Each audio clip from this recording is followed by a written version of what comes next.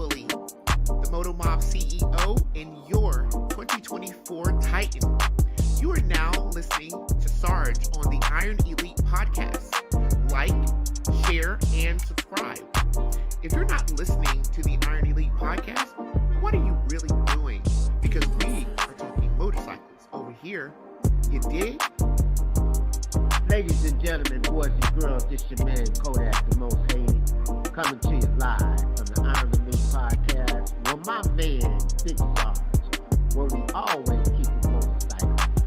Don't forget to like, share, and subscribe to the channel. You know what it is. Hey y'all, it's Snacks reminding you to tune in to the Iron Elite podcast. You dig?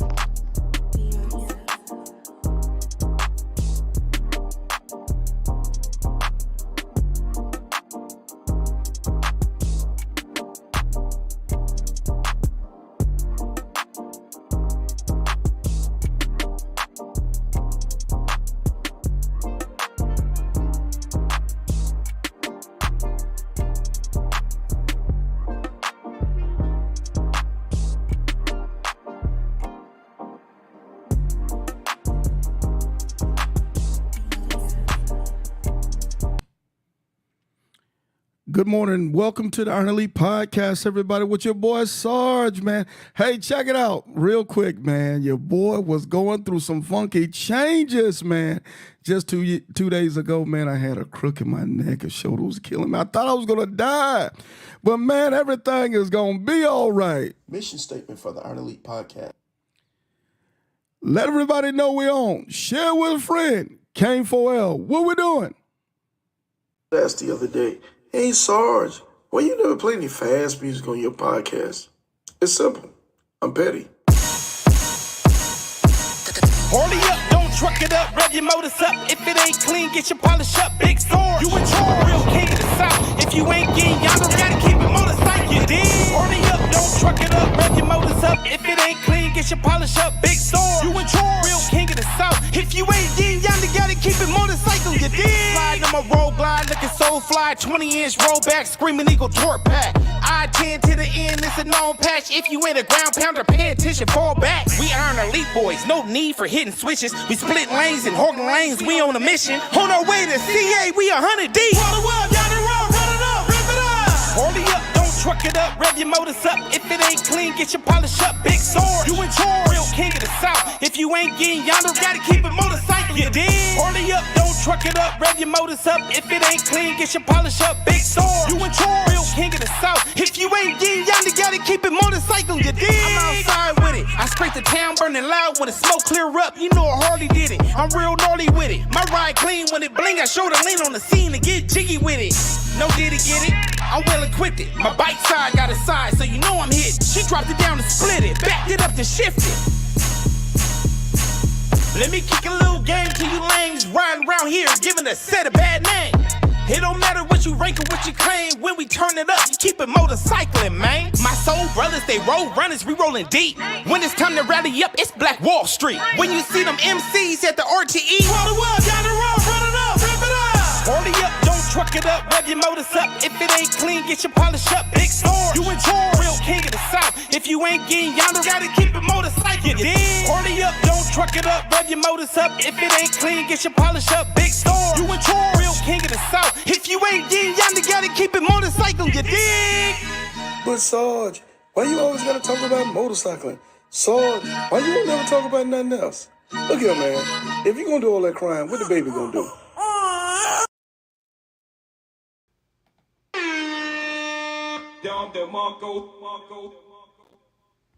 To everybody, man, it's your boy Sarge. I'm getting it together, man. I'm making mistakes. Man, the show just started and I made 15 mistakes already. But we're getting ready to get it together, man. Hopefully everybody's having a great Saturday. Whatever you're doing, be safe. We know you could be doing anything out there, man, but you're spending some time with us on the Iron Elite podcast show.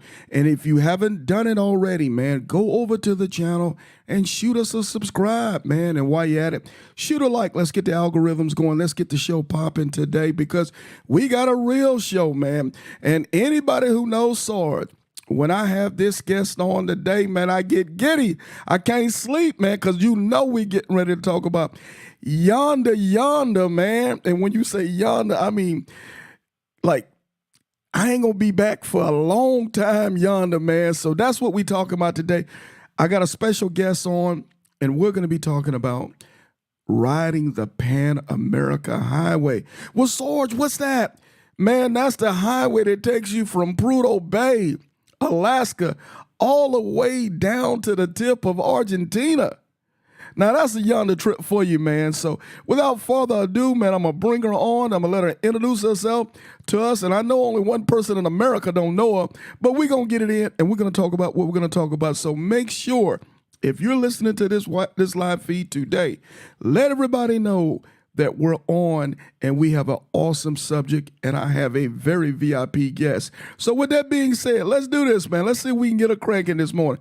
Snacks, how are you this morning, fam? Good morning. And maybe good afternoon to some of y'all.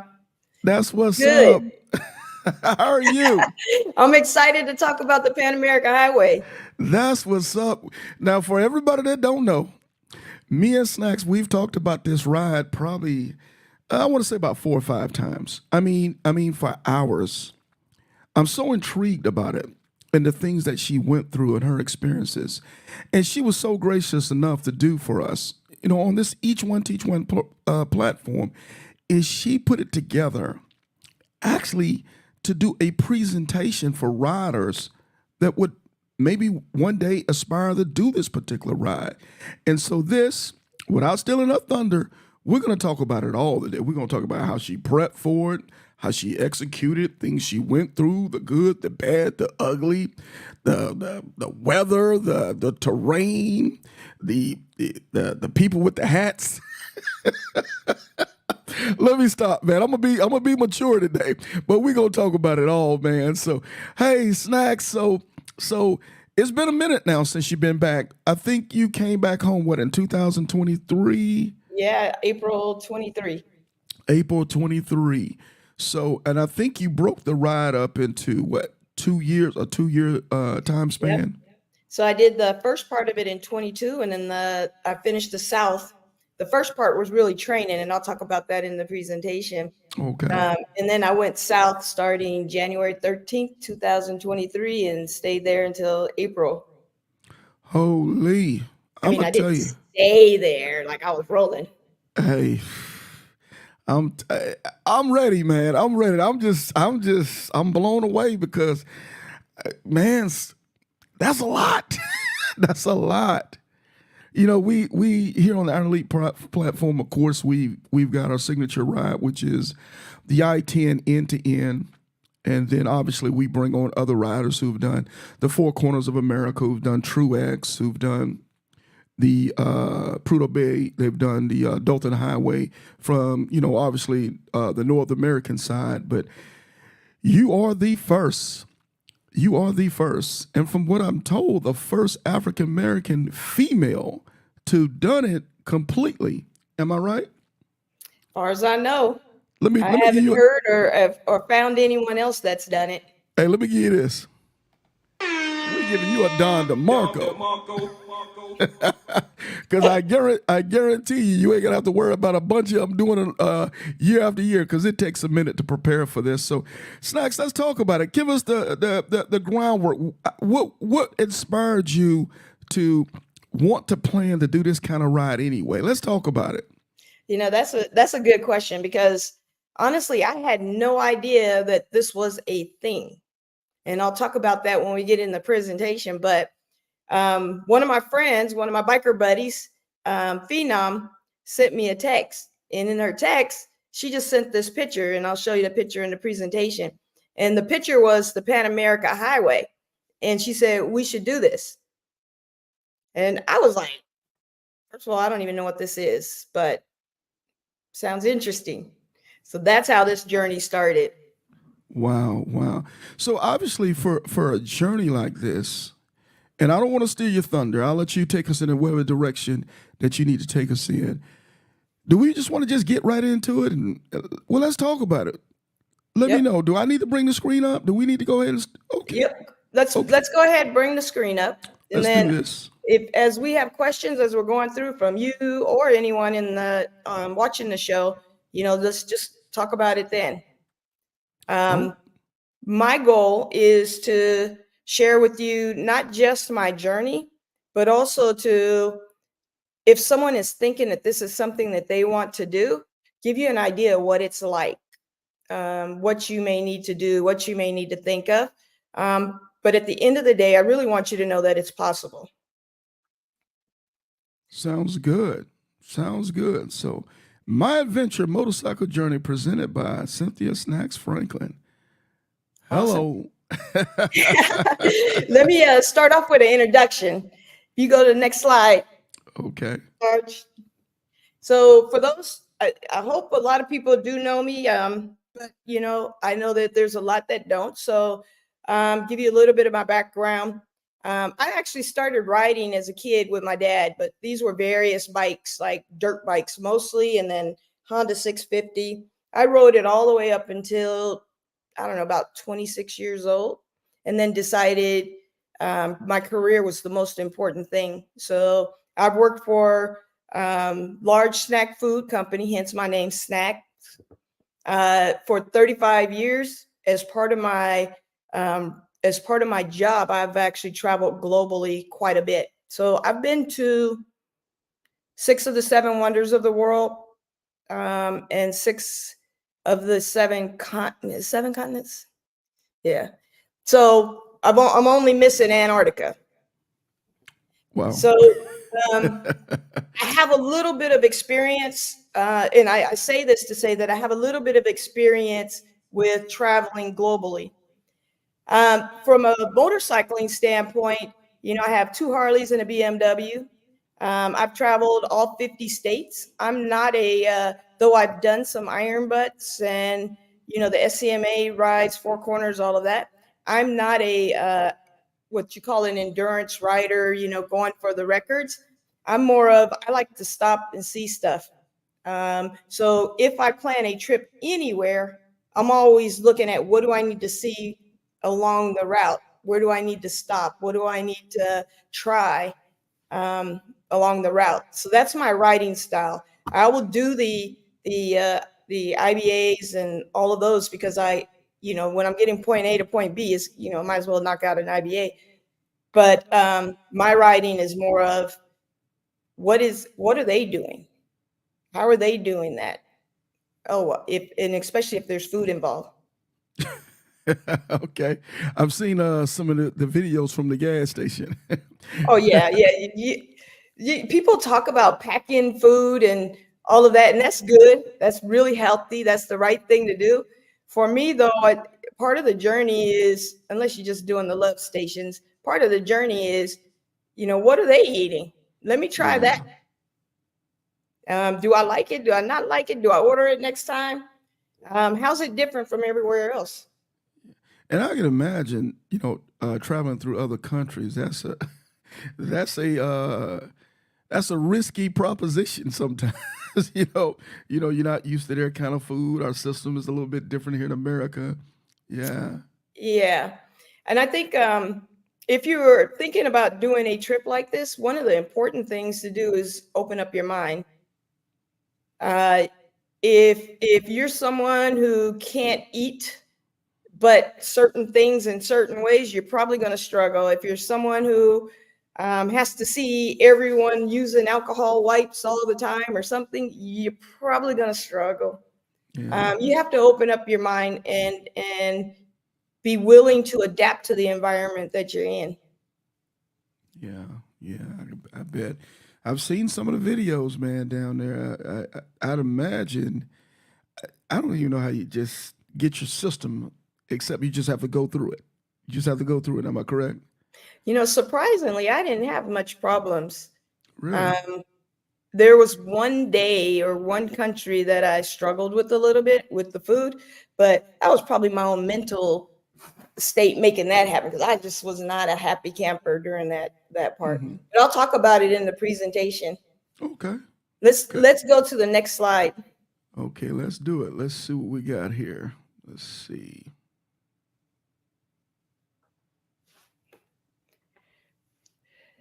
I think the next slide is going to talk about the Pan American Highway. And some people say, what is the Pan American Highway? Sarge mentioned it. You know, it's a collection of highways that connect you from the top to the bottom of the Americas. And the Pan American Highway, it's actually not one road. It's a bunch of highways. So if you look, this is the picture that was actually sent to me in the text. And I was like, oh, wow, this is kind of cool. But, you know, how is this going to work? But in the U.S., it's more loose, right? Because you can get from the top to the bottom of the U.S. in many different ways. And then at the bottom of Argentina, it's a little bit loose. But basically, the whole gist of it is going from the top to the bottom. And it doesn't necessarily matter exactly which highway as long as you're able to do that. And people take different variations of it. But that's the Pan America Highway. I had never heard of it before getting this text.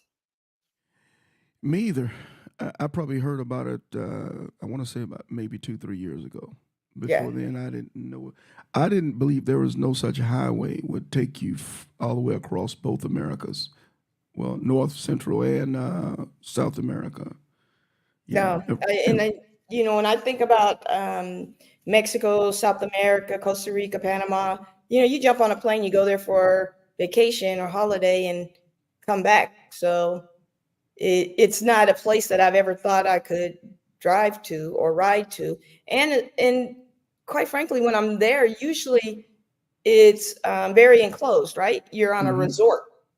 And outside of, you know, a tour that you might go to, I didn't even think about what it was like or what it would be like. So when I was thinking about the Pan American Highway in my mind, I was like, there's got to be, do I remember any of the roads, like what the roads look like? And I couldn't really come up with that. And also in a bunch of Holiday Inn Express sitting on the side of the road. So obviously it's a whole lot different issue with lodging and stuff like that, whether it's hostels or Airbnbs or. It really depends on where you're at. That in some places you may find some, especially if you're going into the capital cities. So if you're going into major cities, and I'm going to start talking about Mexico, but you know, Monterrey, Mexico City, you're going to find everything that you find in the U.S. So it's when you start veering out of those big cities and it's the in-betweens that you start to struggle to find places to stay. And not necessarily struggle, you just got to open your mind to different types of places to stay. But if you go to the next slide, let me jump into. Okay. All right, let's do it. Let's see. Oh, I don't think that was the next one. But okay. Oh yeah, there you go. Yep. That was the next one? Yep. Oh, okay, good to go. All right. So for today, I put together a presentation. And in this presentation, I'm going to break it up into kind of two pieces. One is the preparation. How did I prepare for this? Knowing that I never heard of the Pan America Highway prior to that text hitting me. And then I'm going to talk about the journey and, you know, how I went about the journey, what I saw, what I felt, and what I learned along that journey. And then I'll open it up for questions. But I mean, hey, if you have questions while we're going, I'm sure Sarge will pop them in. Oh yeah, we'll do it. If you got questions, just shoot them on the, put them in the chat, and we'll go from there. Excellent. If you can go to the next slide. Okay.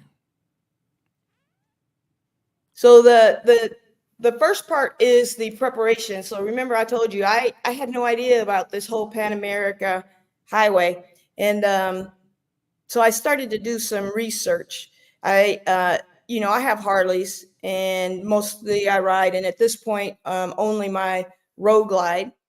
So I was chit-chatting with my local dealer, and he's like, oh yeah, Harley's coming out with an adventure motorcycle. It should come out in like March or something like that.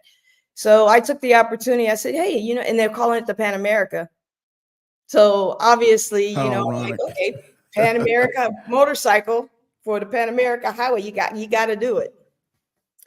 But I had no idea that any of this existed. So what he did is recommended that I watch so The Long Way Up Charlie Borman, or I don't know, Long Way Up. So if you've watched videos or you're looking at other people doing the Pan America Highway, you can take a look at that. But I watched videos, so I immediately watched the Long Way Up, and I watched Itchy Boots, and then I kept Googling Pan America Highway because I didn't know what else to Google.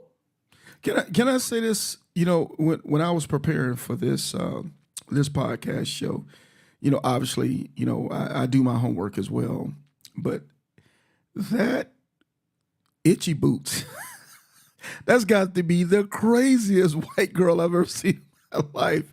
She is, yeah, she does some of the crazy things. So I know if you learned a lot of stuff from her material, I know she took you down some paths. Did you think, wow, am I going to have to deal with that? And that, well, yes and no, right? So the first thing I always do is I pick up my phone and I dial A to B. Oh, okay. So, or I search A to B in the Google Maps, and I'm like, okay, where she is not where I'm going to be. Okay. But still, she's a woman riding through this area that I want to ride. She's riding all back roads. Yeah, on, all back roads. I mean, I think it's a Honda ridiculous. 250. Yes, a 250. Yeah, yeah. And I knew that definitely wasn't going to be my ride. So at least I didn't think so, because I haven't gotten to the point yet where I've got a bike yet. I'm still just researching, and I'm like, yeah, I don't know about that. So I'm doing more researching. So I start looking up maps, videos, tours, any and everything I can look up to get a better understanding of the what this looked like, and if it was even doable. Because at this point, it says Pan America Highway, but I'm still not sure that this is something that I can do. So if you go to the next slide. Okay. One thing I absolutely knew after the research was that I would not be comfortable riding this bike South America, because all of the YouTubers, anybody that posted anything on the Pan America Highway, most of it I saw was dirt roads or very small roads or hard passes to get through. So this is when I decided I needed to really get a new bike. And if you go to the next one, I think I already said this, but I mean, it just made sense to have the Pan America bike for the Pan America Highway. So I bought this bike September 21. It's a 2021 Harley-Davidson 1250 Special. And I test rode the bike. When I test rode the bike, I was immediately intimidated because the bike is so tall. But I'm like, okay, people are doing it, so I must be able to do it. And I'm a pretty competent rider. I'm not going to say I'm the best, but I'm pretty competent. I think I can do it. So I rode the bike probably at least 10,000 miles before it touched any dirt, gravel, any off-road. And the first time I tried to do that, get in the dirt or off-road, I was shaking. I was scared to death. So I knew that I also needed to have some training. But I didn't know where to go for training, because this bike, I called this bike an enduro. And when I was talking to my dealership, I told them I need an enduro bike. I see BMW has enduros, but I guess enduro might be like the old school name of the bike. Yeah, that's what they used to call them back in the day. I think they used to call them like in the 70s, 80s, enduro bikes. Yeah, so that's what I'm calling. I'm like, oh yeah, I got an enduro. Yeah. But yeah, so I didn't know that I was supposed to like Google adventure or adventure bikes and those types of things. I had no idea that there were training courses just for off-road or adventure bike riding. So I was I talked to my dealer. What Harley did when they introduced these bikes is they took a couple people from each one of their dealerships and took them to California for training. So they just did I don't know, it was a few weeks at a time. They did training, how to operate the bikes, how to service the bikes, those types of things. So then my dealer, who was one of the BT, who was one of the folks who visited or did the training and actually hurt himself, he's the one who told me, hey, Rawhide has a training course out there. So then I Googled Rawhide to figure out if I can go to get some training, and I booked training. So if you go to the next slide. So this is me. This is a BMW training. But there happen to be, I think, 2 Pan Americas there. Remember, they're still new. This is in 21. And where was this at now? This is in California, between Bakersfield and LA. Very nice. It's called Rawhide. And at this point, this is the only training, off-road training or adventure training class or course that I knew of. Like, I was Googling, but I don't think I had the right search words for it. So I did this class. Now, with this class, it was pretty cool because I learned a lot and I became a whole lot more confident. There was, I was nervous as heck when I showed up because I'm like, do I even belong here? Most of the people, again, were on BMWs, a bunch of, I'm going to call them white males, between 50, 60-year-old, and even the owner of Rawhide, Jim Hyde, said that's the normal demographic of people who were riding adventure motorcycles. So I was not comfortable, and I actually thought about quitting. Like, you know what, maybe I'll just go somewhere else because there was no one that looked like me. It was supposed to be a women's class, and they didn't have enough women to show up, so then it was all men. But I could imagine, if you don't mind, I could imagine when you said that demographic, I could imagine, because obviously people are doing adventure biking, you're probably talking about people who have kids or grown or pretty close to grown. People kind of have a little bit more latitude as far as PTO on their jobs. And the most important thing, MONEY. Yeah. Is that fair? And then that's what they said, right? Mm-hmm.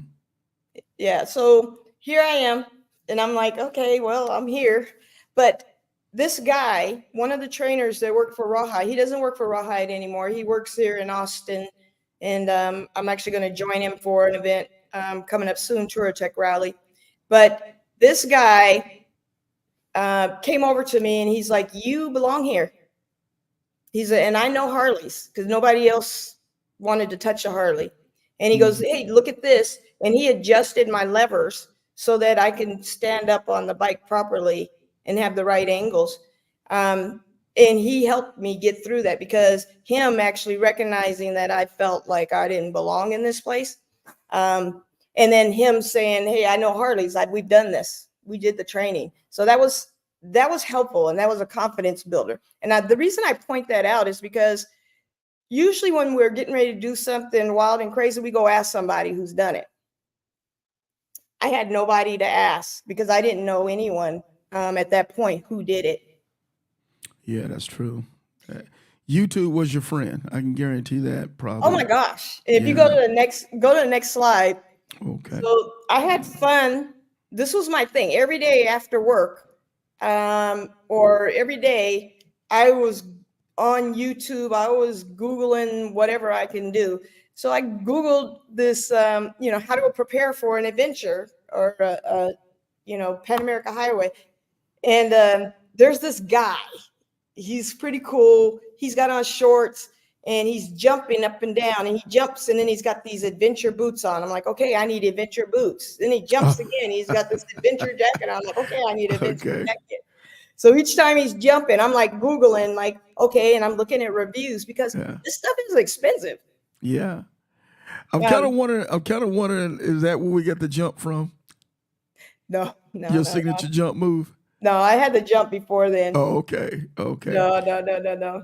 Okay. So I'm E- seeing a Garmin, Yep. and I think on your ride there's no substitute. You know, we do our Yonder rides when we're in America or United States.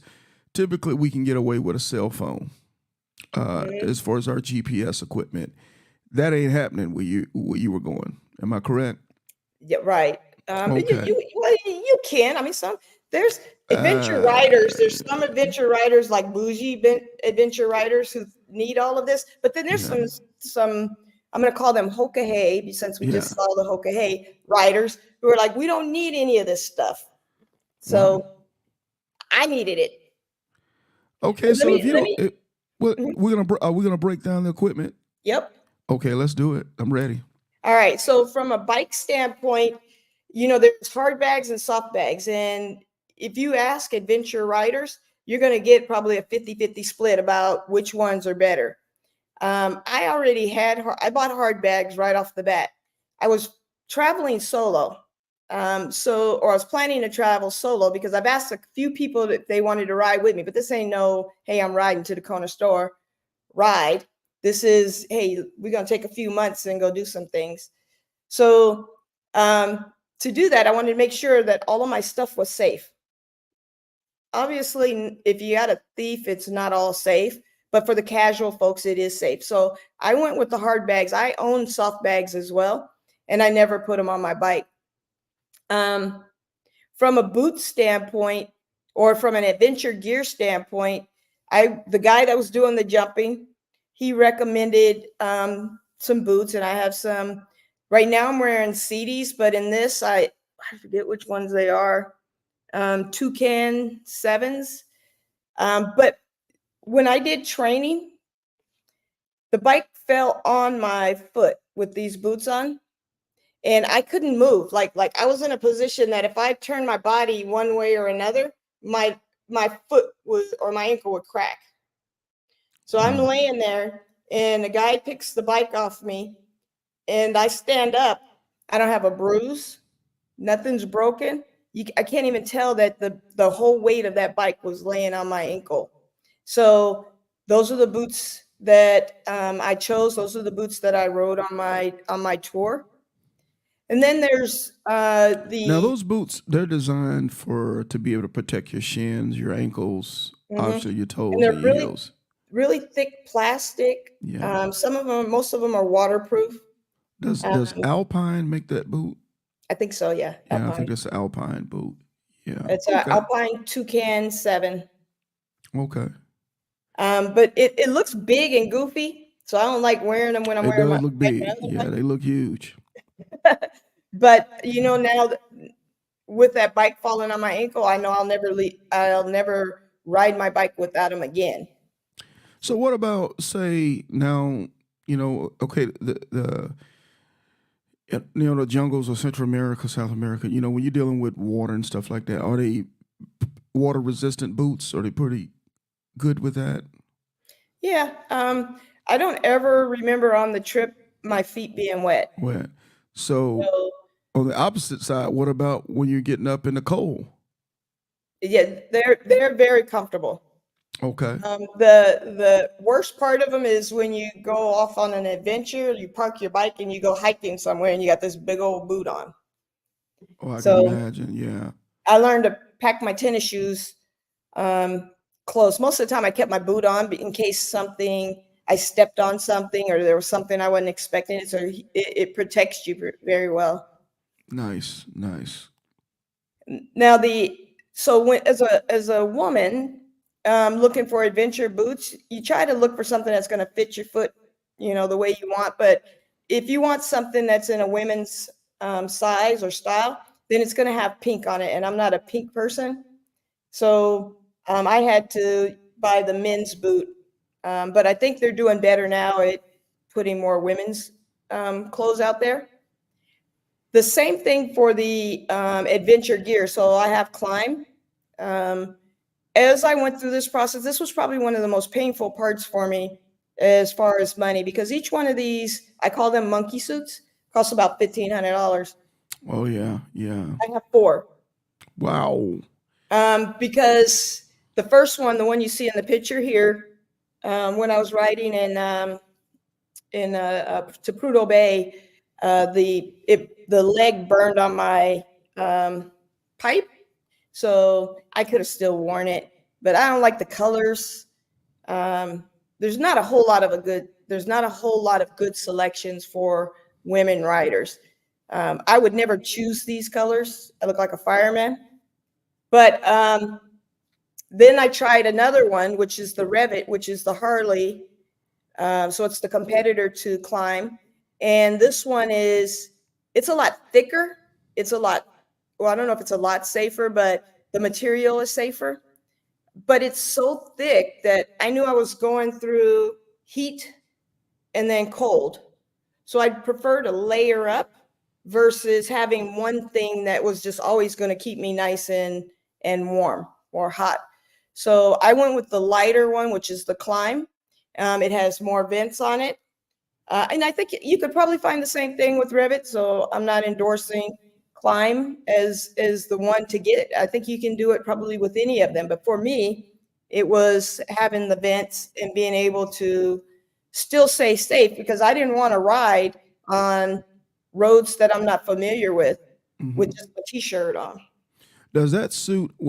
Looks like it has the reinforced elbows and shoulders. Yeah, they have different CE ratings. And they're I don't remember what the CE rating for the Climb one is, but it's right under the one that I have for Revit. So I give away a little bit of the reinforcement on the Climb, but I wasn't just off-roading either. So a lot of this gear is made for, you're really going to spend a lot of time off-roading, where I was casually off-roading when necessary. But I layered. So I have that, and then I have a puff jacket that I put underneath, and then I have the what do you call it? The gear you put on underneath that, which is your base layers. And I have 3 base layers. I have a light base layer, which is really thin and for when you're in warm weather, but I always make sure that I wear it. And I have a medium one for when it's cooler. And then I have they're like 1.0, 2.0, and 3.0. So the 3.0 is for the really cold weather. So I don't wear heated pants. I do have heated jacket. But it has to be really, really cold for me to put my heated jacket on it. So I go with the other layers first. And then you have to peel those off sometimes, right? Right. So that's what I did from a adventure gear standpoint. It is confusing when you start, there's so many options out there. So it's really confusing, and it costs a lot of money. What advice I would say for anybody who's doing this is, don't go out there and spin first. Try them. If you like them, get what you like. And make sure that it's flexible for whatever conditions you're planning to ride in. The other thing is the inReach. The inReach is, I have the big one, so you can get different size ones. You don't have to have inReach. You could have Spot. There's all kinds of different emergency tracking. But what it does is it allows people, I send them a link, and then they can track me wherever I'm at. And that's important because when I'm in the U.S., I'm using Glimpse or something like that. And you don't always have signal. So the Garmin inReach, I had signal everywhere with that. It also has the big one has a mapping feature. So if I wanted to put my map in there, I could follow that map. Now, I never did that. One, it's too small. 2, I already have my GPS and my Google Maps on my phone. So I never used it for that. For me, it was more of a security, because I also have the MedJet. So, and directions. It says, if I'm in an accident and I can't speak for myself and this button goes off, then take me back to here. And I put any city, Texas, which is not too far out of the realm, right? Because you're going south, and Texas is a bordering state. Okay. So, Oh, if you don't mind. Okay. You said that's a med jet. mhm, Okay. And what this med jet does is it it's like an whatever you insurance. put a message in there and then it translated it into whatever language for a person who finds it that can understand. Yeah, actually, there's two different things. So this thing is an emergency. So it has a button on the side, on the right side. You see, if I Mm-hmm. press that button, that instantly signals the people that I have as emergency contacts, as well as the company. I don't know who the company is, Mm-hmm. but it tells them that there's an emergency. Okay. Okay. Immediately, they'll text me. They'll Yeah. call them. They'll text me and ask me if I'm okay. And then based on my response or non-response, then they activate. I see that as a must-have. When you're doing what that kind of ride, that's a must-have. Yeah, I agree. What I like about the big one is it gives me the insurance that if everything else fails, I still have a map. And if everything else fails, if I press that button, somebody's going to come looking for me. Now, I may be so far away that it takes a while for them to find me, but they know where I'm at. And then the battery life is really long as well. But I can also, with this one, it's a two-way communicator. So I can say, I'm okay, or whatever else I want to say. Like, if I want to say, I was going to say I'm bleeding or whatever, I can type that in and then the people know. And I'll talk a little bit about this later, but yeah, I'll talk a little bit about this later when I actually had to use it on the trip. The other thing is this Garmin Zumo XT. This is my favorite toy for the bike. And it's my favorite toy because it's not dependent on the cell service or the Wi-Fi. So I always have connection, but it also has this feature that's called Up Ahead, Cities Ahead. And so it tells me what are the cities. So I can look and say, okay, my next city is going to be, 100 miles or 50 miles, or so it gives me an idea of how far between kind of major cities. But it also has a feature that shows me how far it is to my next gas station, my next restaurant, or my next hotel. And then I can click onto it, and then it gives me all of the gas stations. Or if I click onto the restaurants, it'll give me all of the restaurants. So that is on my bike constantly. So I use that primary for looking for gas, as well as mapping, looking for gas, looking for hotels at night, because I didn't prearrange all of my hotels. And I'll talk a little bit more about that when I look in the next few slides. I think we have some of the things that I use to plan. Okay. But a watch out with the Garmin XT Zumo is before I left, I downloaded the South America maps, but the South America maps don't actually include all of South America. So sometimes you have to buy individual maps, and I couldn't find individual maps in the US, but even before I left the US, I wouldn't have known to look for them until I just didn't have maps while I was on the road. Like in Ecuador, I didn't have maps. Certain parts of, I think it was Guatemala, I didn't have maps. Certain parts of Peru, I didn't have maps. And So you just bought them locally once yeah, you got there. yeah. Okay. Okay. Well, that why was in can't Peru why couldn't because you just buy them online and then upload them? they don't. Yeah, so I didn't so I did buy it online before I left, but I didn't realize that these were not a part of the South America maps. Oh, okay. So Okay. the Garmin South America maps had missing pieces. Okay. So that's key. Yeah, that's a detail. Yeah, That's a detail. Yeah.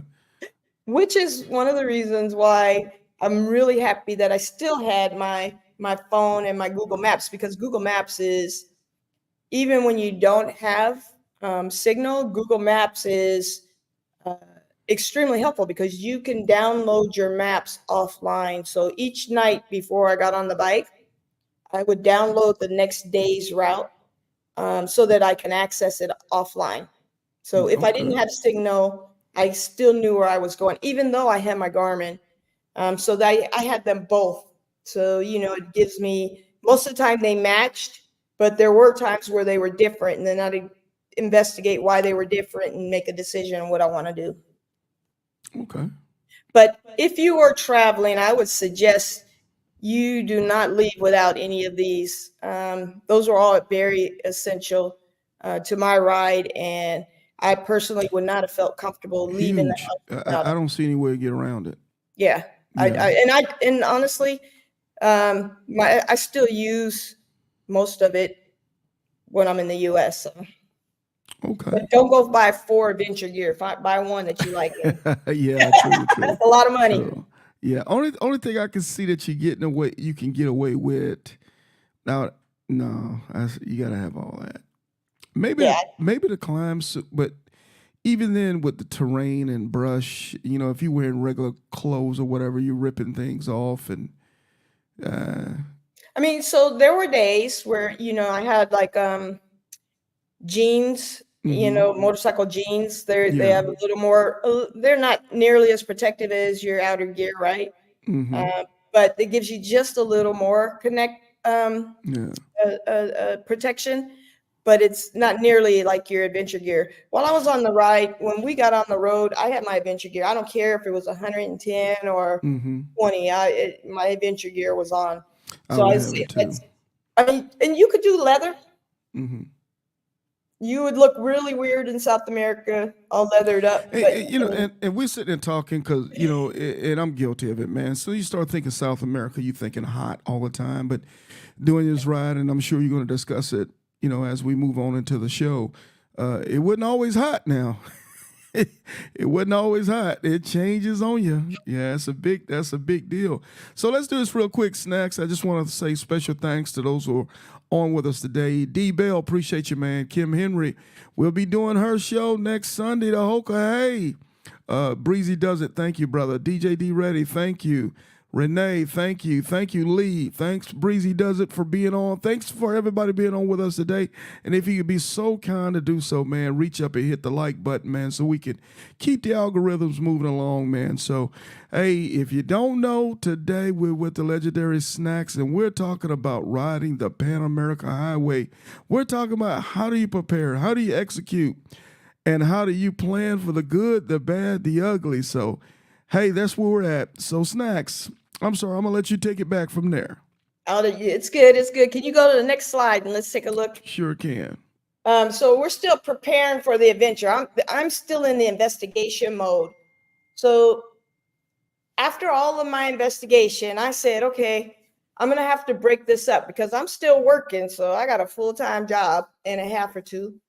And I'm not comfortable yet. So I need to practice. So I broke it into 3 major rides. One is Cabo San Lucas. The second was Prudhoe Bay. And then the third one being Ushuaia, Argentina. The reason I did that way is I needed to build confidence that I can ride in a foreign country where English is not the standard language. And then I also needed to feel more comfortable riding actually in a ride environment on dirt gravel and roads that weren't perfect. So that's how I set it up to build myself, to build my experience before I decided whether or not I was going to take the bottom part of it. If you go to the next slide. Okay. So I live in the Dallas, Texas area. The first part of this journey was Baja. So from Dallas, I rode to Palm Springs, Christmas Eve. This was my first big ride on this bike. This first time I'm going to have the opportunity to ride in the road, see what the roads are like. I mean, I've crossed into Mexico prior to this, but literally at the border. So this was actually me riding in the country. And then went all the way down to Cabo San Lucas. So that was leg 1. Leg 2 was the Prudhoe Bay. So from Dallas to Key West, because we decided we wanted to do from the bottom to the top, and that was Phenom and I. So we rode Key Wow. West. Wow. Then we rode to Angle Inlet, Minnesota, which is the other buoy to buoy. And then from there up to Prudhoe Bay. Wow. So that was leg 2. And then back through the U.S. to continue on through the Pan America Highway through the U.S. And then we took a break. And then in 2023 is when I took the Texas down to Argentina.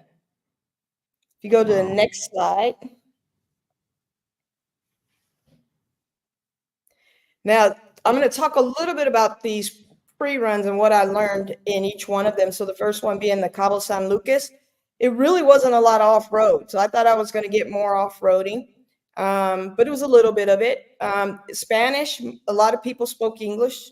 So I did get to, especially at the stops alongside the road, get to practice my Spanish, see how I was going to communicate.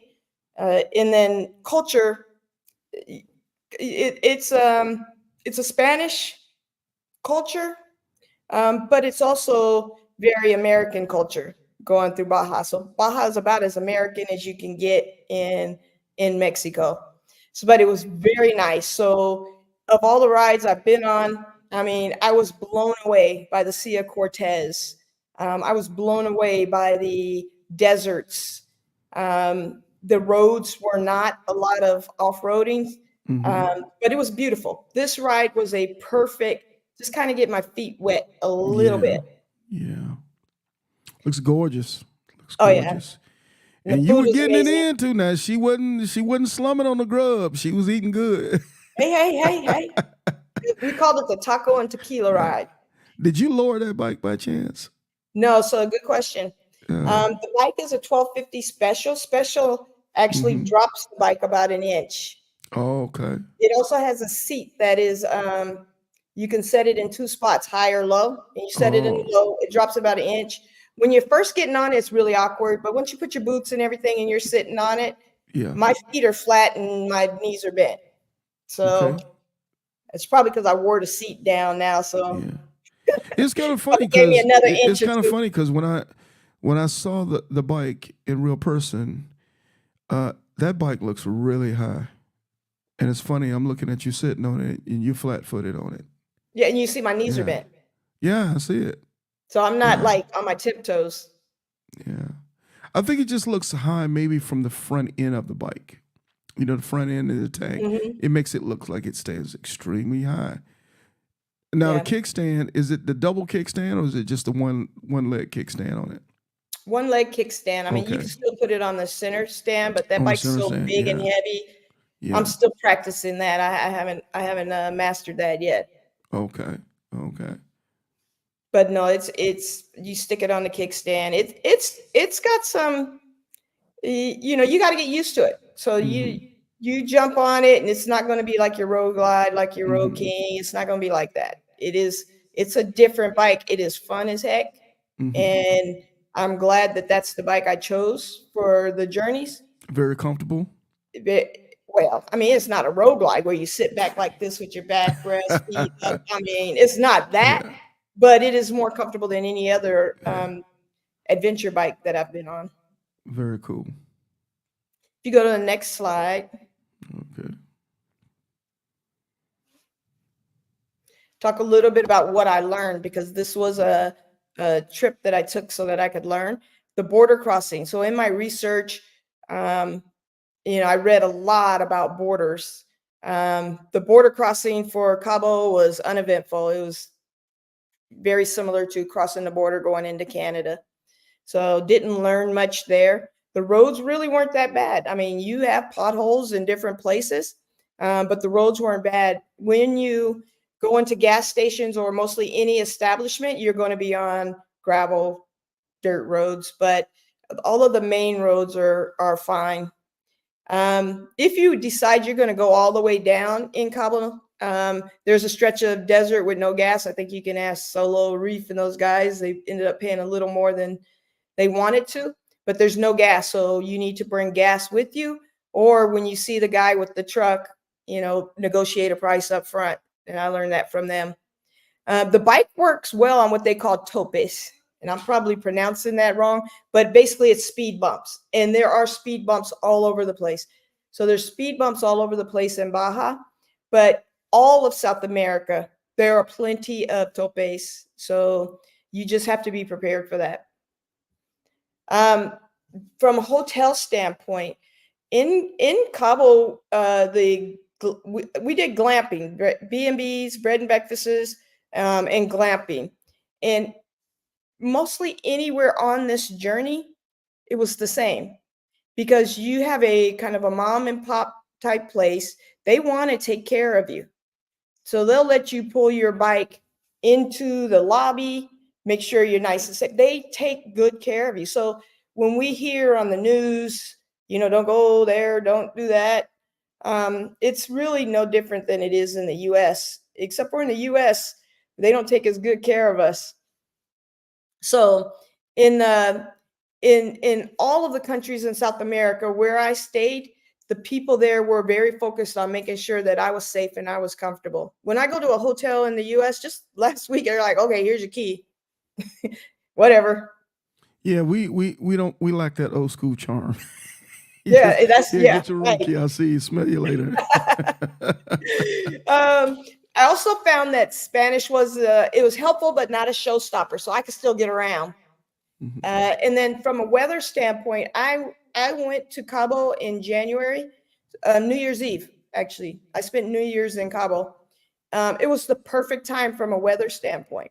So all of these are inputs as I'm planning the greater South America trip, because I'm thinking about, okay, well, what is the perfect time to go? There's so many countries. Is it the perfect time to go for each of the countries at the same time? It's funny how you mention that, because, obviously most people know once you cross the equator,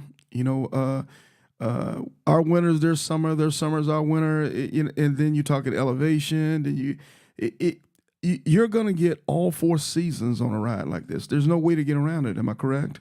That is correct. But you don't want to fool around in the winter if you get too far down South America. I don't get to get too far ahead of us, but it's some things to think about. Yeah. Is it not? Yep. So those are the types of things I learned by doing these pre-rides, is things I need to think of. So I need to think about the weather. I need to think about, the border crossing. I need to think about, what I'm going to eat. What words do I need to know in Spanish so that I can communicate properly? Yeah. So Cabo, that whole ride, beautiful. If you haven't done Cabo, you've done other places and you're ready for an adventure, go do Cabo.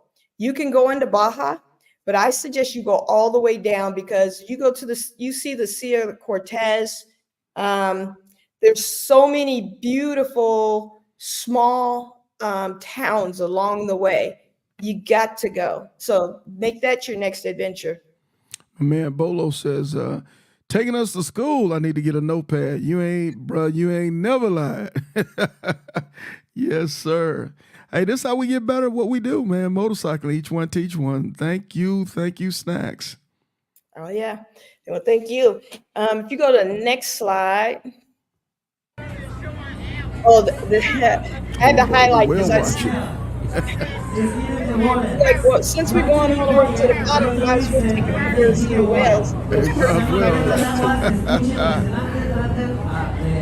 You can skip it. But it's beautiful. I was like a kid. So, after riding all that way, seeing all this beautiful scenery, feeling accomplished because I made it to the end. And then we said, hey, let's go whale watching.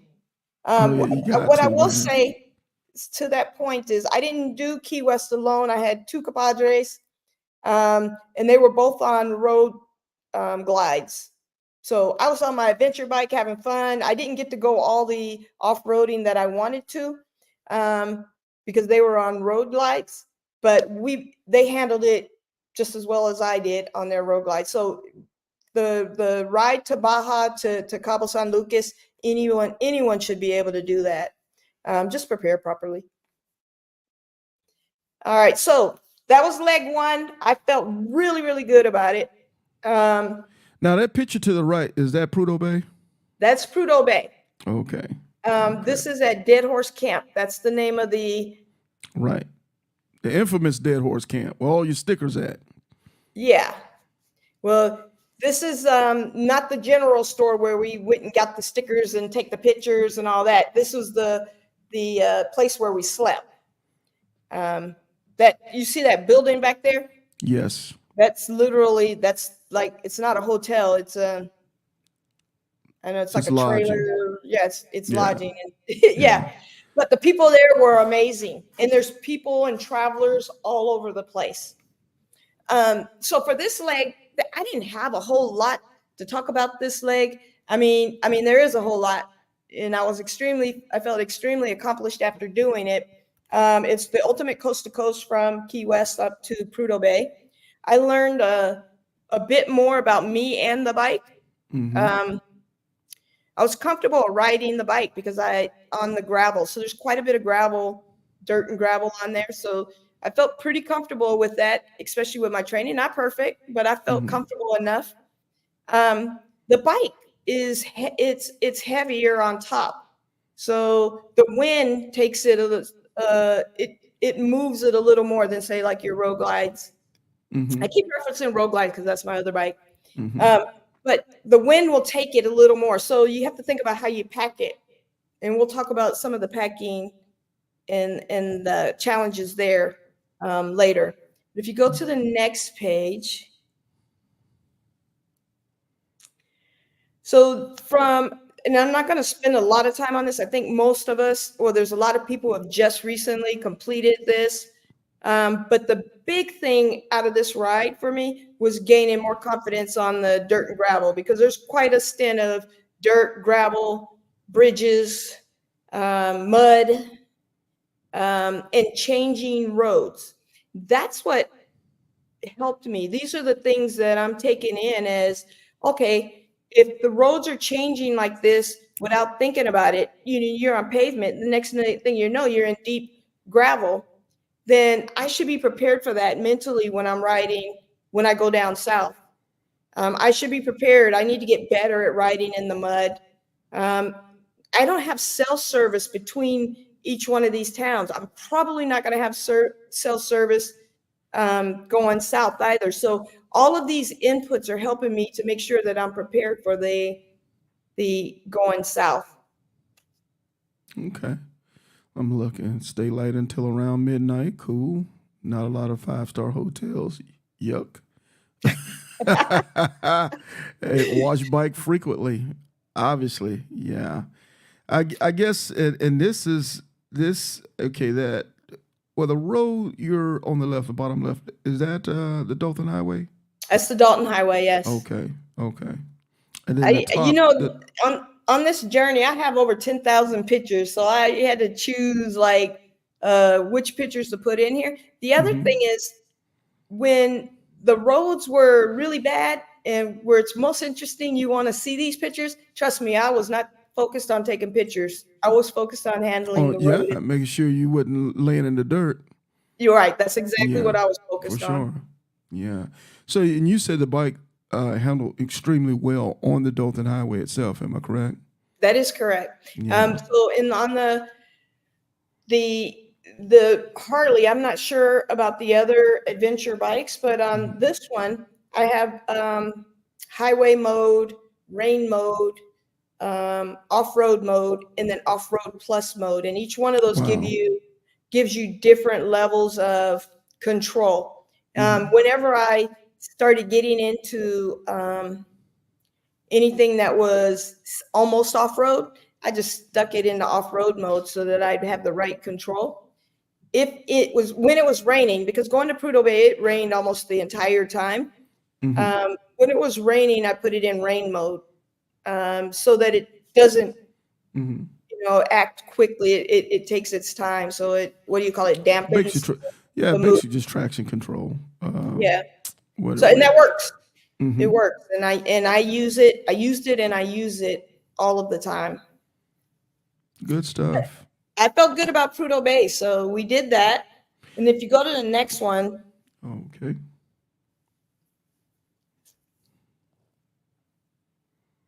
this is where I learned. So I'm still thinking, oh, this is pretty badass. I did this. Yeah, We this did is pretty easy. this is easy. Well, it wasn't easy, so don't put that in my mouth. Was not easy, but I'm like, okay, pump chest out, did it. And then this lady on top, she's riding her bicycle to Prudhoe Bay. She started in Maine. She rode it to Prudhoe. She's at Coldfoot, riding up the Prudhoe Bay. She can ride a 20 speed and we catch hell on a road glide. The guy below me, Mm-hmm. he already rode to Ushuaia, Mm. and now he's he's in Alaska now. He's got a piece of the water and the sand from the Antarctica. He's bringing it up to Prudhoe Bay or to the Arctic, and he's riding for a cause. But he rode his bicycle that entire way. So now I'm in my mind.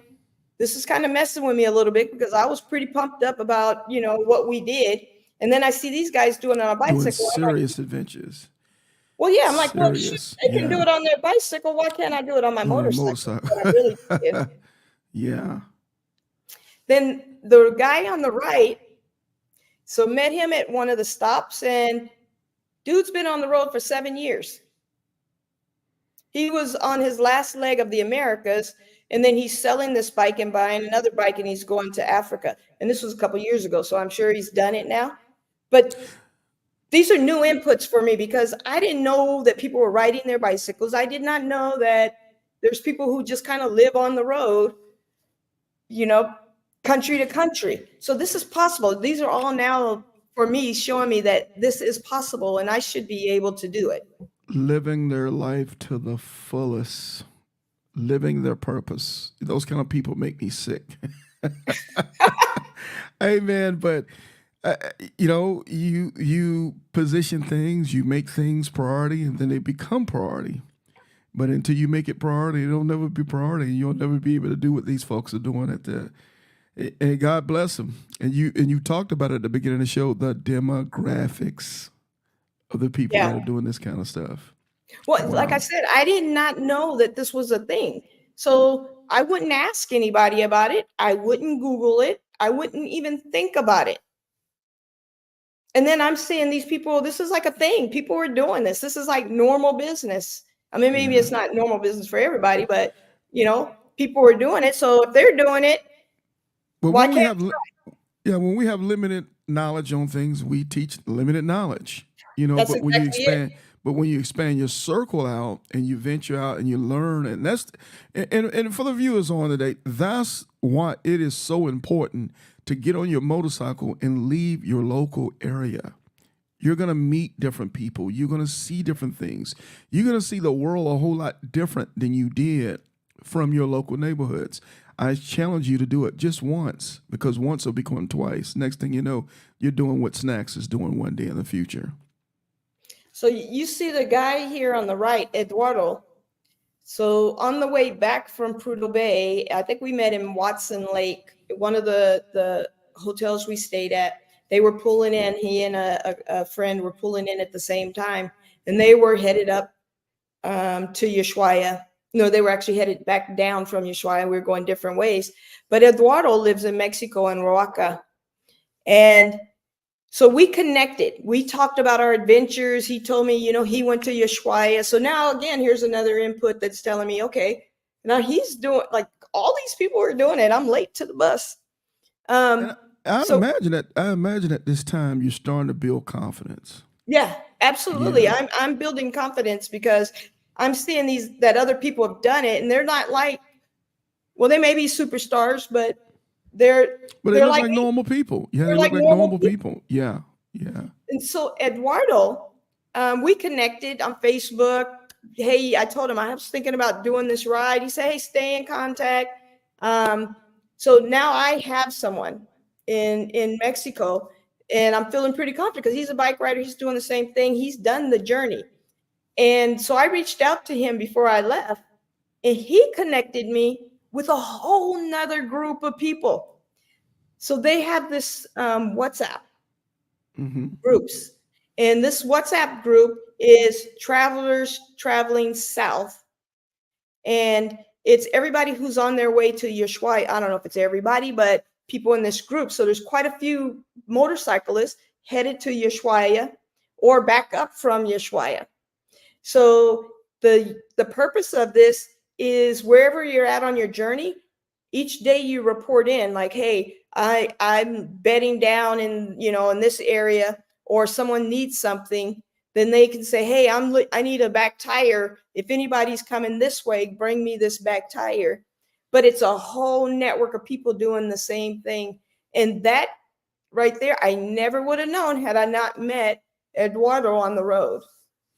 That's awesome. That is truly what I'm trying to build on this platform, is a huge network, a pit crew, a family of like-minded, loving people who love to ride, who love to share, who love to teach. That's exactly what I would like to see all of us be part of, because I'm just listening to what you're saying as I'm taking this information in. I'm getting confident for you, because information is confidence, man. And confidence leads to competence, and next thing you know, it leads to success. So I'm tracking with you now. I'm tracking with you. And I'm acting like I just heard this story for the first time. But every time I hear it, folks, I'm just telling you, I learn a little piece more every time me and Snacks talk about this very subject. So I'm very grateful to have her on today. I'm very grateful for everybody being on with us today. And oh, by the way, if you have questions, I know we kind of moved around a little bit, but if you got questions that we can answer pretty quick, we'll try to incorporate those questions within the show. But we want to definitely keep the flow of everything going. But we definitely want to hear from everybody. And oh, by the way, man, don't be afraid to thank her for her service to us as a motorcycle riding community. So now that I've embarrassed you, Snacks, I'll let you finish.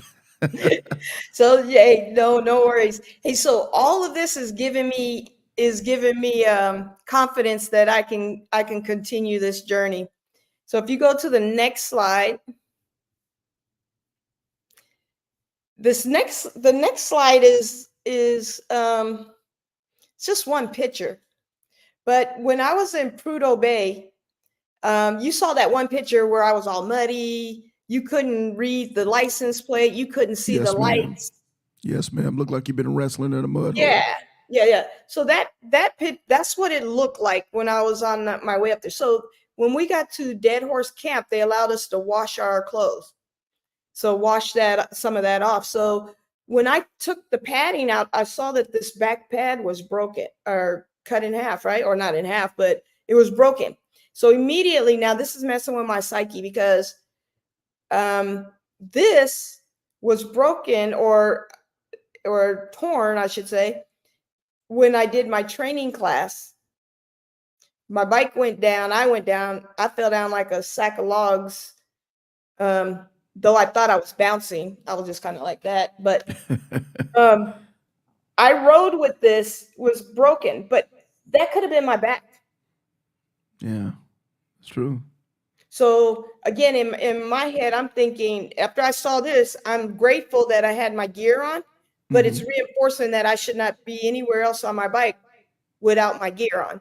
Facts. There is no holy jeans and t-shirts and those type of things. That's cute. Shout out to Low Key, man. Shout out to Low Key. He's coming in. Yeah. Yeah, but, it's cute, but it's not going to protect you. Yeah. Well, I mean, look, man, if you're not investing into, like Snacks said, she's got multiple suits, running $1,500 boots. How much was those boots that you bought? The boots were probably about $200. About $200.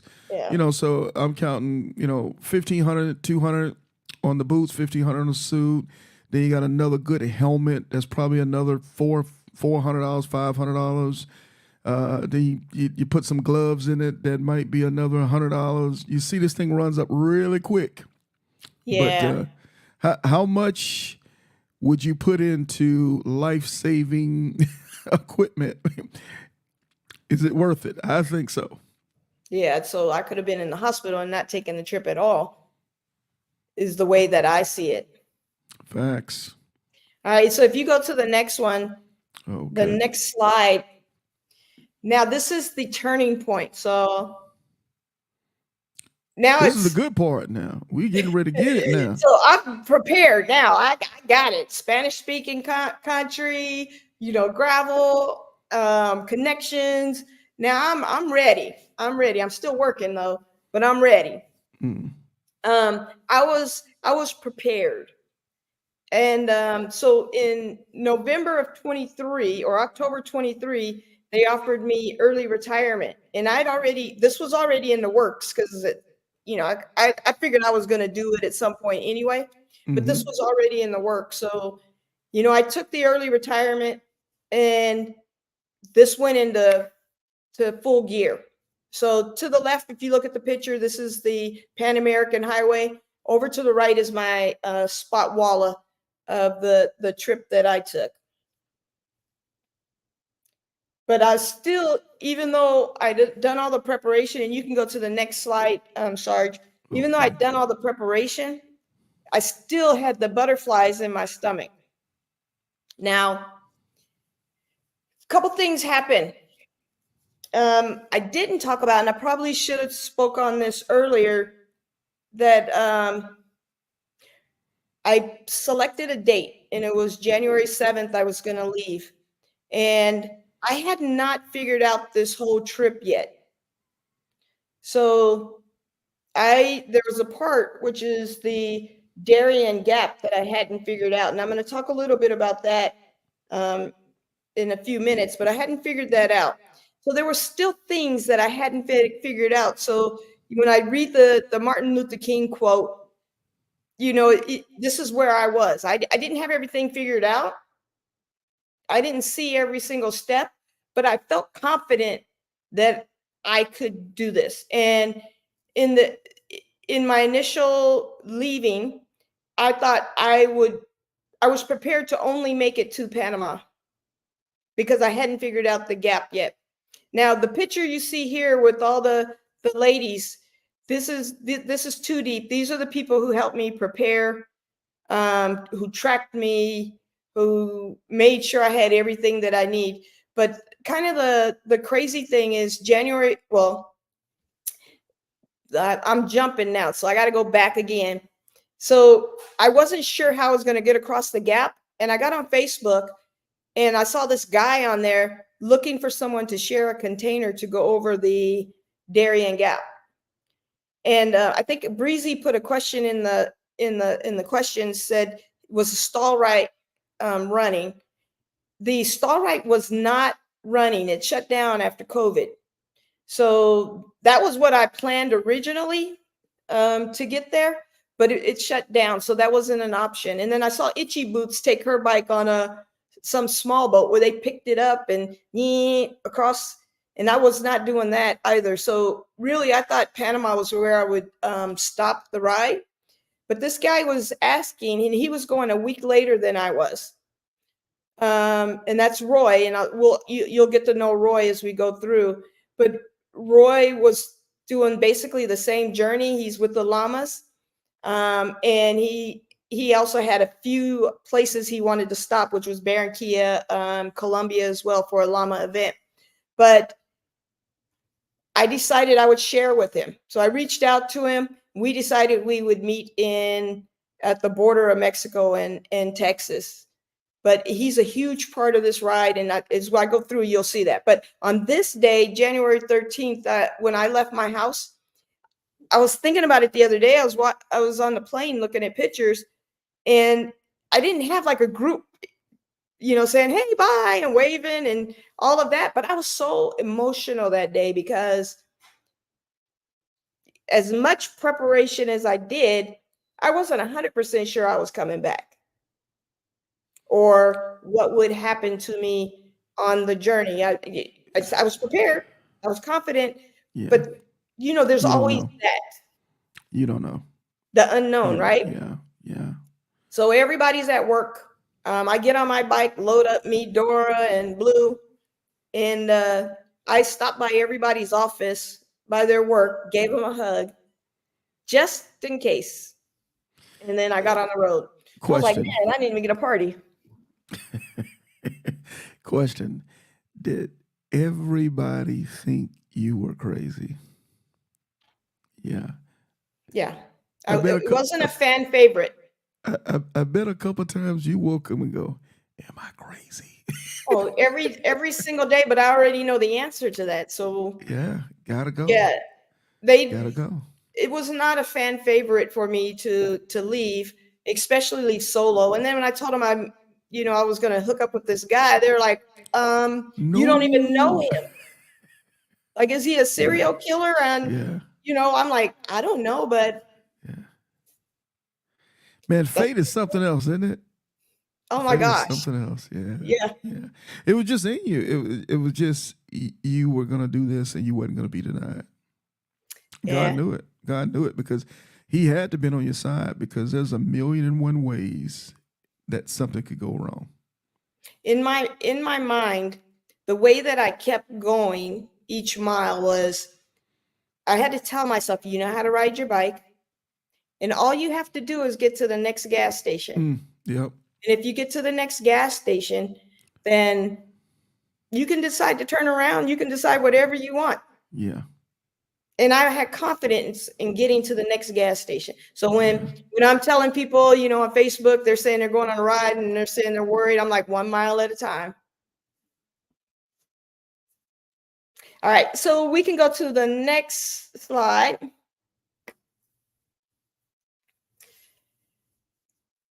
Now, this is the first leg, Mexico.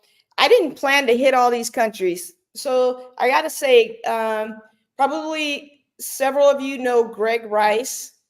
I think Greg Rice, maybe, I can't remember if it was Mike Bobbitt or Chris Hopper, they did a iron butt run from Texas to Panama. And so I was watching this because I was already planning and I hadn't done it, and they did that run. So I was like, oh, okay. So I'm Googling, I'm watching everything that they're doing. And one of the things that Greg Rice did, and I have to give him huge props, is he documented every step, every border, anything about that. So I knew I needed to do the same thing, and I used a lot of what he had.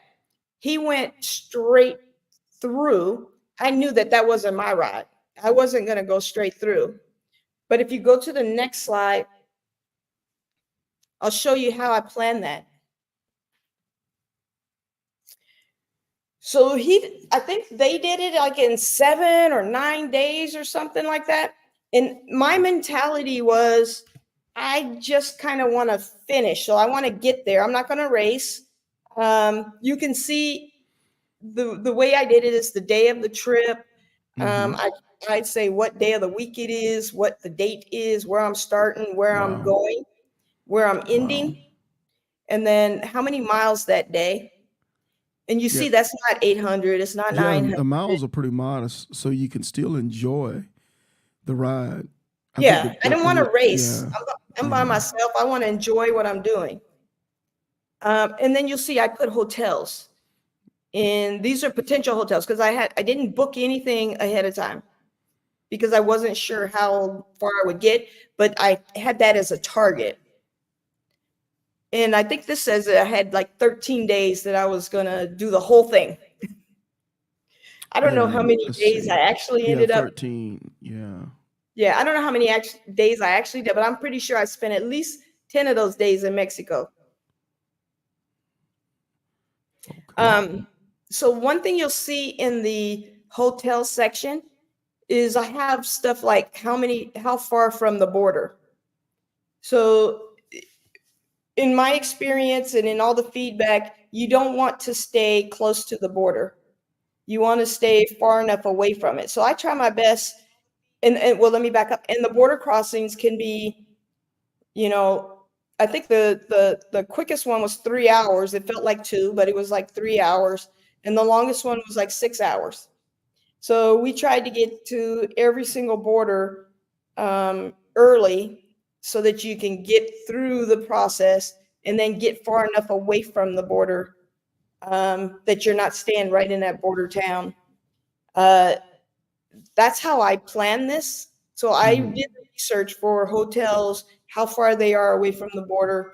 And I put this plan together. I didn't follow this plan, but this plan gave me the confidence to leave my house. If you go to the next slide. Okay. This is actually, I took 2 snapshots of it. This is one spreadsheet. So I have travel requirements and seasons. So each one of the countries, best time to travel, and the best time to travel, you know, and I'm trying to stay away from the rainy season because I don't know what the roads are like. Well, I don't want to ride in the rain anyway. I mean, you have to, but, you know, if I can plan not to, I do that.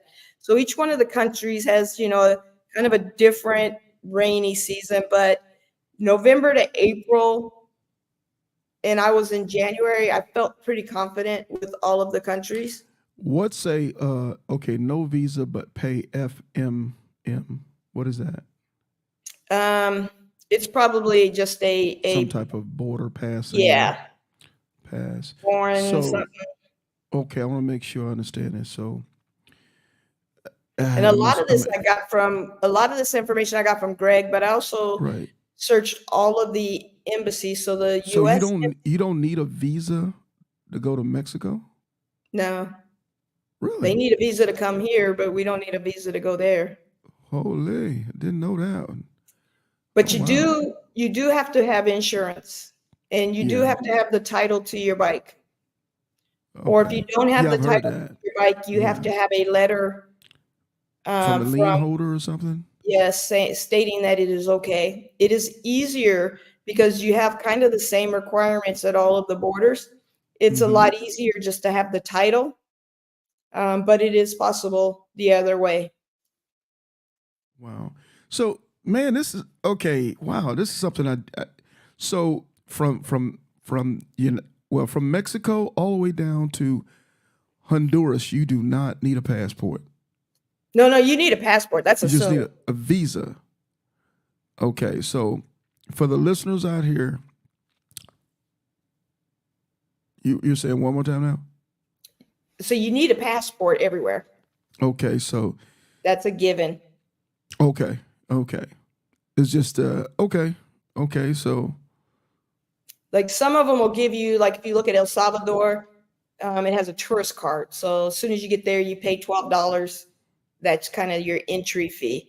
And each one of them has a different entry fee. Some of them you can pay ahead. Most of them you have to pay while you are at the border. While you are at the border, there's 2 things. Well, you check yourself in with your passport, and if you need a visa, with your visa. Then you have to check your bike in, and you have your passport, your visa, your title, some cases your registration, and you have to have insurance. Now, insurance is most of it's straightforward, but the insurance portion of it is kind of a little tricky because in some cases you can't get insurance except for right there at that border, and then you have to have local currency for it.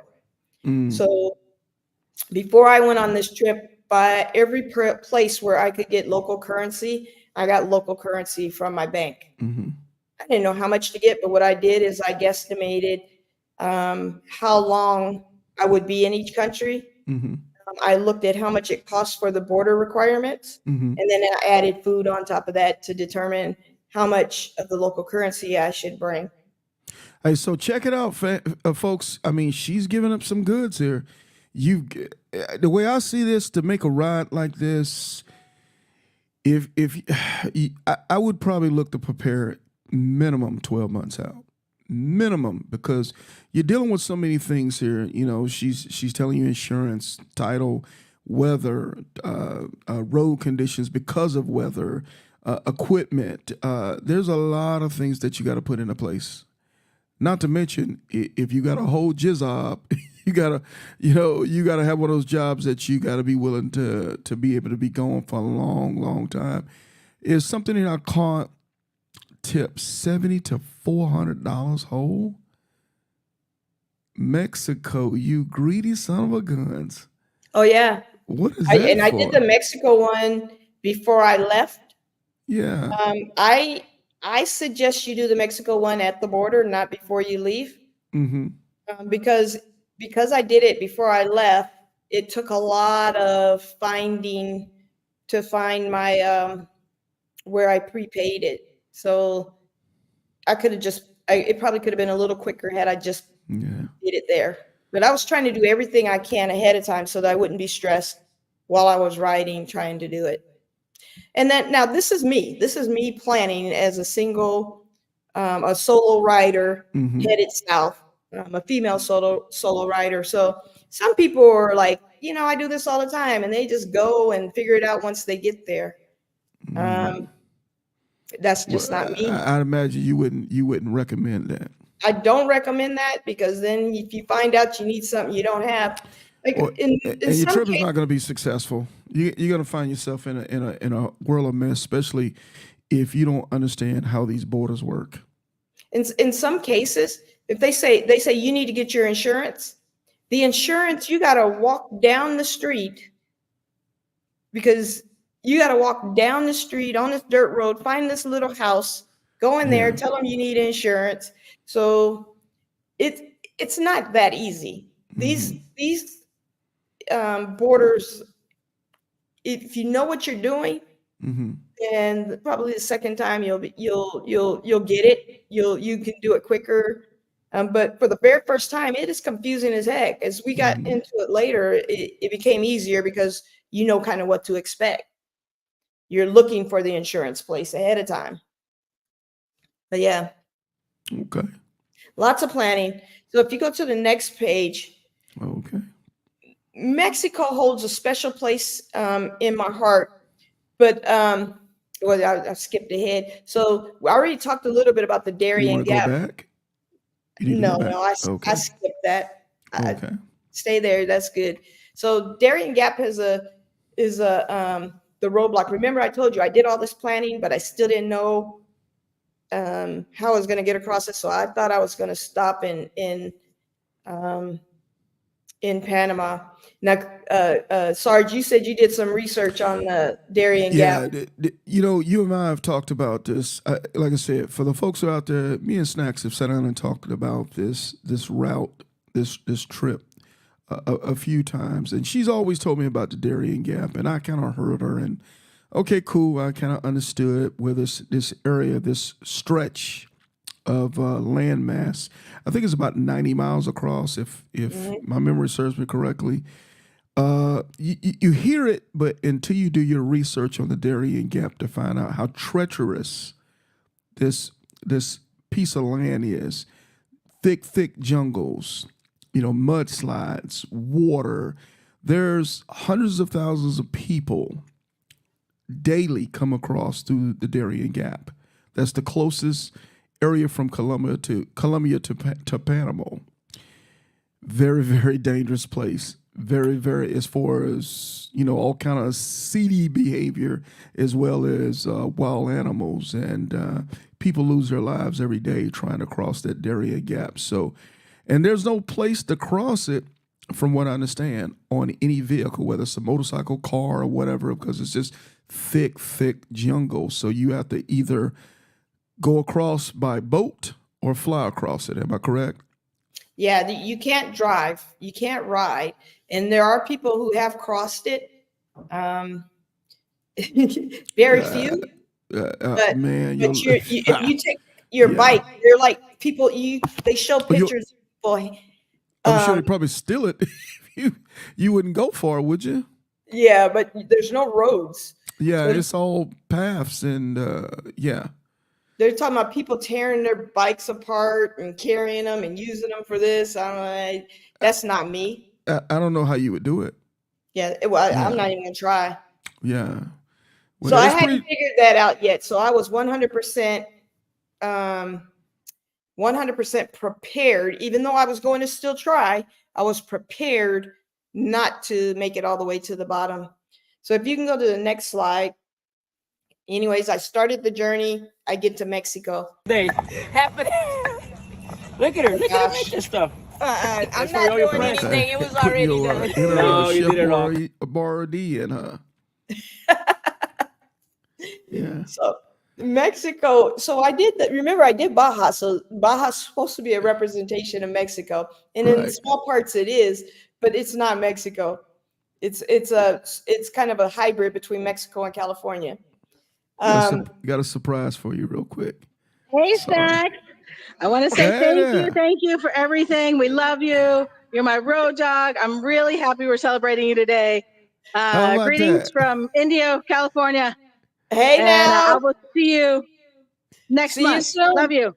Love you. Hey, thank you, Becky. Thank you. Take care. See you soon. Well, that came out of that came out. How about that? Awesome. Yeah, awesome stuff. Awesome stuff. I'm sorry, we were talking about now. And by the way, for the people that's out there, that was Becky Tart. That's one of the family of the whole Iron Elite family, the IT&TN family. So she wanted to come on and tell you how much she loves you and how thankful she is to have you in her life. So, and I second that. Yeah, I'm humbled by the amount of love that the whole from the whole family of the That's Iron what's Elite, as well as any and all the folks who support me and support all of us, right, on our yes, journeys. ma'am. It is Yes, truly ma'am. a community. Yes, ma'am, for sure. So anyway, you cooking it up. Yeah. You doing So Mexican cuisine. yeah. So a few things here. So I met up with Roy, and I'm surprised I don't have a picture of Roy, but he's got a whole cameo coming later. But so I met up with Roy, who had a friend that was meeting him at the border, who was Raphael. Raphael's over in the top right, all the way to the right. So before Roy got to the meetup spot at the border, I met up with Rafa. And Rafa and Roy are and forever will be part of my family, my extended family.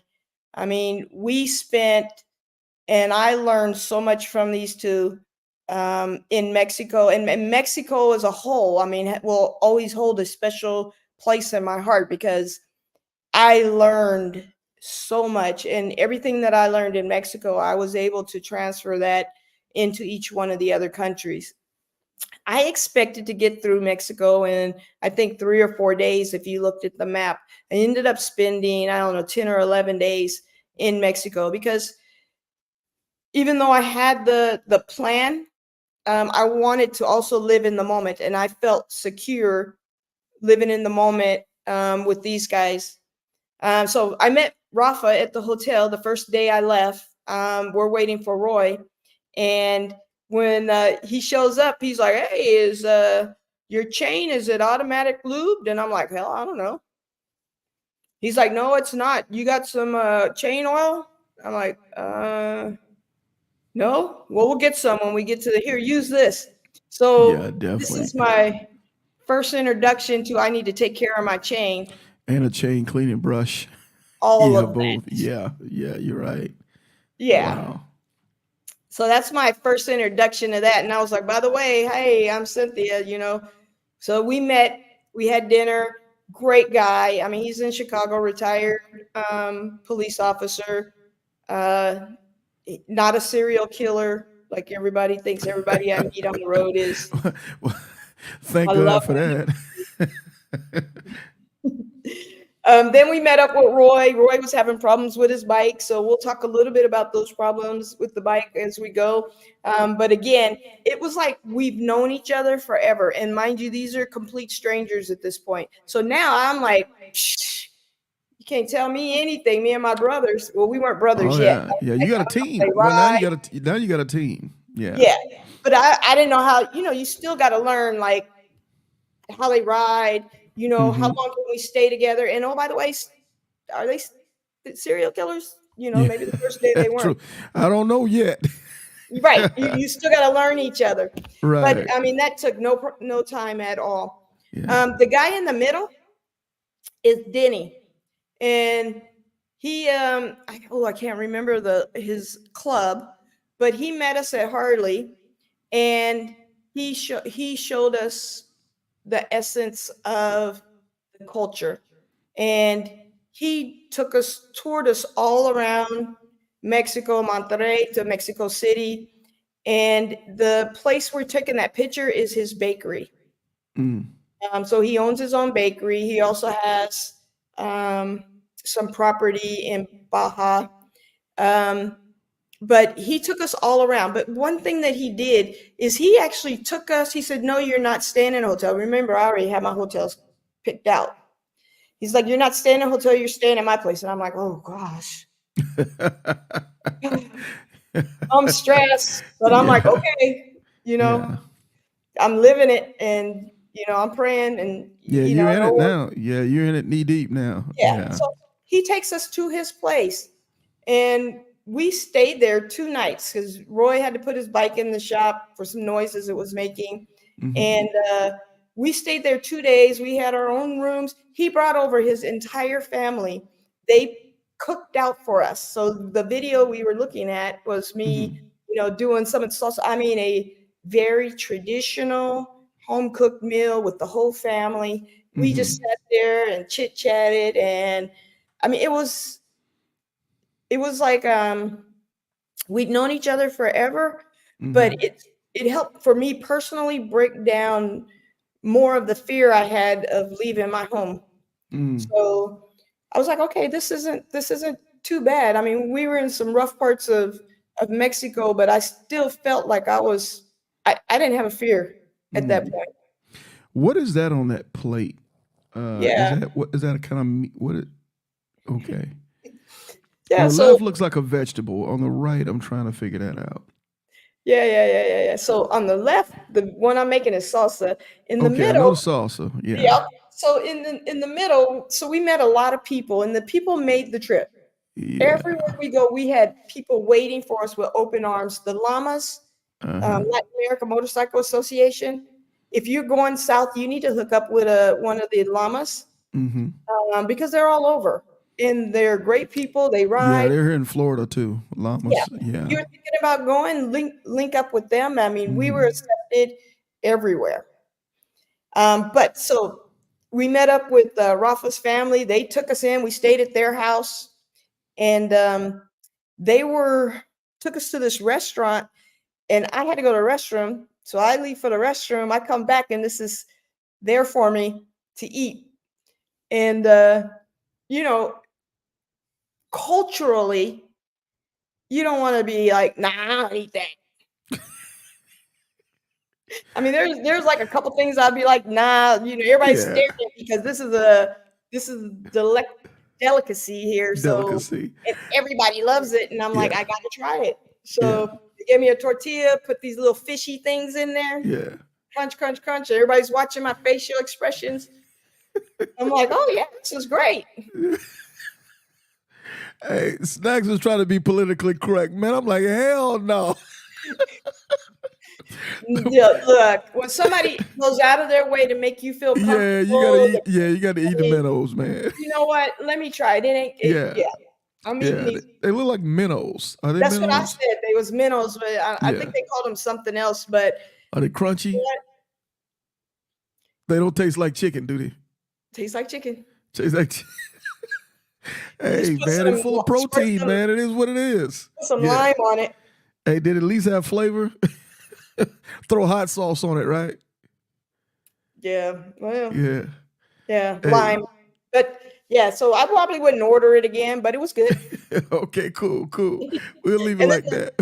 The other picture was a butterfly or a monarch sanctuary. It was time for the monarchs to make their flight from the north to the south. So it was absolutely gorgeous. The reason I put that picture there is not just because they're beautiful, but because sometimes you just got to stop and change your plans. And this was an opportunity for us to spend time with some of Rafa's family. They were excited to show us the monarch butterflies sanctuary. And man, like, again, here I am, I was with the whales. I was all excited. Now I'm like with these butterflies, like, oh my gosh, they're all over. I got like 100 videos of them. But living in the moment, and that when you're doing a journey like this, the biggest regret I have of all this is that I didn't get to do more and spend more time, because there was so much more I wanted to do. Oh, I'd imagine. But you're right. You have to live in the moment. You know, you're taking a trip of a lifetime. You don't know if you're gonna ever be able to do it again. It'd be a shame to run through this and don't see all the beautiful sights that you could see. Yeah, especially if you have opportunity and people Yeah. are willing to show you a part of their home. Mm-hmm. If you can, you should try. You should do it. Yeah, I love it. So far, I love everything other than the minnows. If you go to the next slide, Okay. I'll show you some things Anyway, that. you know my petty had to come out. Yeah. Yes, man. What we got here? All right. So on the top left, this is, and then the middle, these are some of the folks. This is Rafa's family. They took care of us. One of them washed our bikes. We stayed with the part of the family at different times. But everyone was impressed that they were impressed with the bike, but Roy had the same bike. They were more impressed that a woman was riding a big old bike this far on her own. So I had many, many opportunities for people wanting to take pictures with me, wanting to take pictures with the bike. And then even little girls, like, oh, I mean, it was just exciting and inspiring. You know, you were a hero to little girls. We're talking about, in some cases, third world countries you're riding through. Here's a woman on this big, beautiful Harley-Davidson motorcycle by herself doing adventurous stuff. You were a hero to those people. Yeah, they really were. And at this point, I wasn't necessarily by myself. I have my brothers with me now. Mm-hmm. In this middle, you see this Ducati. We actually ran into I forgot the name of the motorcycle ministry, and they saw us in Pátzcuaro and asked if they could pray for us. So I actually, if you look at my bike, I have a sticker on my bike that from the prayers that they prayed for us. And then if you look all the way over to the right, you see how we're on the side of the road here? Mm-hmm. That's kind of common. And I didn't talk about that earlier, but one of the first days we were in Mexico, I was like fussing, like, hey, people just get out my lane. Mm-hmm. First rule of riding in South America, you do not have a lane, you have a space, and that space is what you are occupying. Everything else is fair game. Mm. So it's better that you ride on the shoulder. I'm not going to say that. I'm just going to say that if someone may come up on the right of you, someone may come up on the left of you. Everybody's just merging at the same time. You just get to where you need to be. Wow. Mm-hmm. That's different. That's common. Yeah. So if you go to the next page. Okay. Chichen Itza, one of the 7 wonders. That I wanted to make sure, if you're going through Mexico, you got to do it. You got to do those types of things. So the middle picture is Costa Maya. And the reason I put that picture there, because I had a moment where I was like, you know what? This is where I go vacation. Like, that's where, like, the hotels, and now here I am riding my motor. So it's like one of those aha moments for me is I'm actually riding where I go vacation. That is pretty cool. And then the next step. What you normally fly down to this destination? Yeah. Okay, very cool. Yeah, and that's a common place. So probably a lot of us have flown there. So yeah. Okay, very cool. I think that's. Yep. So then I'm going into, I think the next one is going into Belize. Every time you see a border, like I said, the borders are events, so you have to plan for the borders. But so we went into Belize, and Belize border was similar to the others, the same things, same requirements, and then you go down and find the person where you're going to get your insurance. You'll notice that I spelled Belize two ways, one the way we spell it and the way that it is on half of the signs that are in the country. Now, Belize, most of the countries that we are visiting are all Latin American. Belize is more African American. Belize is? Yes. Oh, So very it's a cool. little bit different. Didn't stay in Belize a long time. I just had vacation in Belize. We actually rode straight through, but we met Dell and his wife from Canada. We stayed at a resort, a very beautiful resort there. But what we found out is a lot of Canadians are going down there buying Airbnbs, resorts, and a part of the culture. But there wasn't really much with Belize. The same things that you do when you're on vacation there. If you go to the next slide.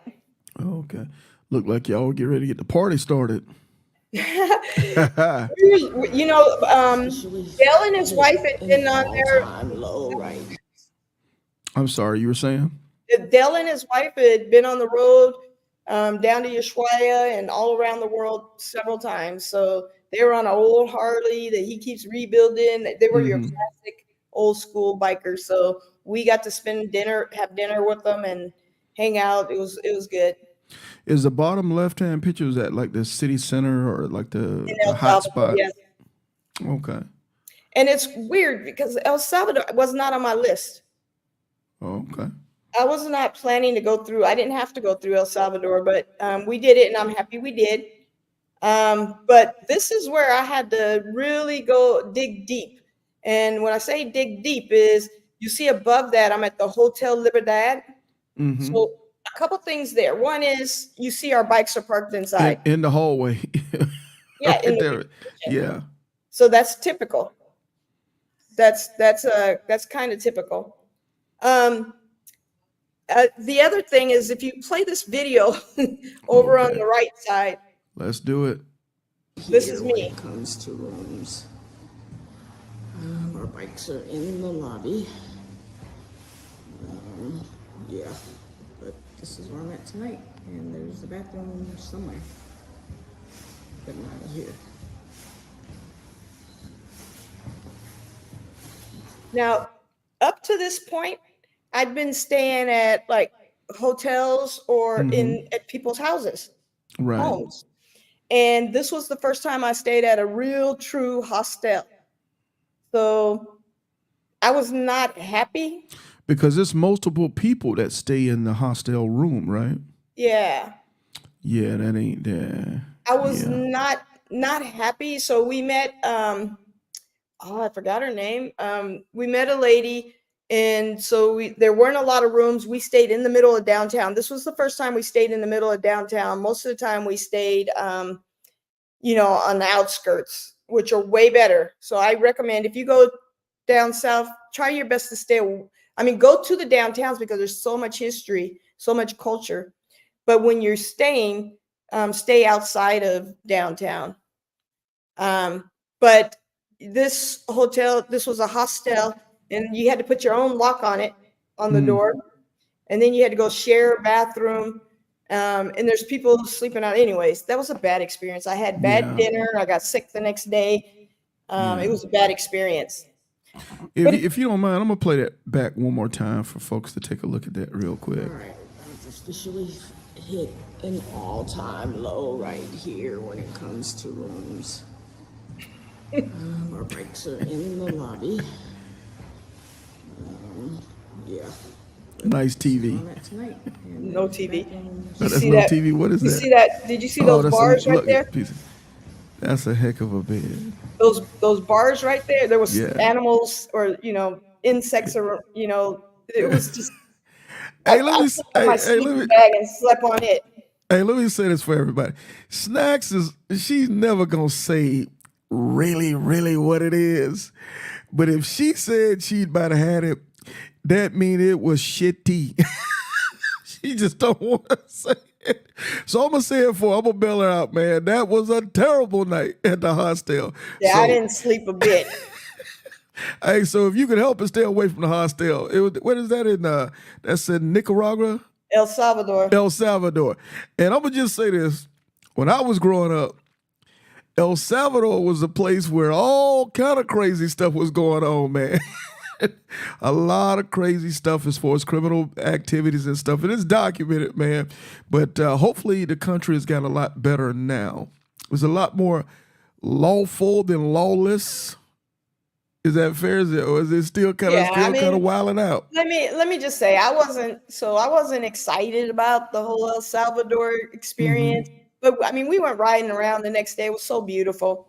So there's another side to this, but this is where I was like questioning my decisions. I was like, oh my, this is not me. So is the tourist areas, are they pretty nice, or you want to stay away from that stuff? No, they're pretty nice. Yeah. Good. Okay. And again, thematically, you'll see they protect us, right? So they let us park our bikes in their lobby. Okay. Yeah. That would never happen in the U.S. Because you'd have parked them on the street, you wouldn't have them. Is that fair? Quite possibly. Yeah. Okay. Well, if she said quite possibly, I'm gonna take that as your bike will be gone, Sarge. And then the other thing is the picture in the middle. That's Roy's bike, but I also have my bike. And you'll find the shops all over the place. You don't have to worry about people taking care of your bike for small things, right? You know, if you're trying to replace your engine, I would struggle with that. But for basic stuff, any shop on the corner should be able to help you. Very good. All right, if you go to the next page, I'll pause that one till you're ready. Yeah, Honduras. So the theme here is all the same type of stuff, right? The theme here is the food you see up in the top left. Eating at stands like that was the absolute best. Now, if you're real picky and you're like, I didn't see the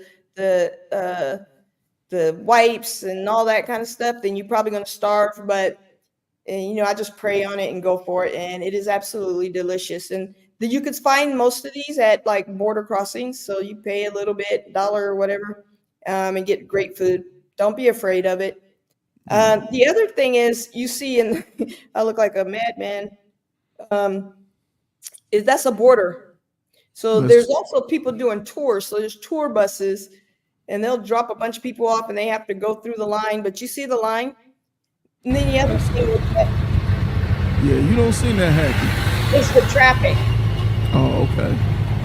They'll do, it's hot, and then they'll do a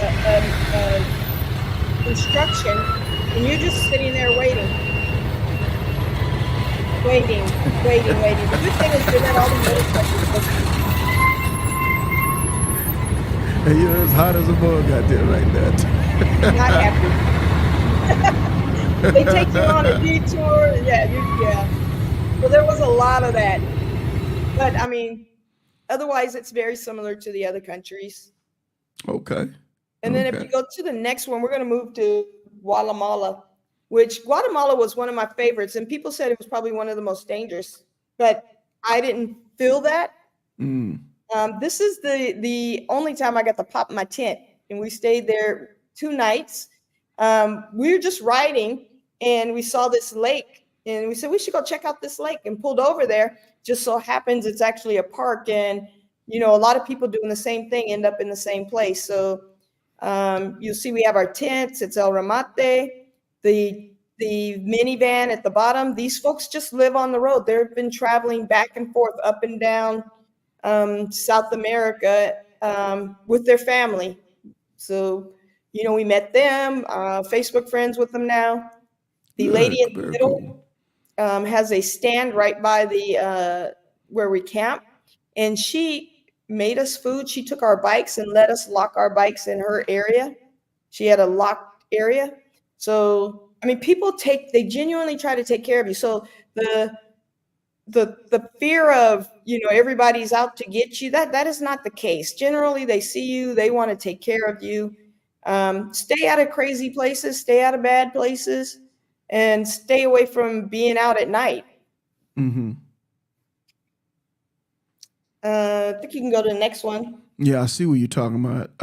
Your space is the only thing you got. Yeah, you Yeah, I'm see, looking you at just that. Yeah. all around, like probably Yeah. 3 or 4 people pass me on the right and the left. Nicaragua City Center Let's in the see. daytime. I'm gonna pause that till you're ready.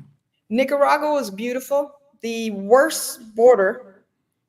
In Nicaragua, you can't take drones, so I couldn't take my drone with me. I had to leave it. I had tried to ship it to Panama to someone to hold for me for when I got to Panama. That I had to pay more in what do you call it? Customs. Yeah. Get it out of customs than the thing was worth. I would never Damn. do that again. But if you try to hide your drone in your bike, I mean, they take everything out of you take everything out of your bike, you put it on a belt. There was one picture where I was literally sitting on the ground for hours just waiting because they decided So what's the deal with drones? they just don't want you taking pictures, video. I don't know. Damn. But Okay, but you can't have GoPros and stuff like that. you though. can. You have Just to no turn them aerial off. stuff, huh? You have to turn them off, of course, and that's every border. You have to turn them off, Yeah. right? Yeah, I can imagine. Yeah. It should be anyway. Mm-hmm. Yeah. Okay. Let me hit your video. Hey, boy. Where you at, my friend? Hey, sorry, double glasses. Let me look cool first. There you How did I go. look cool? You're looking real cool we're right in now. León, or Lion, Nicaragua. Okay. In the city center of the city. And lions everywhere. Right. Pretty rough looking lions. Yeah. Very cool. Nicaragua is beautiful. Over on the right, bottom, well, on the top, you see the volcano, which was a geek moment for me because, I mean, we were like standing there looking over into this volcano and we You could ain't hear it lying, bubbling boy. and I could feel the heat. Hey. I was like, I'm pretty sure I should not be here, but man, is this Yeah. cool. Yeah, no mistakes allowed around that area. I can tell you that. No. And then on the bottom right, you have this grandmother and her grandchildren, and this is a museum. And this kind of put things in perspective for me. Is the entrance fee for them to get into the museum was $3.75 equivalent, and she didn't have enough money for them, so I paid for her and the kids to go to the museum. Very nice. And then we gave them, money for ice cream afterwards, but they were so thankful. But I put things into perspective of if I'm eating and I'm going to tip somebody, I tip people, you don't have to, but I tip people like if I'm at home because I'm extremely grateful and gracious. When I see that, I can have a Starbucks for $5 and I can change someone's life for $5, then, I'm going to do what I can to make the place a better place than when I came. So when I have opportunity to do stuff like that, I do that because they're taking care of me as well. Nice. Very nice. Okay, I'll get off my soapbox on that one. So we can go to the next one. Costa Rica, I love Costa Rica. Is the motorcycle taking a nap? Motorcycle nap. And my motorcycle napped probably 7 times while we were on the trip. About 7 naps. 7 naps. I parked it, put it on the kickstand, walk away. Next thing I know, I'm like, what are you doing? Hey, it's got to rest too. But the waterfalls look beautiful. What is that called? What do you call that? A waterfall? Waterfall. Yeah, it's beautiful. You got to get off the beaten path. We took a dirt road. We rode all up to the highest part of Costa Rica so we can look down. This was the first place Mexico. Since Mexico, this was the first place where I was back on the ocean. And, that's my happy place. So as soon as we got there, obviously I had to go get my ocean fix. But no, Costa Rica is just Costa Rica. It's absolutely beautiful. It is a vacation tourist spot. You can do lots of off-roading, but you can also just go straight through to Panama as well. But if you go there, go see the waterfalls. And we actually went swimming there. We hung out there for the day. We rented a cabin. Great place. All of these places you can find rooms at Airbnbs, etc., for less than $50. Now, if you want to be bougie and go to like, the Americanized hotels, you can spend a lot more.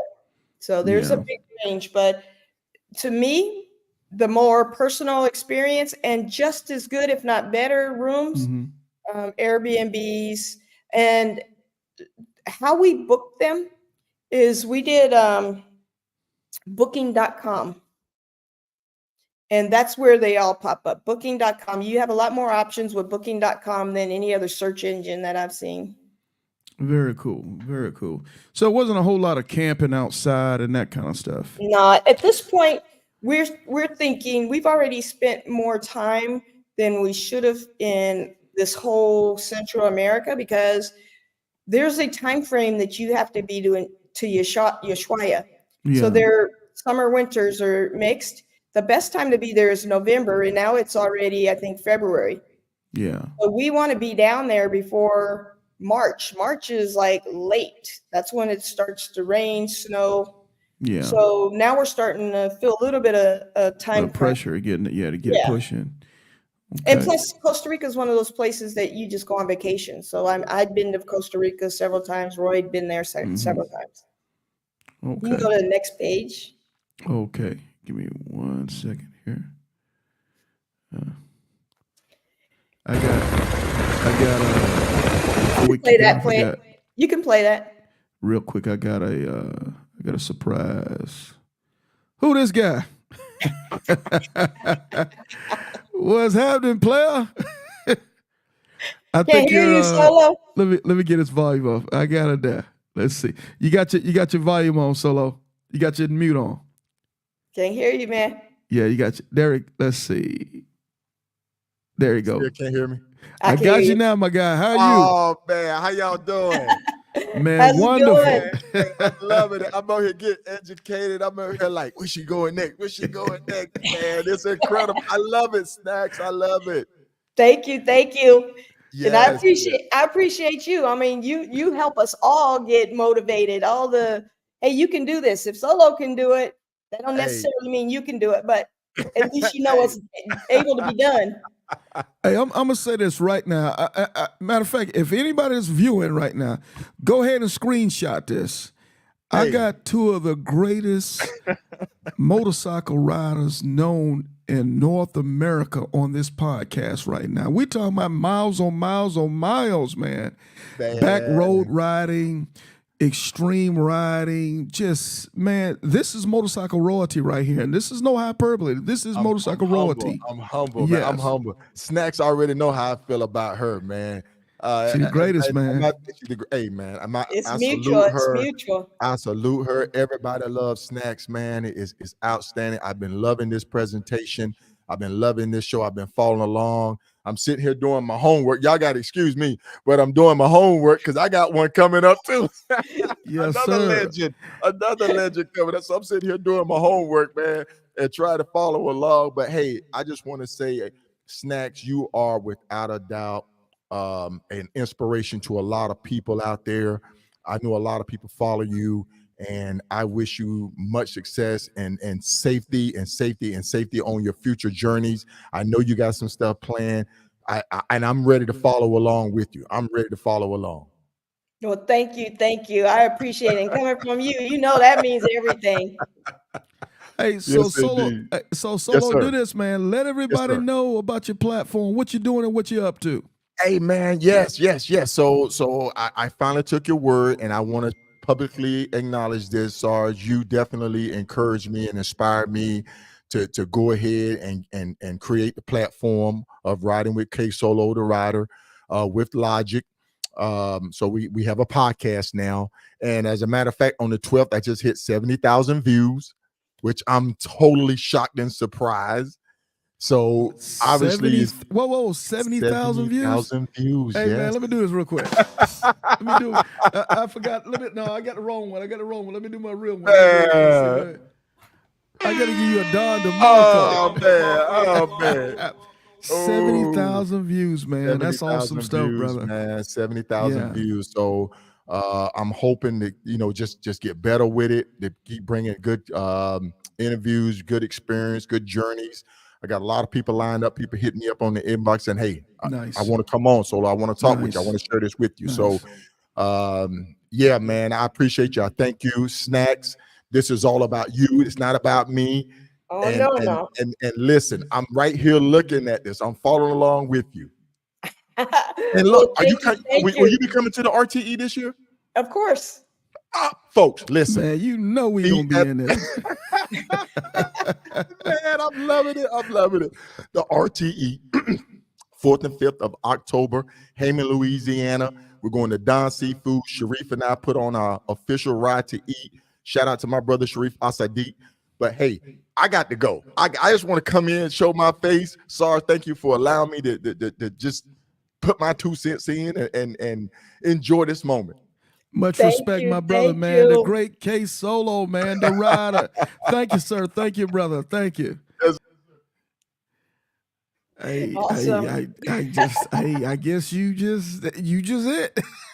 So anyway, let's do this. Okay, so what do we finish up? We're in Panama now, right? Yeah. So we're Okay. we're coming to the end of the Central America, or at least the cutoff point to the Darien Gap. Mm-hmm.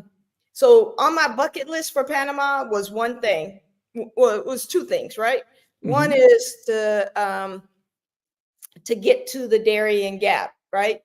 Like, I don't want to just touch the state line and say, okay, I did it. I want to go all the way to the furthest I could go before I have to turn around, which is Yavisa, and I did that.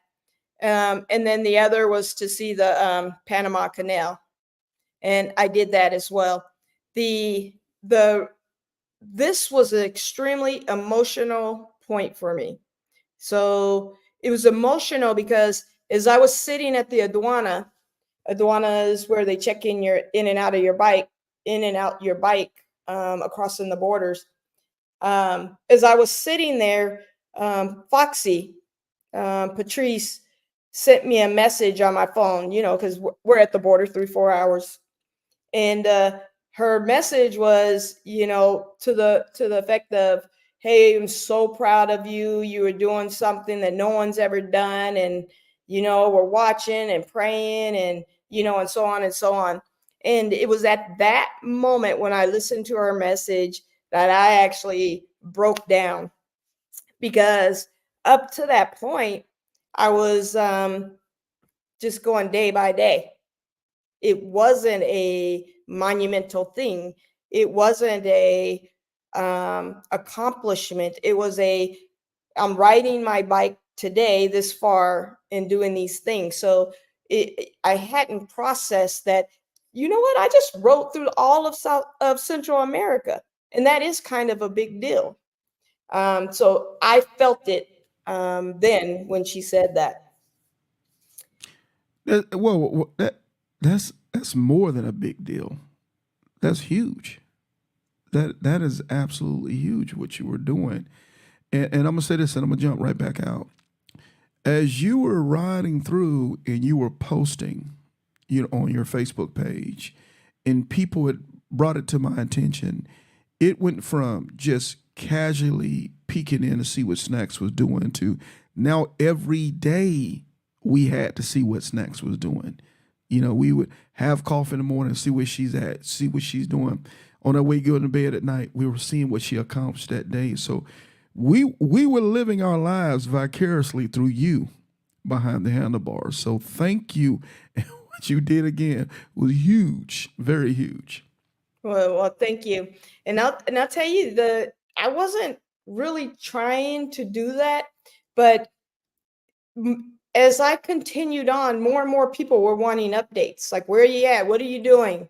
And there was no way I could possibly keep up with it. So I said, well, I will post on Facebook, Instagram, every time I get to the hotel or get good Wi-Fi, and give everyone an update. And man, the support I got really, really helped me each day kind of get through, especially later on in the trip. And one of the craziest things is, I was in a taxi cab in California, and in the taxi driver, or the Uber driver, not taxi, Uber driver said, starts talking about, she's following this chick. She was following this chick on a motorcycle going south because she's from, I forget where she was from, maybe Argentina. And she was talking about me, and that was crazy. She's like, oh yeah, every day we get updates. And I was like, that is hilarious. But you never know how far you reach. Hey, you sure don't. You sure. This is a very small world. Very small world. Yeah. So I appreciated that.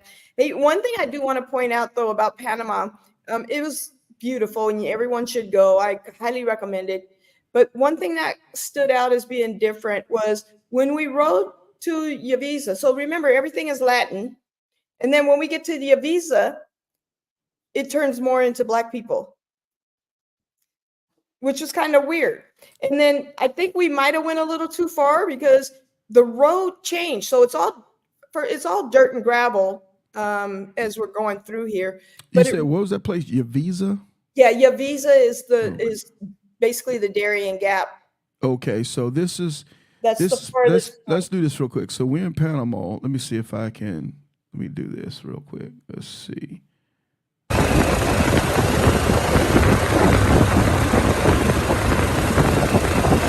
this is what we should expect in Panama, am I correct? Yeah, that's definitely not going to Yavisa. This is early Panama.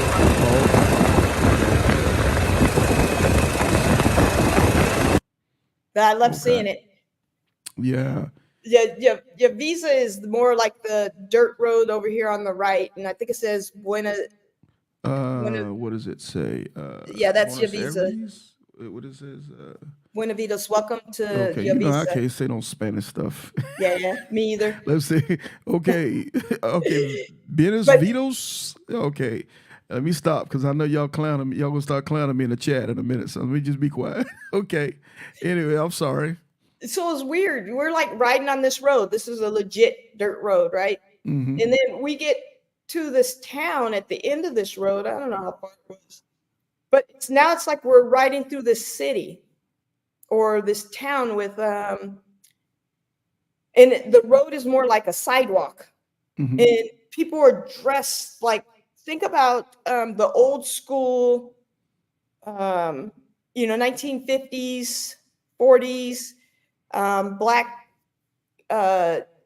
towns. Everyone's dressed up, and you got the church, and it felt like we were taken back to that time. And everyone was looking at us like, you guys have gone too far, big dummies, turn around. So we had to back up and turn around, but the feeling was surreal. It was just like I feel like I stepped back in time, and the rest of the journey again was, except for Belize, was Latin America. Now this is the more of a Black culture, so that was kind of weird to me. Mm-hmm. Well, there's quite a few Black Panamanians out there. There's tons. Matter of fact, there's tons of Black people in South America, period. Yeah. We just don't know it, but there are quite a bit. Yeah. Okay. Well, there's a lot of them at the Yavisa.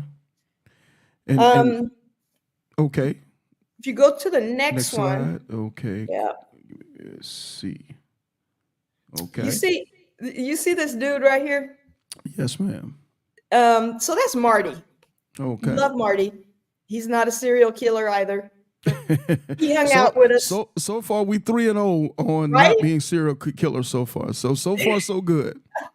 Marty met us at a border. One of the borders. The person he was riding with had problems at the border, and then he was kind of not a good, joyful person.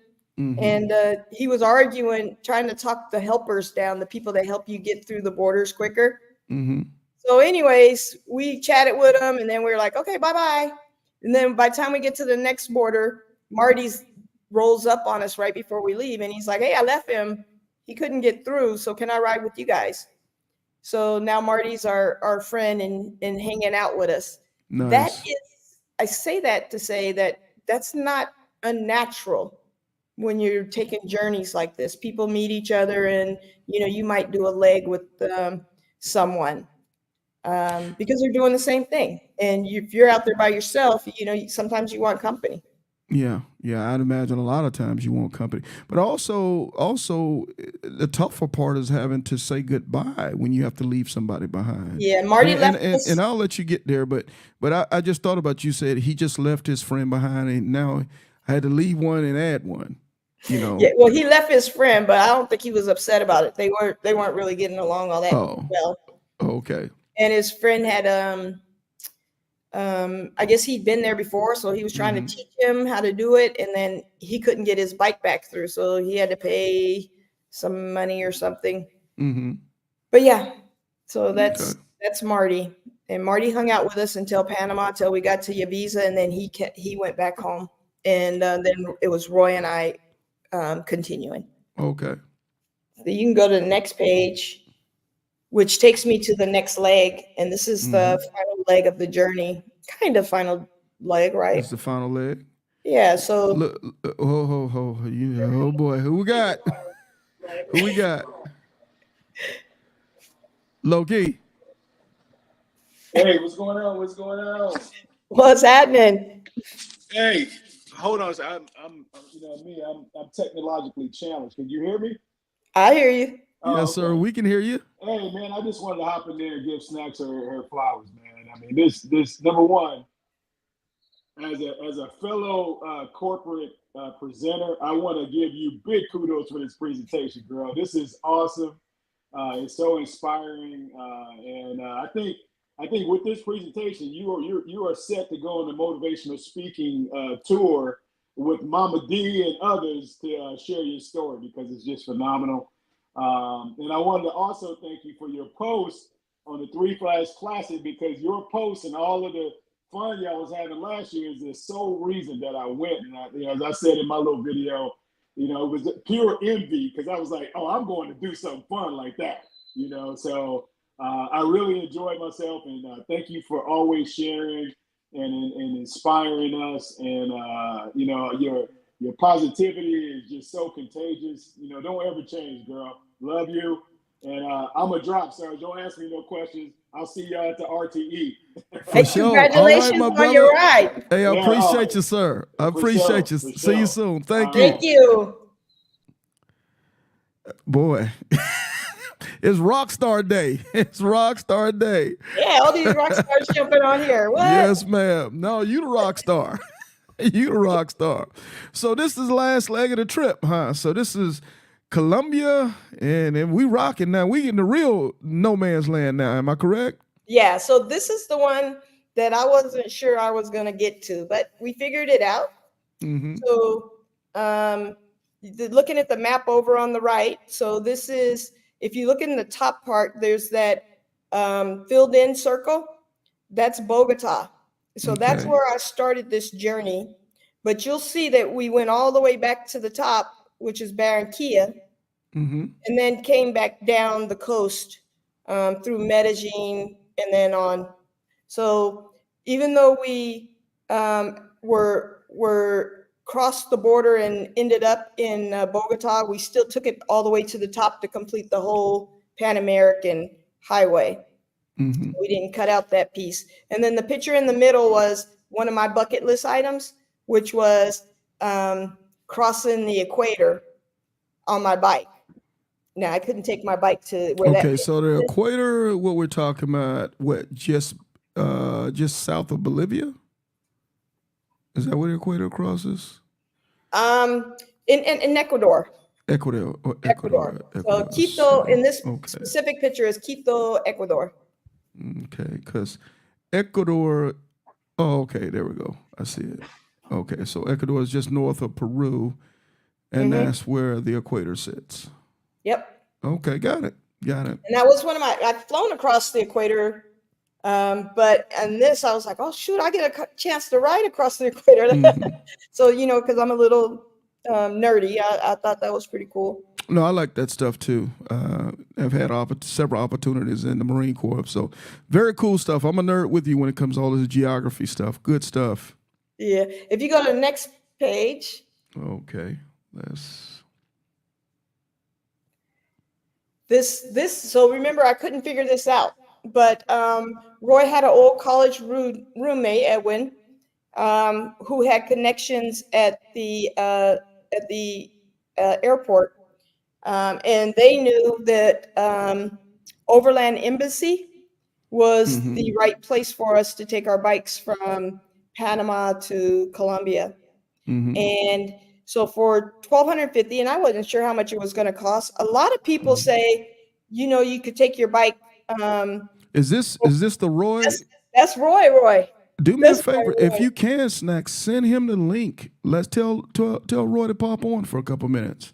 He's actually on. He's on, so he should be able to pop on, right? No, but I'm gonna bring him on. I'm gonna bring him on stage.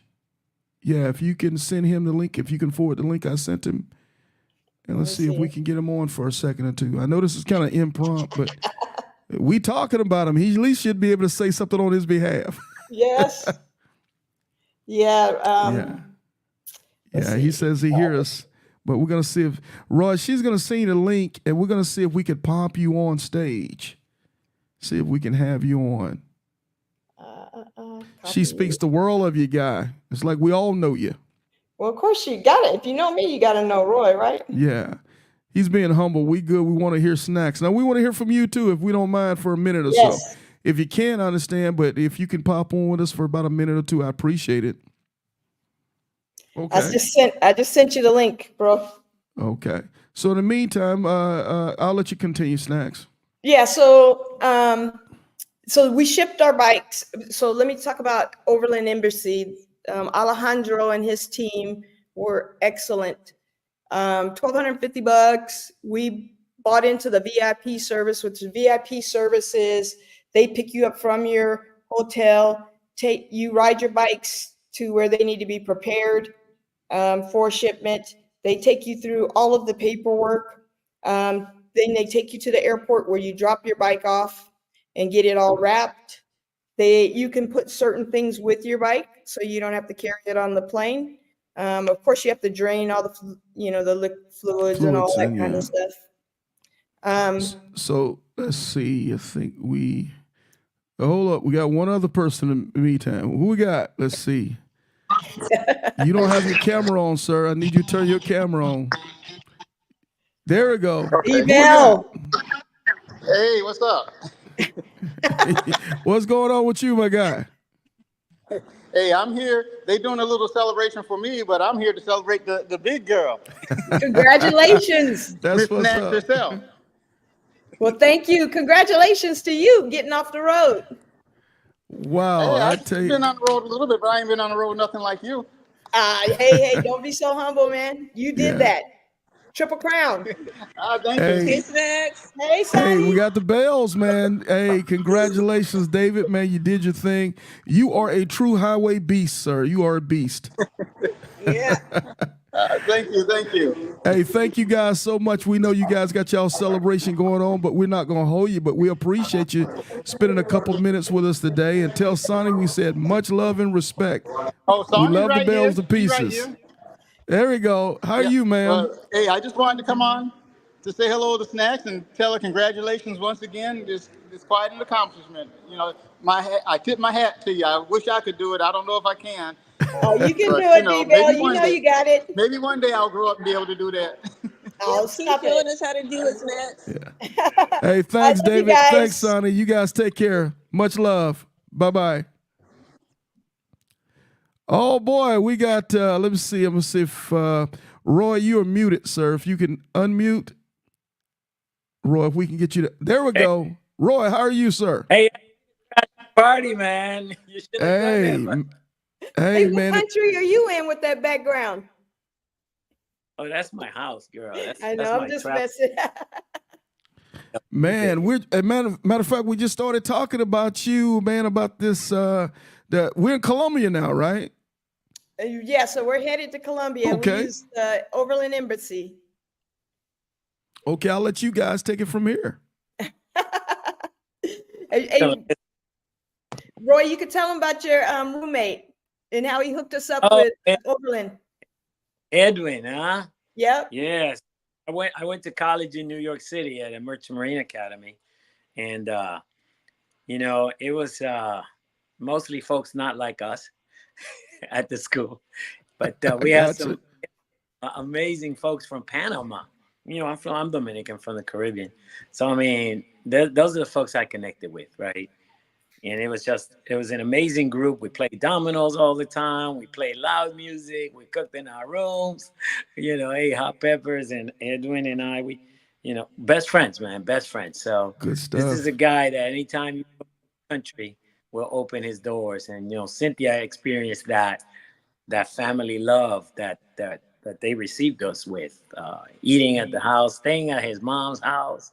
It was just amazing. You know, great people. I think that's one of the big, wonderful things about our world is when we make true, genuine connections, that you will always have a brother or a sister somewhere. So Edwin is amazing people. Works at the Panama Canal. He brings Wow. boats in and out of there, which is an amazing thing to see. Yeah. And you know, we got to ride over there. Cynthia will tell you more about that. But That was a beautiful thing, man. Wow. But let me tell you a little bit about Roy. So Roy is Captain Roy. And that's how I referred to him on the trip. And he's a retired Navy captain.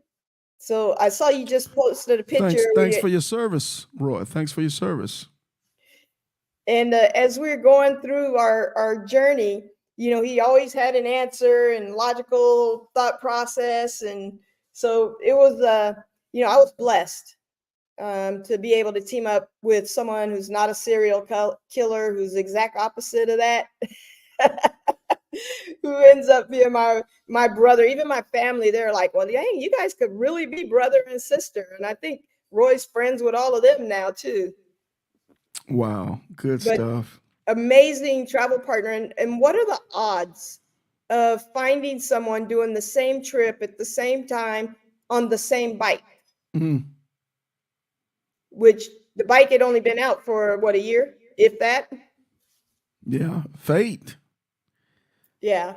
So far, you just winning. You are just telling winning. you. Yeah. I'm telling you. Yeah. And remember, I didn't have the trip all the way planned out. I had it planned out probably more than Roy did. Yeah. Roy is more of a, oh, well, we'll just do this. Okay.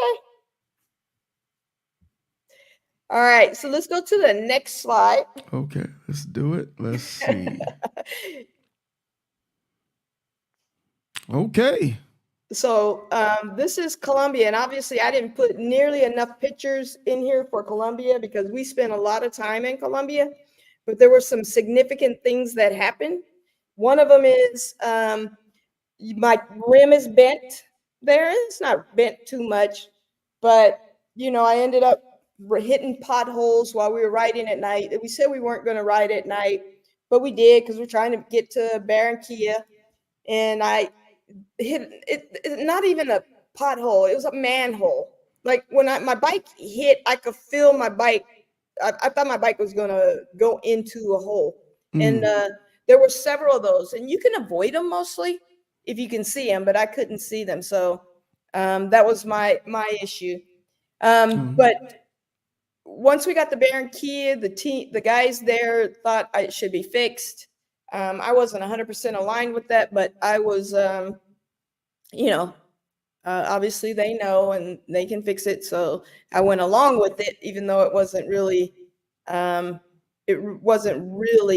what I wanted to do. And it ended up taking a few days longer. And now I had a wobble, whereas before I didn't have a wobble. It was just a little bit bent. Now, I'm not an expert. I'm not a mechanic, so I don't know how that could be an issue, but they did not have that rim in Barranquilla so that I could replace it. So I had to ride back from Barranquilla to Medellin on a bent rim. So I say that to say there's a few things. One is you got to go with your gut. My bike was riding fine, there was no need for anyone to try to fix it. And then there's certain things that people might think that they can do, and then they're not able to do. Like they tried their best. They put every effort into getting this fixed for me, but we just could not get the spokes right. And that was the day I was extremely frustrated. So the next one, the middle picture, is some of the sightseeing we did in Colombia. We met up with the Llama. They were celebrating their 10-year anniversary for Barranquilla, and the love that was felt during that. Roy and I won the furthest road, if you can imagine that, for the Llama anniversary. But it was an amazing, accepting journey. And then if you look over to the right, this is, I wish Roy was on here because I wanted him to talk a little bit about this one since he was here. Roy, you see the picture to the right? Oh, is that the bridge? This is the where you had to talk to the cop. We had to pay an unsolicited toll for cutting it under a bridge. Apparently, there was some sign that said no motorcycles, right? Mm-hmm. And we didn't. I mean, neither of us did. I'm looking at my GPS, following the road. We get in there, and we get pulled over by a Colombian cop. He pulls us aside, and he starts talking about, you're not supposed to be here. And I'm like, what are you talking about? It's a bridge. He says, well, no motorcycles are allowed. And like, we didn't know that. And so he is definitely fishing for some money, right? And he was right. Well, you said an unsolicited toll, right? Yeah. I guess you see that quite a bit down that way for the police. Depends on what's going on. Colombia was the only place we literally paid to get out of tickets. We did it twice. Wow. Yeah, well, you did it twice. I did it once. I did it. Yeah, that other one, you deserved it. So what's the deal? Motorcycles can't go under bridges? What's the issue with that? Motorcycles? There's because there's so many small bikes, mm-hmm. they have OV lanes that don't allow bikes. So this essentially is an kind of toll bridge to connect two sides of the city. It is the shortest way to get around it. We literally ended up going direction. He made us turn around. I don't remember how much we paid the guy, but he was threatening to tow. I called a friend of mine who's a colonel in Colombia, and he was like, don't pay. Just wait for me. And I was like, we got to go. We've been sitting here with this guy for a while. He made us turn around. Then we doubled back. And Cynthia, didn't we do that twice? We ended up lost in the city because the GPS kept trying to take us through this one route, right? This was the fastest, and they didn't find any alternative. One of the big things, and I think anyone who goes to these countries, we experienced it in Panama, is they have two things: pico y pala, which is on certain days you can't drive your car if the last number is odd on your plate. So we didn't know that, and they were what's the reason behind that? The traffic. Cut down Oh, wow. So if you're odd, you can't drive like on a Wednesday. If you're even, you can't drive on a Thursday. Something crazy like that. So if you have to go to work or get around, you have to take mass transportation. Is that what it? Or carpool. Oh, carpool. Yeah. Somebody else. The other one was the whole they don't allow certain vehicles in certain roads, mm-hmm. and you gotta be watching for the signs, and that's what happened to us. And then the last one is they switch roads, like direction of roads, and we got caught in Panama going against the flow of traffic, wondering why everybody was coming towards us on a road that has signs going the other way. Wow. There's a thing they're just not going to know. They don't happen here in the U.S. But we didn't. Anyways, we weren't harassed too much. I think the biggest one literally was this corner right here. I think we stayed there for at least an hour while Roy chatted with them. And then before we left, he was like, "No, I don't need any money. I'm good." Talking about a police officer? Yeah. Oh, wow. Okay. Yeah. He said after I was a colonel equivalent. And then he was like, I don't need any money. And then he didn't need them headaches. Yeah. So generally, it was, we didn't run into that this is where we did run into it. And Roy talked to him about, maybe I did run into it later on, but I didn't know enough Spanish to know I was running into it. And they were like, go. Mm-hmm. So I didn't have the dialogue. But if you go to the next slide. Okay, let's see what we got. Let's see. We're still in Colombia. And the top left, want to highlight that most of the time for hotels while we were on the road, we'd stop and get gas and then ask the guys, hey, you know where there's a nearby hotel? And a lot of times there was a hotel connected to the gas station. You wouldn't think of asking for a hotel there. But, in the back of the gas station, they got nice rooms. They were clean. They had hot water. Once I figured out that the sea was actually caliente and not cold. And they also usually have restaurants there, so you can get a good meal for a reasonable price. Those were, to me, like the most convenient places that you could possibly stay. And I think we should do that here in the U.S. Okay, I just figured out this get down with the broom thing. Yeah, just figured that one out. Forgive me. Okay, I'm with you now. That's that's a picture of exploring, throughout Colombia, having a little fun. It took a second for it to kick in, but now I got it. So you're also here with Llama. Okay, is this the Llama chapter from Colombia? It's one. So there's several chapters of Llama, but from almost each town we went through, there was a Llama crew waiting for us. So in this picture here, we were actually at a toll booth. And they met us at the toll booth. We took pictures and, hung out at the toll booth, literally on the road, before we continued on to our destination. And if you, like I said earlier, if you're planning to do this trip, you should reach out to the Llama group.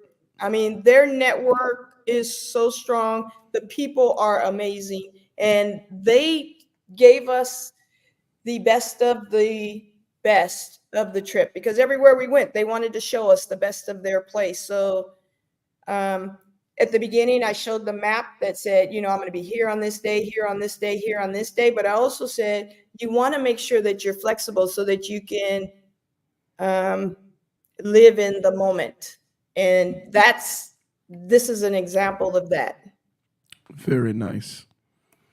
Love it. Love it. If you go to the next slide, I think Roy's going to love this one. Ecuador. A lot happened in Ecuador. So remember, Ecuador was one of the places where, my bucket list was crossing the equator. But at the same time, Roy was having problems with his bike. And in the picture on the top, you see one of the places where we had a tow truck come pick up his bike is the fuel pump, right? Let's see if Roy's muted here. Yeah, he's muted. Okay. So, there you go. He's off mute.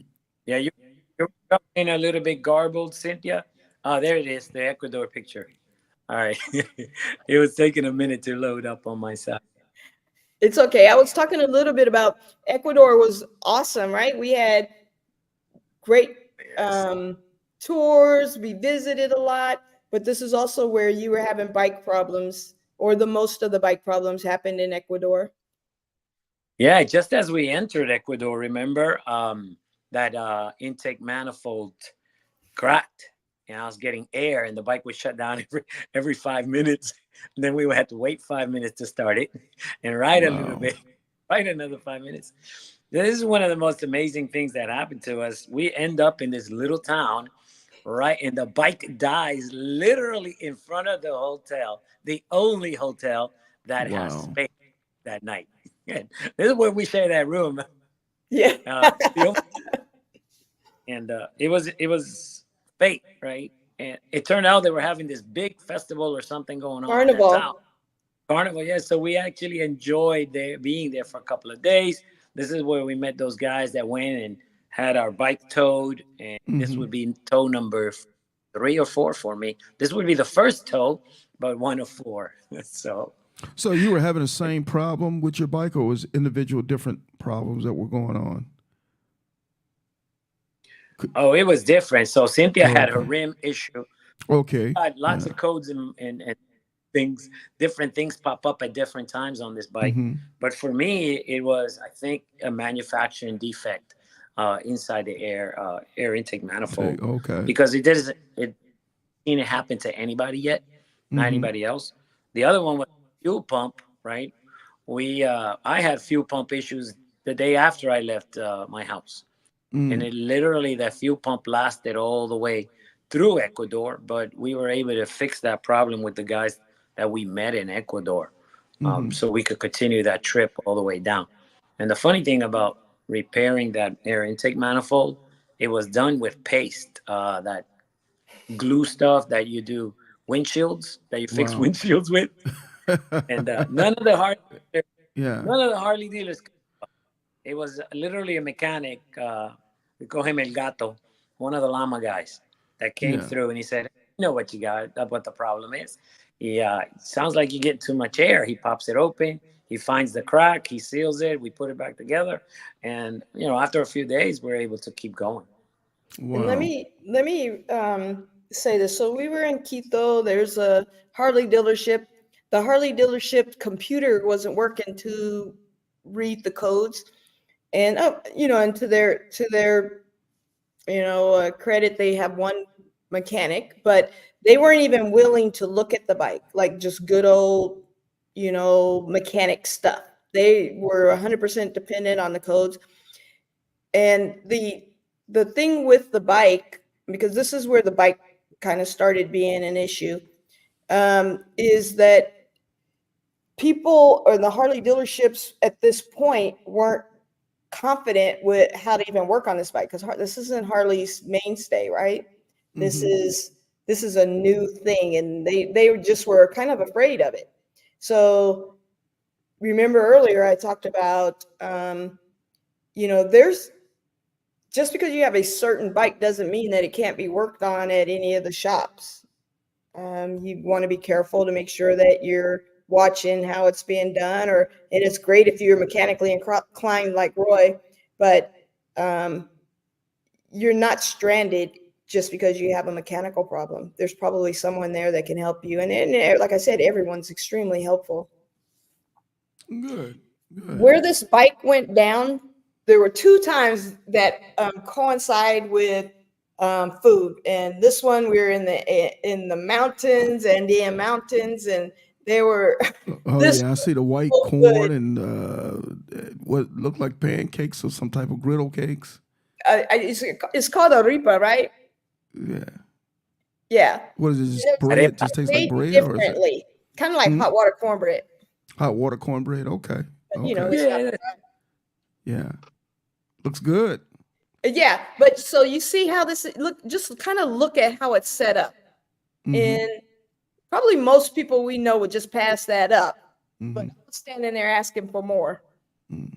So opening up your minds to food. And that's an old school stone type oven, man. That's good cooking. Oh, it was so good. Yeah. And then the where you see Roy's bike is on the flatbed. Right. We're standing there, and this truck drives up, and it's got ice cream. Soft ice cream. So we're sitting there on the side of the road waiting for the tow truck eating ice cream. So I say that to say, you got to seize the moment, and things are going to happen when you're on a trip like this. I mean, you're on a trip like 90 days. Expect you got to deal with it. Yeah, it is what it is. You can get upset, get mad, make it miserable, or you can decide, okay, what do I need to do, and just figure it out. Just roll with the punches. Yeah. Well, it's part of the trip. It's part of the adventure. Yeah. I think if you go to the next slide, we're starting to move into Peru.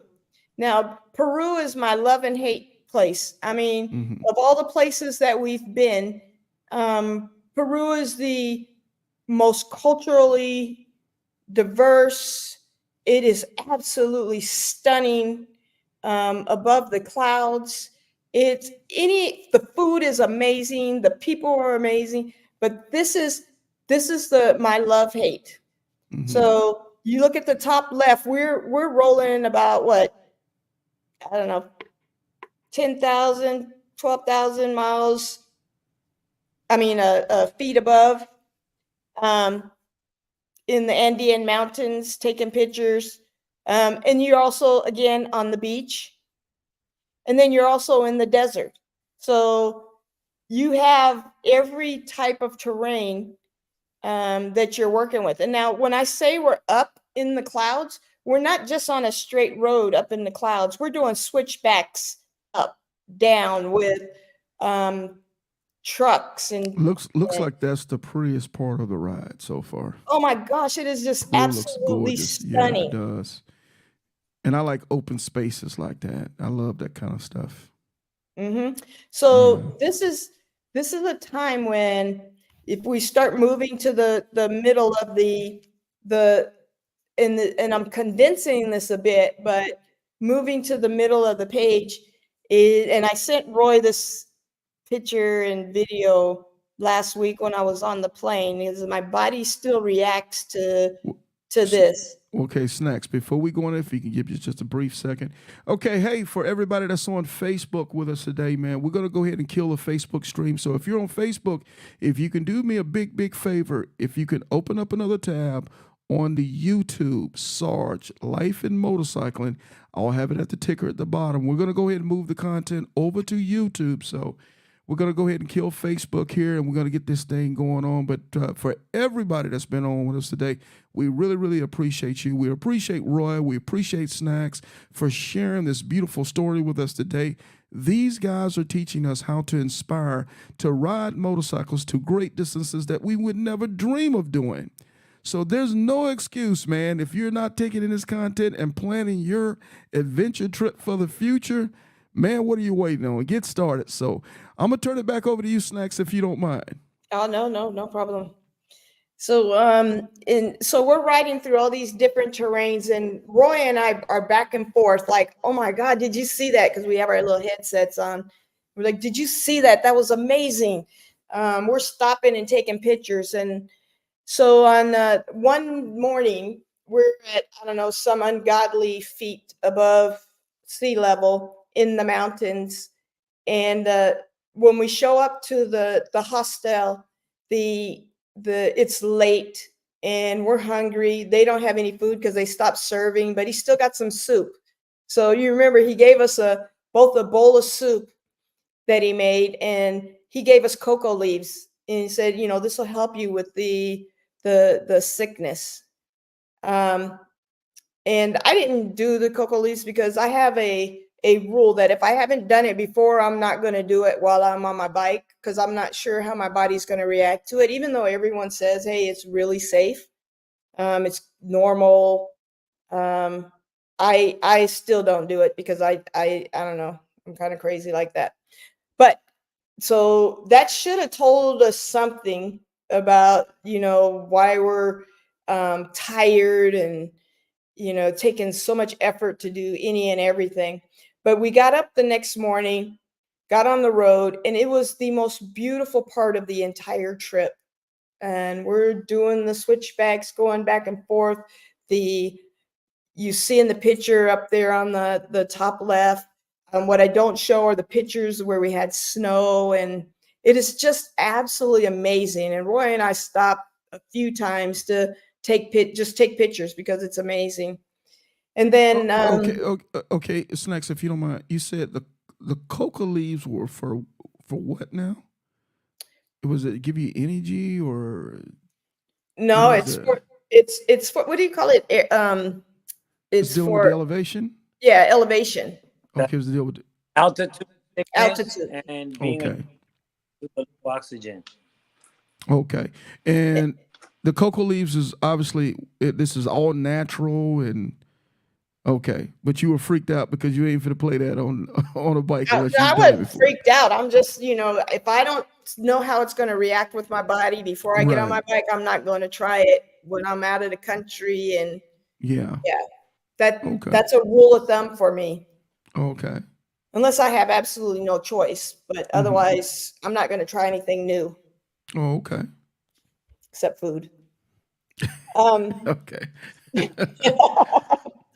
So here's Roy and I. We're rolling along, and it's just absolutely gorgeous. And I want to take a few more pictures. So Roy continues on with me. We're chit chatting in the headset. Next thing, we see the picture in the middle. The bike goes down, and Roy's down. And I will tell you, my heart dropped. So something that was absolutely so beautiful, it became a turning point for us. Me seeing him on the ground and his bike as damaged as it was kind of like the worst thing that could possibly happen at this point. And so I know Roy has a different perspective, so I'll let you talk about it in just a second. I have to tell it from where And if I'm you don't sitting. mind, Roy, tell us if you don't mind, tell us actually what happened. I'm sitting looking at the bike now. Yeah. So, hey, I'm gonna embrace the suck guy, right? I really am. And so That sounds like a military I term. crashed. Embrace the suck. Yeah, It sounds like a military term.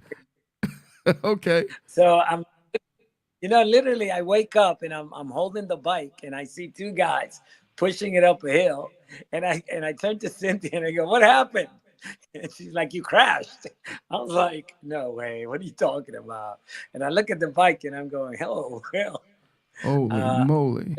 Yeah. And then this bus pulls up and they're like, "Hey, where you going?" I was like, "I'm going to Cusco. Where are you going?" And he's like, "I'm going to Cusco." And we literally jumped like so this was going up a hill? Oh no, it was flat. Okay. You could see the horizon. We'd gotten over the hill. We're going over this road. There's some ginormous potholes. Mm-hmm. I remember the last thing I said to Cynthia on the comms was, "Hey, Cynthia, watch out. There's a lot of potholes out here." And then I think I must have hit one, and it threw me off the road. The front wheel dug into some gravel and flipped over. That's all I remember. I don't even remember or anything like that. But I walked back the road, looked back, and I saw the big hole where the front wheel must have caught, right? Because it was dug in, where it flipped. Looked like where I came off the road. And we did have some ice up there, some maybe black ice perhaps, because there was some snow. Okay. But I think I could have passed out a little bit, that nanosecond that you felt from lack of oxygen. Because I kept opening and closing my visor up there, and that was significant. So I literally don't remember what happened to the point where I got up and I'm looking around and I'm laughing. And it's something that I've said. I had a dream about this crash. And I don't know if anybody ever has these kind of things, but I literally saw myself walking around this bike and the luggage and the blue bag sitting on the ground. I didn't leave my house with a blue bag, right? So how could I dream about a blue bag and crash? So it was one of those. I wasn't meant to die, so I take it with a grain of salt. Thank God. Yeah, if that was a plan, you screwed that plan up. Yeah. So when so I'm assuming based off what you're saying so far, it might have been just the altitude and stuff and how it was dealing with your body and just kind of made you I'm not gonna say sleepy. I'm gonna say what am I trying to say? It's the feeling that you get when you get maybe like sometimes Yeah. Maybe lethargic. It's almost like that sensation you get when you maybe are right there with hypothermia and that type of stuff. You get real sleepy and you literally do lose consciousness. You lose consciousness for a second, right? But that's enough if you're in a vehicle that requires you to be paying a lot of attention. Yeah. And maybe when it hit a pothole, it jumped up. Jumped off the ground. So the coca leaf, I did find out, Cynthia, and I don't know if I've told you this yet, is you're supposed to chew it while you're awake, right? While you're at altitude, not the night before. It doesn't do any good. So Roy, let me ask you this: did you chew the coca leaf? I did chew the coca leaf. I didn't do anything the night before, but I didn't chew it in the morning. Messes that up. Yeah. So, do you think Do you think if when you were on the bike, if you would have been chewing the coca leaf, do you think it would have had some effect? It would have. So Yeah. according to my friends who all came down, and the guy that took care of my bike, he was here Right. not too long. And he said, "No, you're supposed to chew the coca leaf while you're on the mountains." Yeah. And I was like, "Oh, not the night before." Okay. Wow. So I tell you, I tell you what, since I just had a gentleman just popped on, so we're gonna pause real quick and we'll let this guy say hello real quick. Reeve, can you hear us, big guy? What's up? What's happening? The man. Hey, I heard Reeve No, ride, I'm trying to be like you, Reeve Snack, ride except for a motorcycles. female. I don't want to be a female. I don't identify as one. That is not in my pronouns. Yeah. How are you, brother? I'm good like gravy, man. Good like gravy. Hey, man, we on with the great Snacks and Roy, man. We're talking about this incredible trip that these guys made to South America by way of the Pan America Highway. Highway on a Pan American motorcycle. Yeah, Right? yes, The Pan yes, America on the sir. Pan America. And that was both of us. I Yes, know. sir. Hey, I know. That's good shit. Hey, they teaching Inspiring us some everybody things around today. the world. Hey, they People be teaching us like, some hey, things anybody today. ever done this? I'm like, yeah, my sister Snack did it. Facts. Hey, and I'm gonna tell you this, Reef. If you're gonna ride, chew the coca leaf while you're riding. Do that one. I leave that for the experts. Hey, my brother. Hey, it was good to have you on, man. I appreciate you stopping in and popping in Yeah, I with us gotta today. stop and say, show love to Snacks. Love you, Facts. baby. I love Reef, tell us where we're gonna be in 2 weeks. Where we're gonna be at? Where we gonna be? We're gonna be at the Ride to Eat. Hammond, There it is. Louisiana. We bedding down in Baton Rouge, though. Are we bedding down in Baton Rouge? Bedding down in Baton Rouge. If you're not saying in Baton Rouge, you're missing the half the party. Hey, man, we gonna do it. We're gonna have a great time. I don't want to hear nothing about, man, there's a storm or there was a storm 2 weeks ago. I didn't know if they had power. All that bull snapple crap. Hey, man, don't give Reef an excuse to pick at you for not riding your motorcycle, but Ride to Eat for everybody, man. It's a great event. It's a great function thrown by the great K Solo and the great Reef, man. And we get together once a year, the first weekend of October, and have a great time. It's some of the greatest motorcycle riders on the planet that'll be there. And we'll be talking about motorcycling. We'll be talking about relationships. And we'll just be having a great time, man, riding to eat, just like that, man. So, Reef, any last things you want to leave us with, bro? Just ride more, talk less. There it is, my guy. Said well. Ride more, talk less. Get out there, explore, and have fun. Be like Snack. Hey, that's what's up, my guy. Be like Reef. Hey, appreciate you, Man, the Reef. myth, the legend. Appreciate you, my guy. I'm going to be talking to you this week, bro. All righty. God bless. Okay, so back to Roy. Okay, so now, Roy, we've had this situation. Okay, they wake you up. What's going on at this point, Roy? What's going on with you and how you feeling? I think he's still on mute. There we go. I'm smiling, and I'm just like, what? Wow. Yeah, Cynthia, no, I was just laughing. I was just, what the hell just happened? But you know what? Everything, and I believe this, right? And I tell you, I dreamt about this crash and never thought about it until it happened. And then I'm looking around and going, I've been here before. I've seen this before. And I take everything with a grain of salt. You know, life is good. God is good. And we move on. We just keep going. Keep strong. Nothing that happens doesn't have a solution. So I got on that bus. I felt bad about Cynthia. We tried to stay on the counts for a little bit, but did you break any bones or anything? Did you? Oh, I ended up breaking a rib, twisting my knee, my ankle falling. Cynthia spent the night in the hospital with me, and she'll tell you 2 days later I was riding ATVs in those mountains because I didn't have a bike. So I was wow. Because he's crazy. Wow. He's like, come ride ATVs with me. I'm not being a part of that. No. Wow. So were you guys okay? Well, were you guys at? Was this a very rural area now? So you're waiting on some type of emergency services to get there? There was nothing.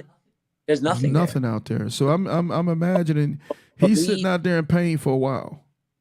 Actually, Yeah, go ahead, Cynthia. Yeah. So remember earlier I talked about the inReach.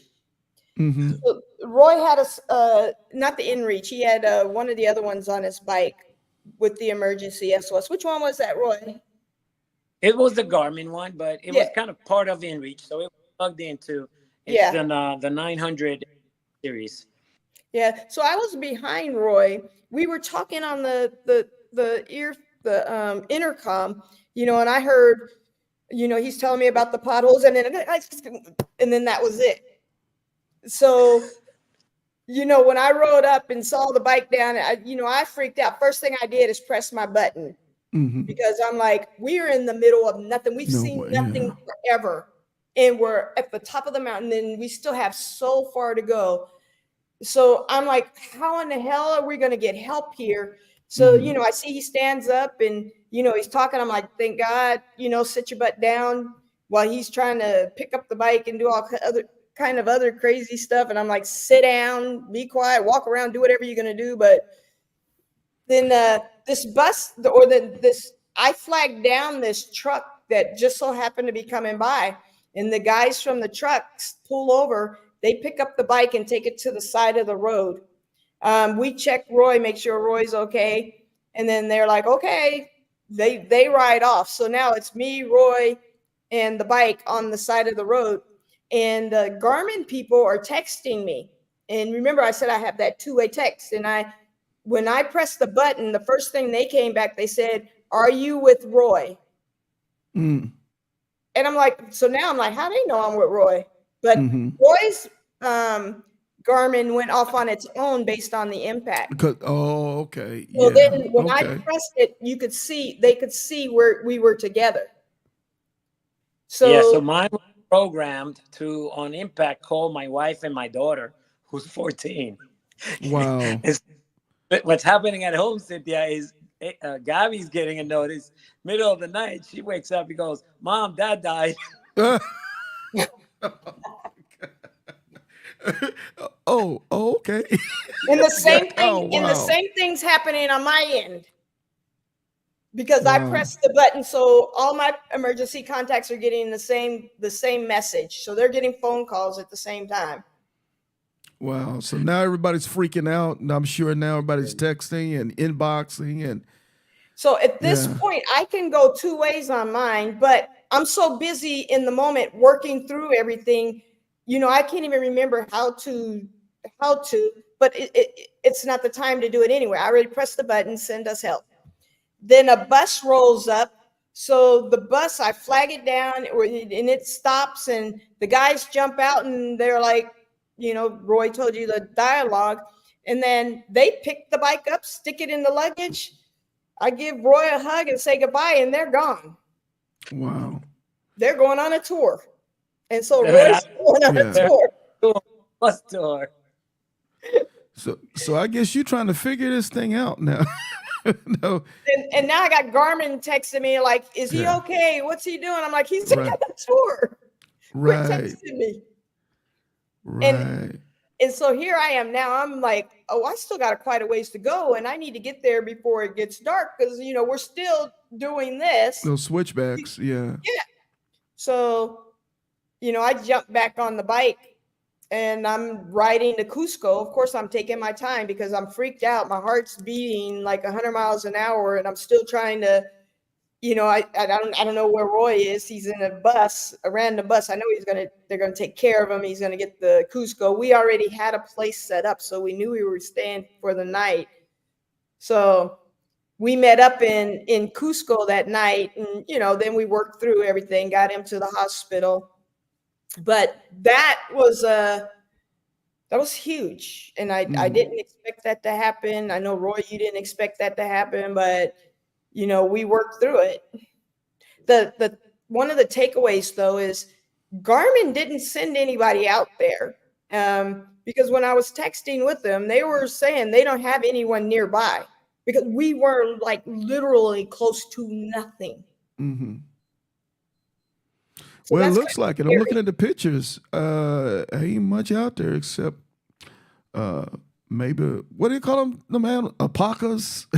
Or Alpacas and llamas. yeah, mountain goats and stuff like that. Wow, wow. Well, I'm happy that turned out okay, because that could have been a lot worse. And Could we have were been a lot absolutely worse. blessed.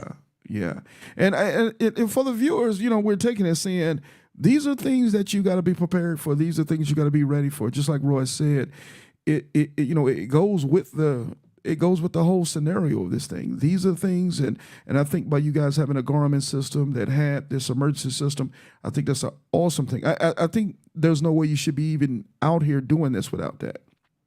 Because obviously we spoke about limited cell service and those type of things.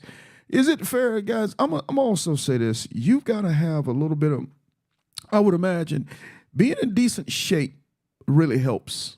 Being in decent health, having a little skills like Roy's got mechanical skills, having some skills of the outdoors and have to deal with things outdoors. I don't see this as being a weekend warrior type thing. If you don't have those kind of skills, I think you better start preparing or maybe leave this ride alone. Is that a fair assessment? I would say yes. Okay. Yeah, I would say more important than all those things is the ability to just kind of chill, right? Hey, Mm-hmm. the worst that could happen to me is death, period. Yeah. I'm still alive, and I need to be Facts. flexible, and I Mm-hmm. need to trust, Mm. right? I Yes. trusted Cynthia from probably the second day. Yeah, I that's wasn't a remarkable. serial killer. Yeah. Well, that's remarkable because we got people that we know all our life that we can't trust. That we meet total strangers and then we become blood brothers and blood sisters almost just because of relationships. It just puts me in the mind of the camaraderie ship and the bond we build in the military. Yes. You get in a situation like this. I don't really know you very much or know your family very much, but I'm putting my life on the line to make sure that my brother or my sister is going to be okay. Mm-hmm. Oh, absolutely. So awesome stuff. I think I would also mention, this is probably a good time to mention, is like you just ride with different people, and sometimes even the best relationships can be challenged, right? Like Roy and I had a few times where I was grouchy or he was grouchy, and we just kind of left each other alone. We're like, okay, is today the day? But at the end of the day, I knew for sure, beyond a doubt, Roy had me, and I hope he knew I had him as well. Yeah, absolutely. That's a beautiful thing, and being able to deal with conflict. Because everything, we see all the beautiful pictures and everybody's smiling and everything, but we know there's some days that they're not as rosy as the other, but being able to put those things aside and keep soldiering on for the mission, Yeah. I see it all the time on the I-10, and I see some of the best friends start off together. By the time the end of that trip is over, they don't talk to each other anymore. So, At a roll because we're going over to my brother's house, but I'm going to keep listening. I'm going to go in listening mode only. But the only time I got mad at Cynthia was when she did something really nice for me, and she paid for a hotel room for me. And I don't know why I got upset. I was like, Cynthia, you can't do that, right? Yeah. Maybe it's a man, self-sufficiency. Yeah. But that was like, and I know, I'm sorry, Cynthia, I shouldn't have snapped at you over that. That's like this thing. Right? But it was like, don't spend your money like that. I mean, we're here together. And she was trying to do something real nice for me. I was trying to be nice to him because his bike was on a trailer. Mm-hmm. And I was like, I know he got to be like feeling it because. Yeah. But yeah, awesome. It was an amazing trip, Cynthia. I'm going to let you tell your story. Thank you for letting me pop in here, y'all. And thank you for joining. Well, thank you for joining us, Roy. God bless my guy. Take care. We'll just put Roy backstage so he'll still be able to hear the rest of the show if he chooses to do so. But thank you, Roy, for coming on and spending some time with us today, man. It was unplanned for him, so we just kind of pulled him out of nowhere, pulled him off the couch to come in and talk about this awesome story. So I appreciate him being so gracious enough to do it for us. So I tell you what, because I know we're killing it, we done stalled a little bit. We're in Peru, so where we need to go from here, Cynthia? Where we going? All right, so I cannot get out of Peru without mentioning Machu Picchu. Machu Picchu? Machu Picchu, it's one of the 7 wonders of the world. Okay. So the picture in the bottom right, you know, that's when you see the mountains, you'll know what I'm talking about. But and that's where we were headed, is up to Cusco to go to Machu Picchu. Machu Picchu is amazing, and if you're going through this area, you have to put that on your list. But if you put that on your list, you do need to know that you're going to go through those elevations, and it's going to be quite it's not the easiest route along the way, but you don't have to do it. But you would be remiss if you didn't. You got pictures of that? Or is that the picture in the bottom right? That's one of the pictures in the bottom right. It's pretty serene, but I would say just Google Machu Picchu, one of the 7 wonders of the world. So far on this trip, we've done Chichen Itza and Machu Picchu, so 2 of the 7 wonders in South America. Very cool. All right, if you go to the next one, I know it's this is taking a long time. These are some of the roads. And I'll let you speak on them, and then we'll turn those videos. Yeah. On. So these are some of the roads. So now Roy's on a bus, living his best life, injured. And now here I am. I got to ride to Cusco. Is this where y'all part ways? This isn't 100% where we part ways, because we still got to get to Cusco, get him to the hospital. Okay.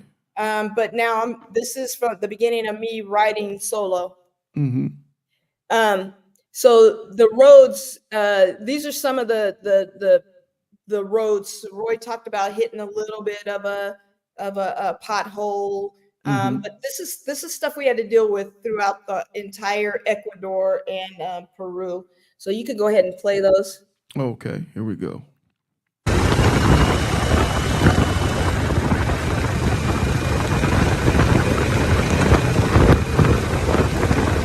not gonna say much for the buildings, but the landscape is gorgeous. Yeah, and this is an example of a town. So every so often you go through town, this town. Tell you, definitely throwback. The towns look like the buildings look very, very old. Maybe at one point in time, maybe one point in time that probably was a booming town.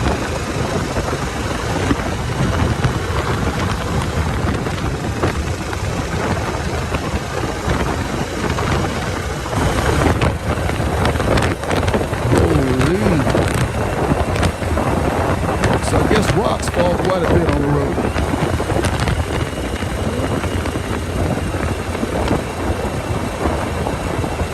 And this northern Peru or southern Peru, or we're talking about this is still on the coastline, am I correct? This is Cusco. This is heading into Cusco, in and out of Cusco. Okay. So it's not on the coast. It's more inland. It's the peak of the mountains in the Andeans. Right before we get to the Andes, huh? You're in the Andes right now. Oh, we're in we must be at the foothill of the Andes. 12 to 16K thousand feet. Where we at right now? Yeah. Okay, so you up there for real? Oh yeah. Okay.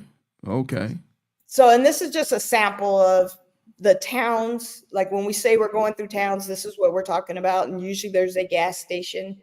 The gas stations vary in what they have and the quality of the gas, and whether or not they have snacks.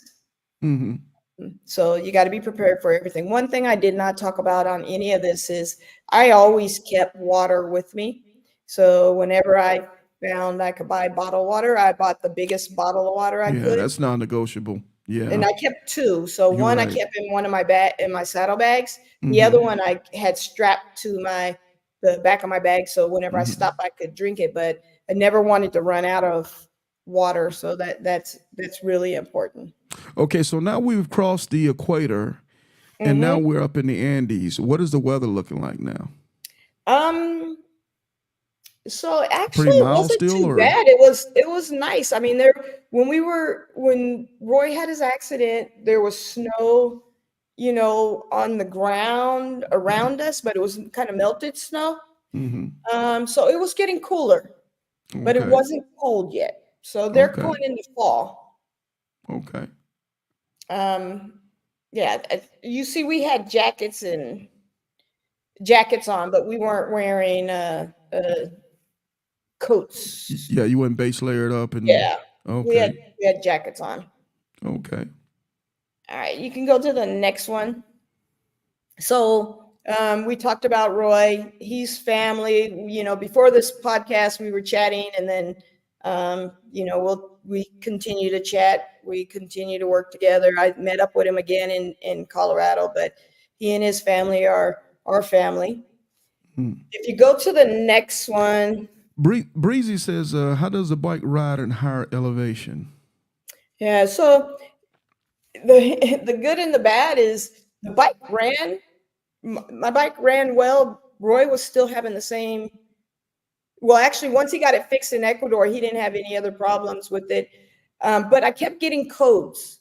But even though I got codes, I just keep running because I figured the codes were being triggered by the elevation. When I got back to level ground, the codes would just go away. So my theory on riding it was, if it doesn't stop, I'm just going to keep going. Keep so pushing. Make sure I got oil, make sure my air pressure is correct, Yeah. make sure my chain is cleaned and lubed because they told me I had to. Other than that, the bike's running, I'm rolling. Yeah, Roy said the Andes, the mountains run 12 to 16 kilometers.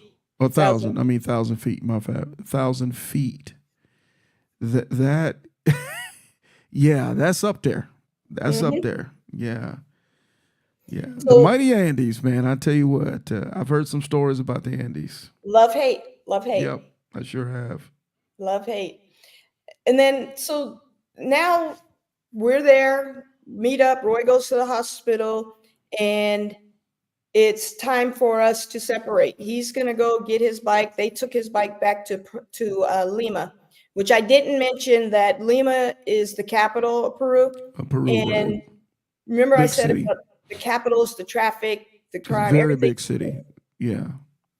So it is, the traffic there was the worst that I've seen anywhere in the Oh, world. facts. If you look it up on YouTube and you do your research on Lima, as a matter of fact, I had a coworker at the postal service was from Lima. It's no joke. It is no joke. It's a different place. Yeah, that's I would never want to drive there. Yeah. So I'm leaving now. Roy's jumping on a plane and I'm jumping on my bike. Beautiful day. It was like the gods came out to greet me. Everything was absolutely perfect. Emotionally, I was feeling a little uneasy because, we were separating and now I'm continuing the journey.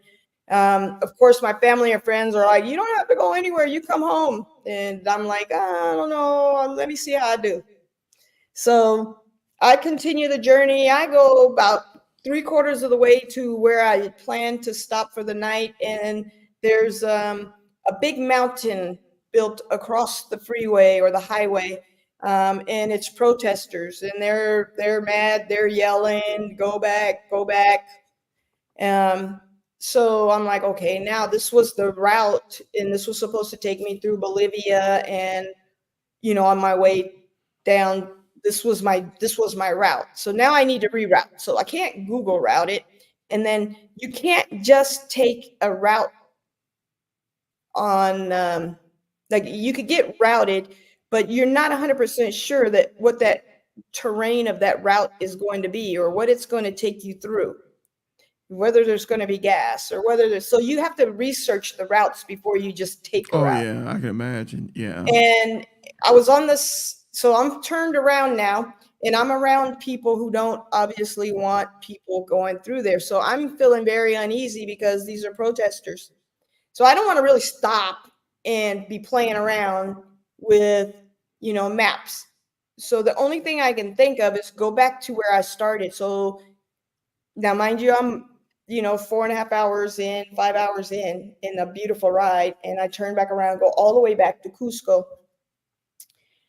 And this point, this is probably the low, once seeing Roy, and then now I'm like questioning whether or not I should be going on because I have a roadblock.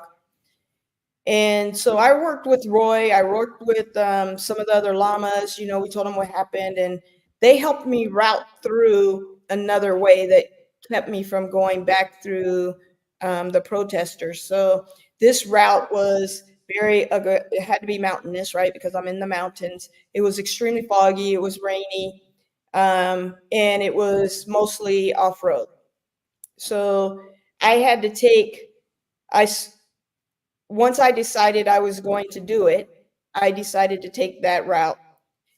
So I take that route this is challenging. This is not one of those, this was more challenging than going up to Prudhoe Bay, because now I'm in the mountains constantly and it's raining and it's foggy. And so I get to Arequipa and I'm feeling okay because I finally got to a town that was actually a town that I can recognize. So it has town with a highway and with,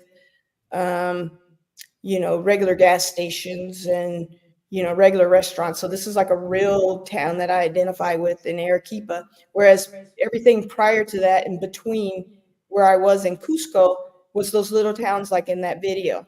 So there's not a lot of stuff there and definitely no place for me to stop. And I met this lady, Cynthia. She has a little, and I just used booking.com to find her place. And, she let me roll my bike up on a ramp, which was probably dumb. Hindsight, I was so happy I didn't get hurt up on a ramp to the lobby of their bed and breakfast. And she helped order me food and, we instantly connected. But she was a saving grace because it was at this point that I was like, I don't know. I'm so tired. My body's down. Should I be doing this? Should I continue or should I go? Because Roy's already gone. So this was kind of a night for me to, reconnect, and make decisions about what I was going to do. And woke up the next morning. I'm like, I'm going to Chile. So hit the road, hit the border, and I got out of the mountains and I had a lot of deserts, spent some time in the desert. I had to refill probably 2 or 3 times with the gas cans that I had. But I knew at this point that I was going to keep continuing on. And the thing that kept me going was I just needed one gas station. Each gas station. And I had more people following me at this point. I think I posted a video when I got back to Cusco that I was like, it's a bad day. And everyone was inboxing me like, are you okay? Come home. But I made it through. Good stuff. So, because at this point now we've been several thousand miles, and I'm assuming from where you're at to our destination, we're probably less than 1,000 miles away. Is that? Oh no, we still got quite a bit. So really? I don't know what the mileage is from Arequipa to let's see, Arequipa, Peru to Ushuaia. And I had to take a ferry too. Yeah, I could have Googled it. I should have Googled it. But so it's like over 2,000 miles. So okay, man. So we got to ride. Yeah. We still getting after it. Okay. But you had to go ahead and make that decision. Okay, I'm getting ready to soldier on some 2,000 miles. Yep. Down. Not with my buddy now. Yep. Yeah. So I'm all on my own, and I imagine the toughest part about this is that you grew so confident and comfortable with having Roy with you. Yeah, so because you far have into the someone trip. to, make Yeah. decisions with, and someone Yeah. to throw things around. And, even though I planned to do it solo, it was nice having Yeah. Roy be a part of that. Yeah. We worked well together. Mm-hmm. And so, but the good thing is I actually planned all this. So I still had the confidence that, I still know how to ride my bike. I still, now I have more experience. So Mm-hmm. there really shouldn't be a reason why I can't continue on. And then again, it's just the next gas station. So we'll see what happens. Yes, ma'am. Yes, ma'am. So where are we at and what we're doing from this point? All right, let's go to the next page. Okay. Let's see. Sorry about that. Give me 1 second. Probably boring you guys all this. Well, I'm just gonna say this: the trip you took was a trip that took several days.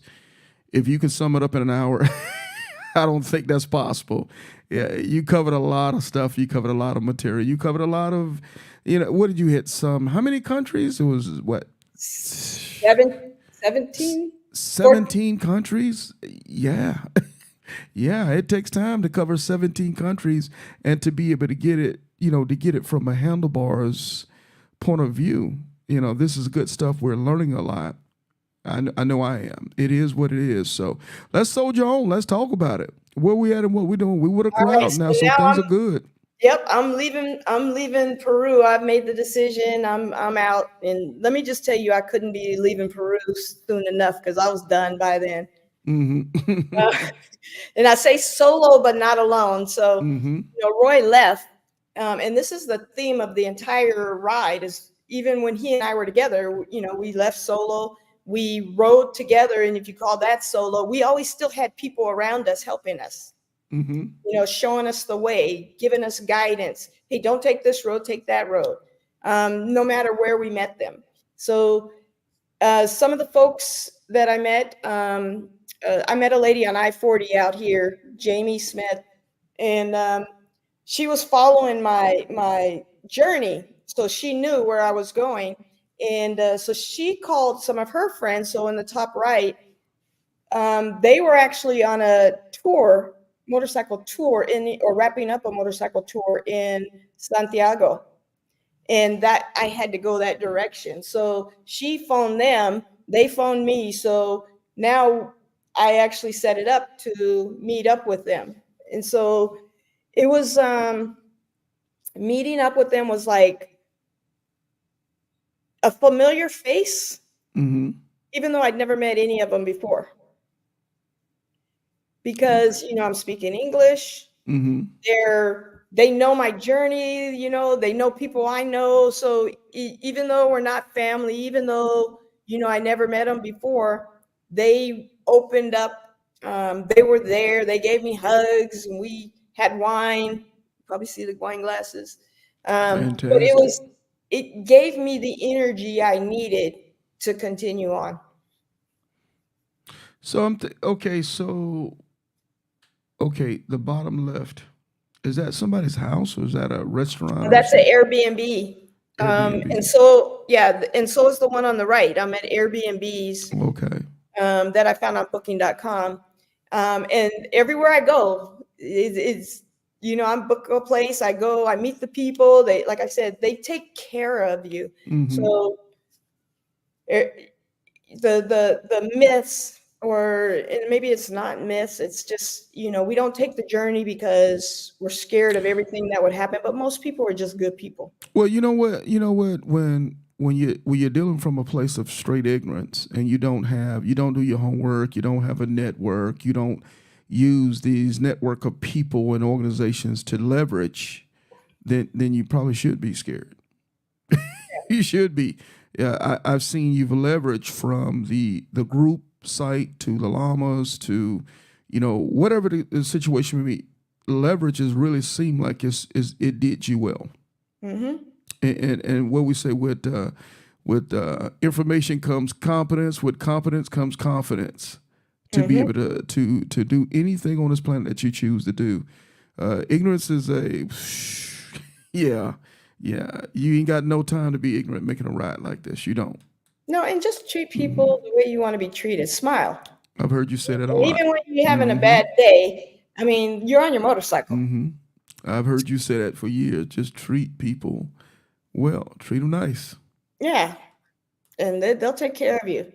That's what's up. All right. Solo, but not alone. Yep. I've never felt alone except for that one day when those protesters were there. I was like, oh my gosh. But other than that, the folks with hats. yeah, I was like, they were just on the side of the road. And, you know, everybody has different types of hats. That was in Peru. And, you know, I wasn't sure because there's nothing out there. And they were just standing there. And I'm like, I don't want to pull over here. You ain't lying. I already had an adventure. So no, I'm good. All right, next slide. Argentina. So Argentina is, so when you're going down south, you go between Argentina and Chile several times. So Argentina, Chile, so you cross those borders several times, and they have a great border system. The border system in Chile and Argentina is the best. So they work together, so you don't have to try to figure it all out. Very good. Very good. Now they have their own struggles though. So you got the wind. Well, let me back up. So up here in the top right, let's talk about the top right, the batteries. I had a problem with my battery on my bike, and it started in Santiago when I had my bike maintenance done. So I had my local dealer call the dealership in Santiago ahead of time so that they knew I was coming and they knew what I needed to have done on my bike. And they did that. They were great. I love the Santiago team. I have my GPS on my bike, which runs my battery. So it'll run even when my bike is off. So I think they left it on and it drained my battery. So my battery never came back all the way charged. So I had problems from Santiago all the way until I got to Ushuaia. So there were times where I changed my battery out. My batteries on this bike is bigger than most of the bike batteries that are in South America. So they changed it out with a battery that wasn't the right battery. So, you know, I couldn't plug in, kind of similar to pop off, right? I couldn't plug in my heated gear. So now here I am headed towards Ushuaia, most important time to have my gear heated, plugged in, and I couldn't plug it in. But it was okay because, I mean, it was cold, but it wasn't like freezing. And I had leathers. I had layers. And one of the ladies that I met in Santiago gave me an extra pair of gloves that she used. So they worked excellent. So even though I had problems, it wasn't anything that was going to detract me or deter me. The thing here in the middle, you see this tree? Yeah, I was checking that out. Yeah. I imagine it's constant windstorms down there, constant. So if you ever hear of Patagonia, the next word is wind. Oh yeah. So you got Patagonia wind. That's the place that's always intrigued me, Patagonia. Yeah, and so that's what that down there, that's what that area is. It's the Patagonia area. Yeah. And the wind on some days can be just absolutely horrific. Like it had my bike going from one lane to the next. It's not wind alone. The roads, there's trucks that drive along the roads. So the trucks leave grooves, deep grooves. I'm talking like, you know, significant. So if it wasn't windy, I'd still have to be very careful in those grooves. But you blow the wind on top of that, and it's unbearable. So they have an app. It's called the Windy app. So you're supposed to check that app. I didn't figure out about that app until on my way back up. But you check the app for the wind, and it tells you which days are the best days to ride. But I'm not used to that, so I didn't think about it. For the viewers out here, okay, let's do this real quick. Okay, now we're looking at geography. We're doing an imaginary map because you're talking Argentina. For most of us, we think Argentina eastern side of South America, Buenos Aires and that area there. But we're talking about the western side. Argentina, does it go from completely east to completely west of the southern tip of the continent, or does it border up with Patagonia and Chile? Is that how they all kind of butt up together, those three nations? So Patagonia is the area of Chile and Argentina. Okay. But it's its own country, right? No, Patagonia is just what they call it. Oh. Yeah. Okay. So Patagonia belongs to both countries. Is one portion? Okay. Yeah. Huh. It's shared. Interesting. Okay, interesting. Okay, so if I'm looking at Argentina, if I'm looking at South American map, and I'm looking at it straight on the eastern side of our Argentina that runs almost to the western side, and it touches Chile. So those are the two most southern nations in South America. Am I correct? Yes. Okay. Very well. Okay. So right now, what I'm looking at this picture, are you in Patagonia now? So in the two bottom left pictures, where my motorcycle is sitting next to a camper, and then where that tree is there, I am in Patagonia. Well, actually, all of them I'm in Patagonia. But so the picture in the left bottom, I'm actually at a gas station, and I had been riding sideways in the grooves with the Guanacos, and I got to a point where I saw a gas station, so I pulled into the gas station. Where I'm at is a gas station. It's not operational because they actually moved it down the street about a mile. But when I pulled over, my hands were shaking so much and I couldn't turn right. So I turned left, and I couldn't turn right into the gas station because my whole body was just shaking from the wind and the grooves. And so I sat there for a while before I turned into the driveway or into the gas station. And you see there's campers and others there doing the same thing. The wind is that strong. Now, what I saw, I don't know if there's any evidence outside of what I saw, is that the winds usually pick up the later in the day. So the best time to ride is early in the morning. So I, from this point on, planned all my riding from the daylight until like 1 p.m., 3 p.m. at the latest, so that I wasn't in the thick of the wind. Okay. So temperatures still not too bad. It's because we're in the summer, right? Yeah, it's not too bad, but it's starting to get cold. Cold. Okay. Yeah, because I'm trying to heat up. I'm trying to put my heated gear on. Oh, okay. Okay. So yeah.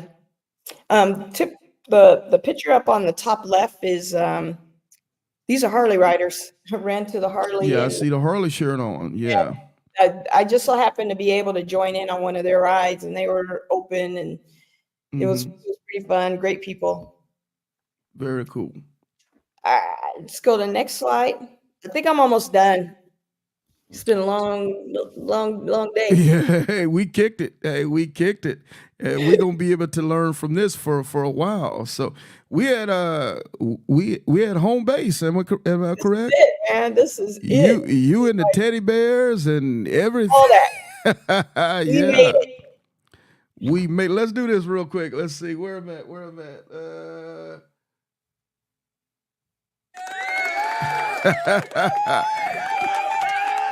We done made it to the southern point of freaking South America. Well, I got homeboy to the right, a penguin out there hanging out. That strut. Ain't no penguins in Texas. I'm gonna tell you that now. Yeah. So what we're feeling? How's this feeling now? Yeah. Well, the first thing I did when I got to it was raining. You see, it's wet. It was raining when I got there, and so first I had to take pictures. This was the one thing I wanted to do. I was like, I got to have this picture right here. So took my pictures, and then I was pretty emotional. I had one of Roy's stickers, his Road Eagle. Yeah. So, and I made a video with it for him, and I didn't have it in here, but basically I sent it to him. I told him, I said, I'm here now. You need to finish this. Yeah. So tell the truth. Tell the truth, Snacks. You were crying like a big old baby. I was. You were crying. Other people pulled up behind me. They're like, "You wanted me to take a picture?" And obviously, they didn't take pictures, but I was like, "Yeah, yeah." So how you feeling? I mean, take us through it. You just did something crazy. Yeah. Wow. It felt surreal. It's like, even today when I talk about it, I'm like, did I really do that? I did that. Yeah. It's still surreal. It's it's. I mean, you actually see ice on the ground. Am I correct? Is that snow? Oh yeah. Man, so here's the deal: is first of all, a couple things. So you've been to the top. When you're to the top, there ain't nothing up there. You just get back down. Ushuaia is actually a beautiful town, and we were I was right at the cutoff. So they'll close that up, and you can't get, just like with Prudhoe Bay, right? So it just so happened it was raining when I got there. You see the sun in the middle, and trying to get through. The next day was no clouds. It was the most gorgeous day. I had a hoodie on, and I got the tour for a couple of days while I was there. It was a nice place. And then when I started back, the day after I came back, they shut it down. Well, because of weather? So I hit it right at the perfect time. Yeah. I missed you there for a brief second or two. You said it was because of weather they shut it down? Yeah. Yeah. When it starts snowing, they shut it down. Yeah, I'd imagine with the weather patterns being that close to Antarctica, man, they don't play any games. Oh yeah, and they shut down like most of the businesses too, right? Very similar to Prudhoe Bay on the other side. Yeah. So what's the name of this town again? It's called, what is it? Ushuaia. Ushuaia, Argentina. Is it a big town, small town? It's a big small town. Yeah. So it's a destination. People go vacation there. It's also where people leave if they want to go to Antarctica. So a lot of the ships that's what I was thinking. to Antarctica leave from there. So from this point to Antarctica, we're talking what, less than 1,000 miles? Well, you got to get on a boat. Well, I'm talking on a boat. On a boat. I don't know how many miles. I could have sworn I'd done my, because it's the straits that go through it. I forgot what the straits are called. But it's on my list. Yeah, many wrecked ships going through that area. That's the way they used to cross before building that great Panama Canal down there. But I'm gonna just say this as we bring this thing to a close. Again, I've heard this story before, but every time you and I talk about this, there's something I learn different from the story. That's why I think it's important for you to continue to tell the story. It's so many facets to this thing. It was a privilege having Roy on today and speaking from his experience. I could see him lighten up, so I can tell the relationship you guys have built from this wonderful, beautiful trip. I hope viewers that are listening in today and people that are going to be listening to this in the future, I hope that they're inspired to take these type of trips of a lifetime. And I thank you so much for sharing it with us, because as easy as you might have made it sound, I know it was not easy at all. You know, you didn't tell us all about all the bugs and the mosquitoes and the fright for my life and the motorcycle, goof ups and those type of things. How many times you dropped the bike? Yeah, so the bike fell over like 7 times. I didn't drop the bike. Okay, fell over. Yeah. 7 times. That's a brand new motorcycle just falling all over the place. Yeah, because I didn't pack it right. How many times on the road you thought you were going to drop the bike? Oh man, I was like praying. Yeah. Yeah. I was like, everything just figure it out. Well, before I give you closing remarks on this snack, let me ask you a couple of my little petty questions. You ready? Go ahead. Snacks, how much Lucci I'm gonna need for a trip like this? Because I only got to check it in a savings. Talk to me. What I'm gonna need? Yeah.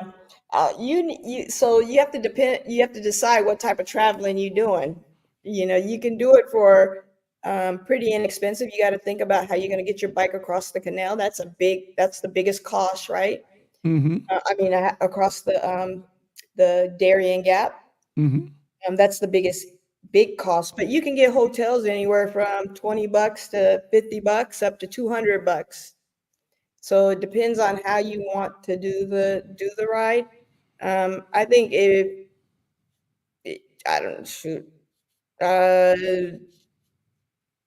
I am a bougie rider.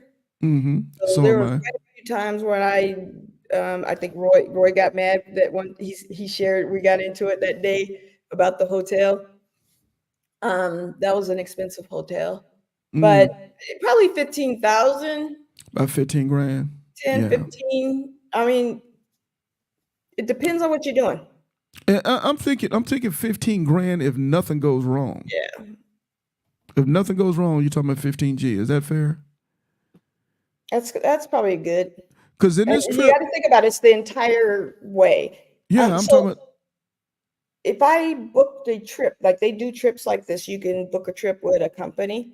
Mm-hmm. To do the ride that I did is easily $20,000, and Mm-hmm. typically it doesn't take you the whole length. That's like going through Chile and Argentina. Because I'm thinking, okay, this is what she's had to do. She's had to buy equipment. We're talking about petroleum. 20,000. We're talking about bike maintenance. We're talking about. A lot of bikes. Roy said 15 grand is fair. It's coming. So we're talking insurance. We're talking border tips, because that's some foolishness at the border. The tips.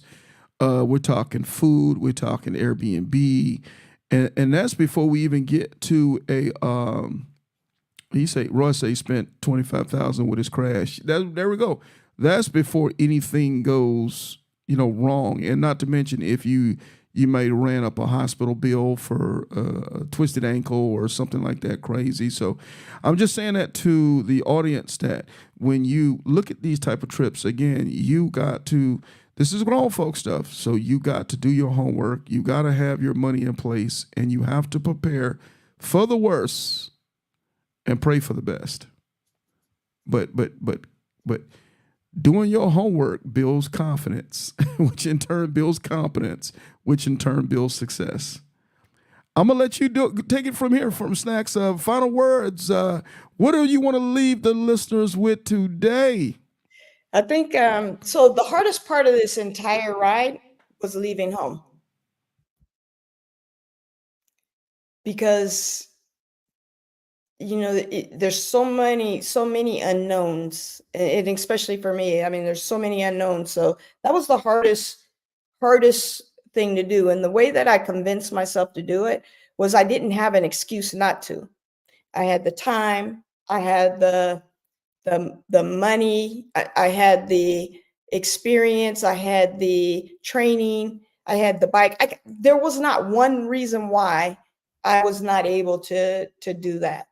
And when I started feeling self-doubt, I just went through that list again. It's like, I'm prepared. Like you said, preparation brings the confidence, right? So if you were thinking about this is something you want to do, you don't have to do the whole thing in one leg. You can do, like I thought I might end at the Panama. So prepare, talk to people, watch videos, and make it your ride. And if you do decide to do it, leave yourself enough room so that you can stray off the path. There you go. Hey, so when you headed back to Texas, did you go straight back? You didn't do any more sightseeing at that point? It was okay, it's time to get to the house, or you continued to do sightseeing? So from Ushuaia, I had to go all the way back up to Buenos Aires. And then I shipped my bike from Buenos Aires to Houston. Okay, yeah. So I was still sightseeing. Yeah, so when you got to Buenos Aires, you shipped the bike back and you flew home. You didn't take a ship or anything. You flew straight back. Yeah, no, I flew. Okay. So at that point, I flew the bike as well to Houston Airport. I don't blame you. At this point, it's like, okay, your girl is tired. Now I'm beat down. I've done a great thing. I've accomplished a lot.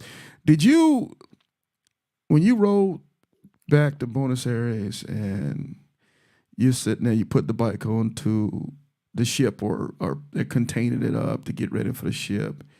When you got on the plane, how did you feel? Did you cry? You know you I did. cried, didn't you? You cried, didn't you? Was you there? Nope. But I would have cried. So if I would have cried, I know you was going to cry because you just accomplished a feat of a lifetime. Yeah, I did. I think you guys might have saw, I posted a video not too long ago of me dancing with no music. That was I don't know if I saw that video. yeah. But tell us about it. So yeah, I posted it because there's still so many pictures and videos I haven't went through on my phone that I took. But when I got back to Buenos Aires, that's when I was done. The bike was going to be parked. We were shipping. I was putting it on a plane. It was going home. So I was like, I was done. And I was like, I need to do a dance. So before I went up to my room, I did a little dance to celebrate that I did it. The Snoopy dance. It was so goofy. I have zero rhythm, no music, nothing. Awesome stuff. Hey, ladies and gentlemen, it's the Great Snacks, man. It did this thing. Some 19,000, as Google tells me, 19,000 miles from tip to tip. She started where there was no road, and she ended when there was no more road. And oh, by the way, by way of starting, she went from DFW, Texas, the Dallas-Fort Worth, Texas area, all the way to Key West. For most of us mere mortal Americans, we know Key West is the most. I want to say Key West is the most southern city in the United States, or is it? It's Key West, isn't it? I think so, yeah. Yeah, Key West, all the way to Prudhoe Bay, Alaska, and that's going diagonally. That's a long, long stinking way, and then down all the way down to South America. Snacks, by far my most favorite interview since I've been doing this podcasting thing, and I've done some 300 shows. Thank you so much. Let's do this.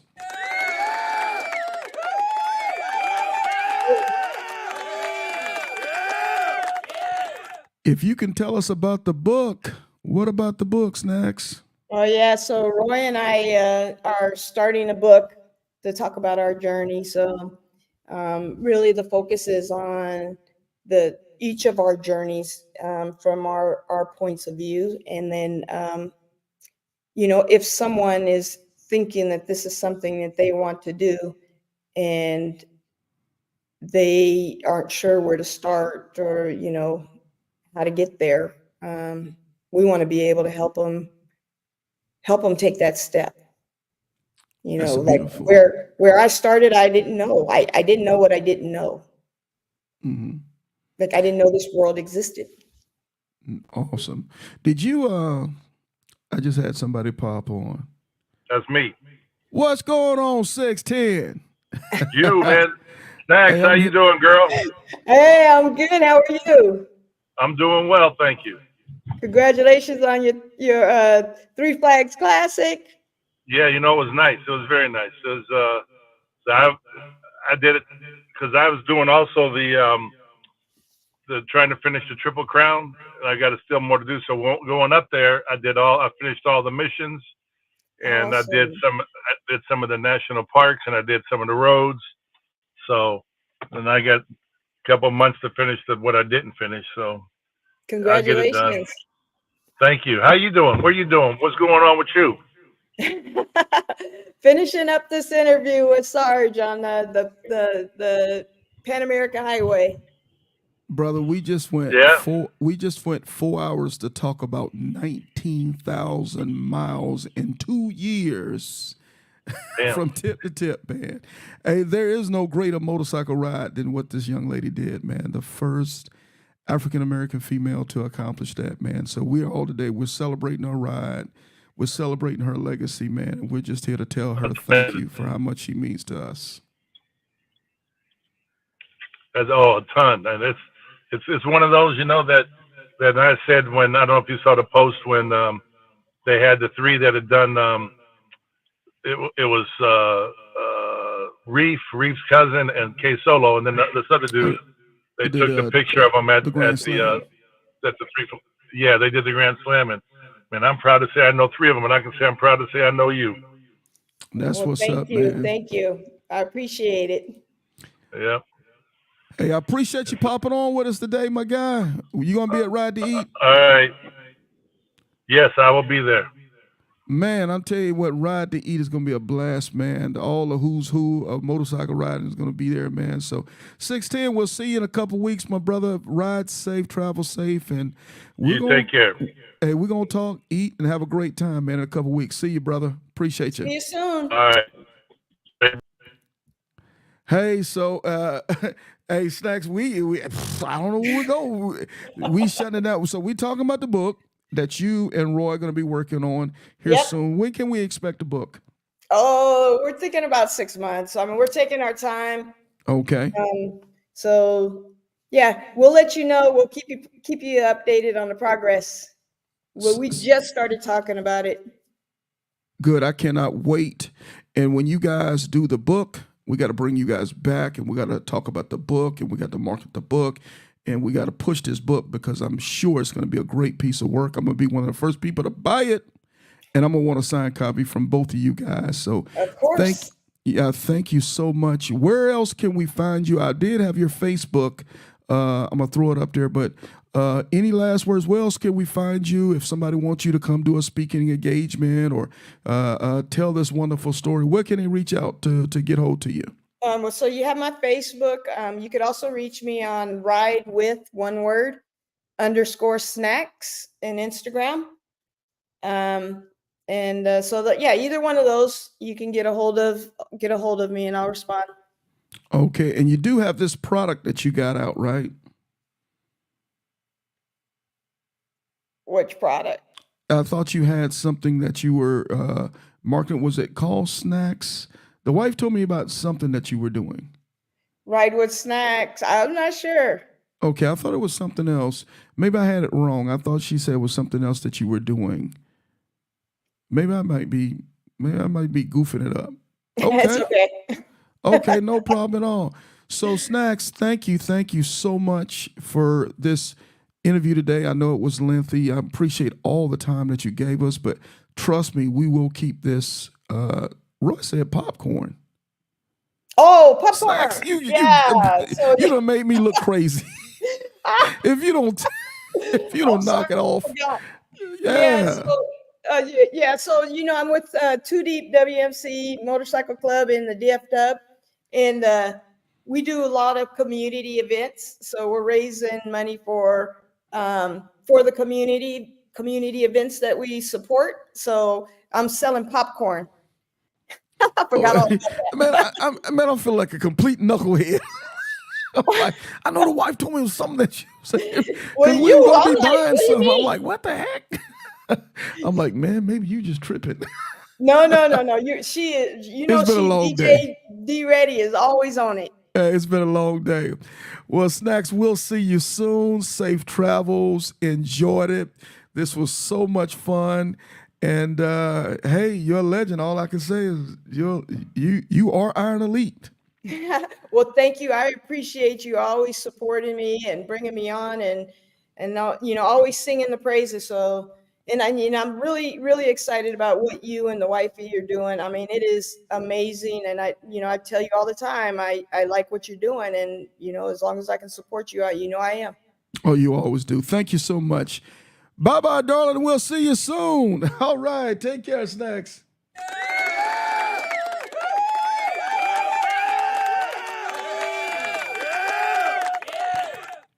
Okay, there you have it, folks. The great Snacks, Cythina Franklin. Man, we just went through a lot. I know it was a long show today, but we had to cover so much. 19,000 miles from tip to tip, from Prudhoe Bay, Alaska, all the way down to the tip of Argentina. Man, just crazy. 17 countries she had to traverse, going through checkpoints and going through borders and going through just the myriad of things that have to go on to be able to execute a trip like that, man. So I hope you guys enjoyed it today. I hope you guys share this video throughout your own platforms to everybody who rides motorcycles to be inspired to be able to do motorcycle rides, their own great ride. It doesn't have to be South America. It could be whatever ride that you are inspired to do. Hopefully this gives you the confidence to think that maybe I can do it as well. So again, thank you to Snacks for spending that time with us today. Hopefully this has inspired us all to continue to understand there is so much more to the world than just your neighborhood. Riding around in your neighborhood is a cool thing. Riding at the beach is a cool thing, but it's really nice when you're crossing state lines, when you're crossing time zones, when you're meeting new people, when you're seeing new things. It opens up a whole different world to you. And just think about all the relationships she was able to create and build on just this ride, with the relationship she had with Roy, a complete stranger that she did not know. And now these guys are like brothers and sisters. So thank you. And thank you for everybody for being on with us today. I appreciate you guys. Hopefully if you're getting out there on this highway this weekend, you're being safe and doing the right thing, because the ultimate goal is when you get on your bike, it's not just to get to the destination, is to get back home safe and sound to your family. And for the ones who, again, who rock with us on the platform, on the Iron Elite podcast show, I appreciate you guys. I would really, really appreciate you guys' support and help. If you can continue to spread the word about the channel, if you haven't done it already, if you could subscribe to the channel to help us to grow the channel. Also, if you would feel compelled to do so, if this channel has helped you in any way, form, shape, or fashion, if you would be, it would be very honoring for us if you can consider a donation to the channel. We use super chats now. We have super thanks on the channel, as well as Cash App, Zelle, and the other platforms.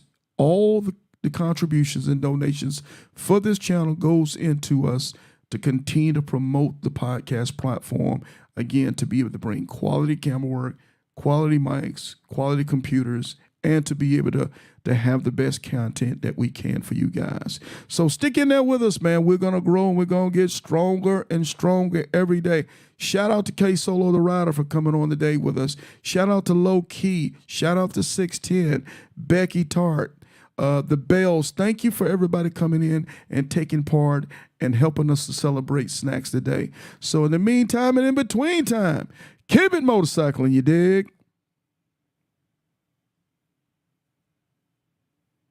I was asked the other day, hey Sarge, why you never play any fast music on your podcast? It's simple. I'm petty. Harley up, don't truck it up, rev your motors up. If it ain't clean, get your polish up. Big sword, you in charge, real king of the south. If you ain't getting y'all gotta keep it motorcycle, you dig?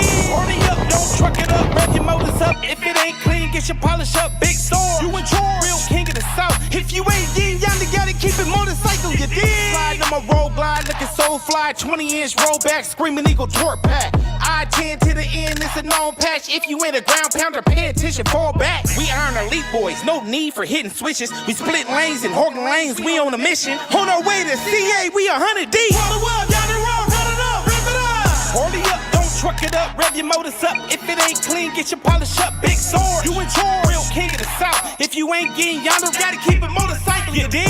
Harley up, don't truck it up, rev your motors up. If it ain't clean, get your polish up. Big sword, you in charge, real king of the south. If you ain't getting yonder, gotta keep it motorcycle, you dig? I'm outside with it, I scrape the town burning loud when the smoke clear up. You know a Harley did it, I'm real gnarly with it. My ride clean when it bling, I show the lean on the scene to get jiggy with it. No did it get it, I'm well equipped it. My bike side got a side, so you know I'm hit. She dropped it down and split it, backed it up to shift it. Let me kick a little game to you lames riding around here, giving a set a bad name. It don't matter what you rank or what you claim. When we turn it up, you keep it motorcycling, man. My soul brothers, they roll runners, we rolling deep. When it's time to rally up, it's Black Wall Street. When you see them MCs at the RTE, roll the wall down the road, run it up, rip it up. up, rev your motors up. If it ain't clean, get your polish up. Big storm, you in charge, real king of the South. If you ain't getting yonder, gotta keep it motorcycle. You dig? Party up, don't truck it up, rev your motors up. If it ain't clean, get your polish up. Big storm, you in charge, real king of the South. If you ain't getting yonder, gotta keep it motorcycle. You dig? But Sarge, why you always gotta talk about motorcycling? Sarge, why you don't never talk about nothing else? Look here, man. If you gonna do all that crying, what the baby gonna do? I know. Sarge, is motorcycling the only thing you talk about? Is motorcycling the only thing you care about? Nope. I care about the Jacksonville Jaguars too.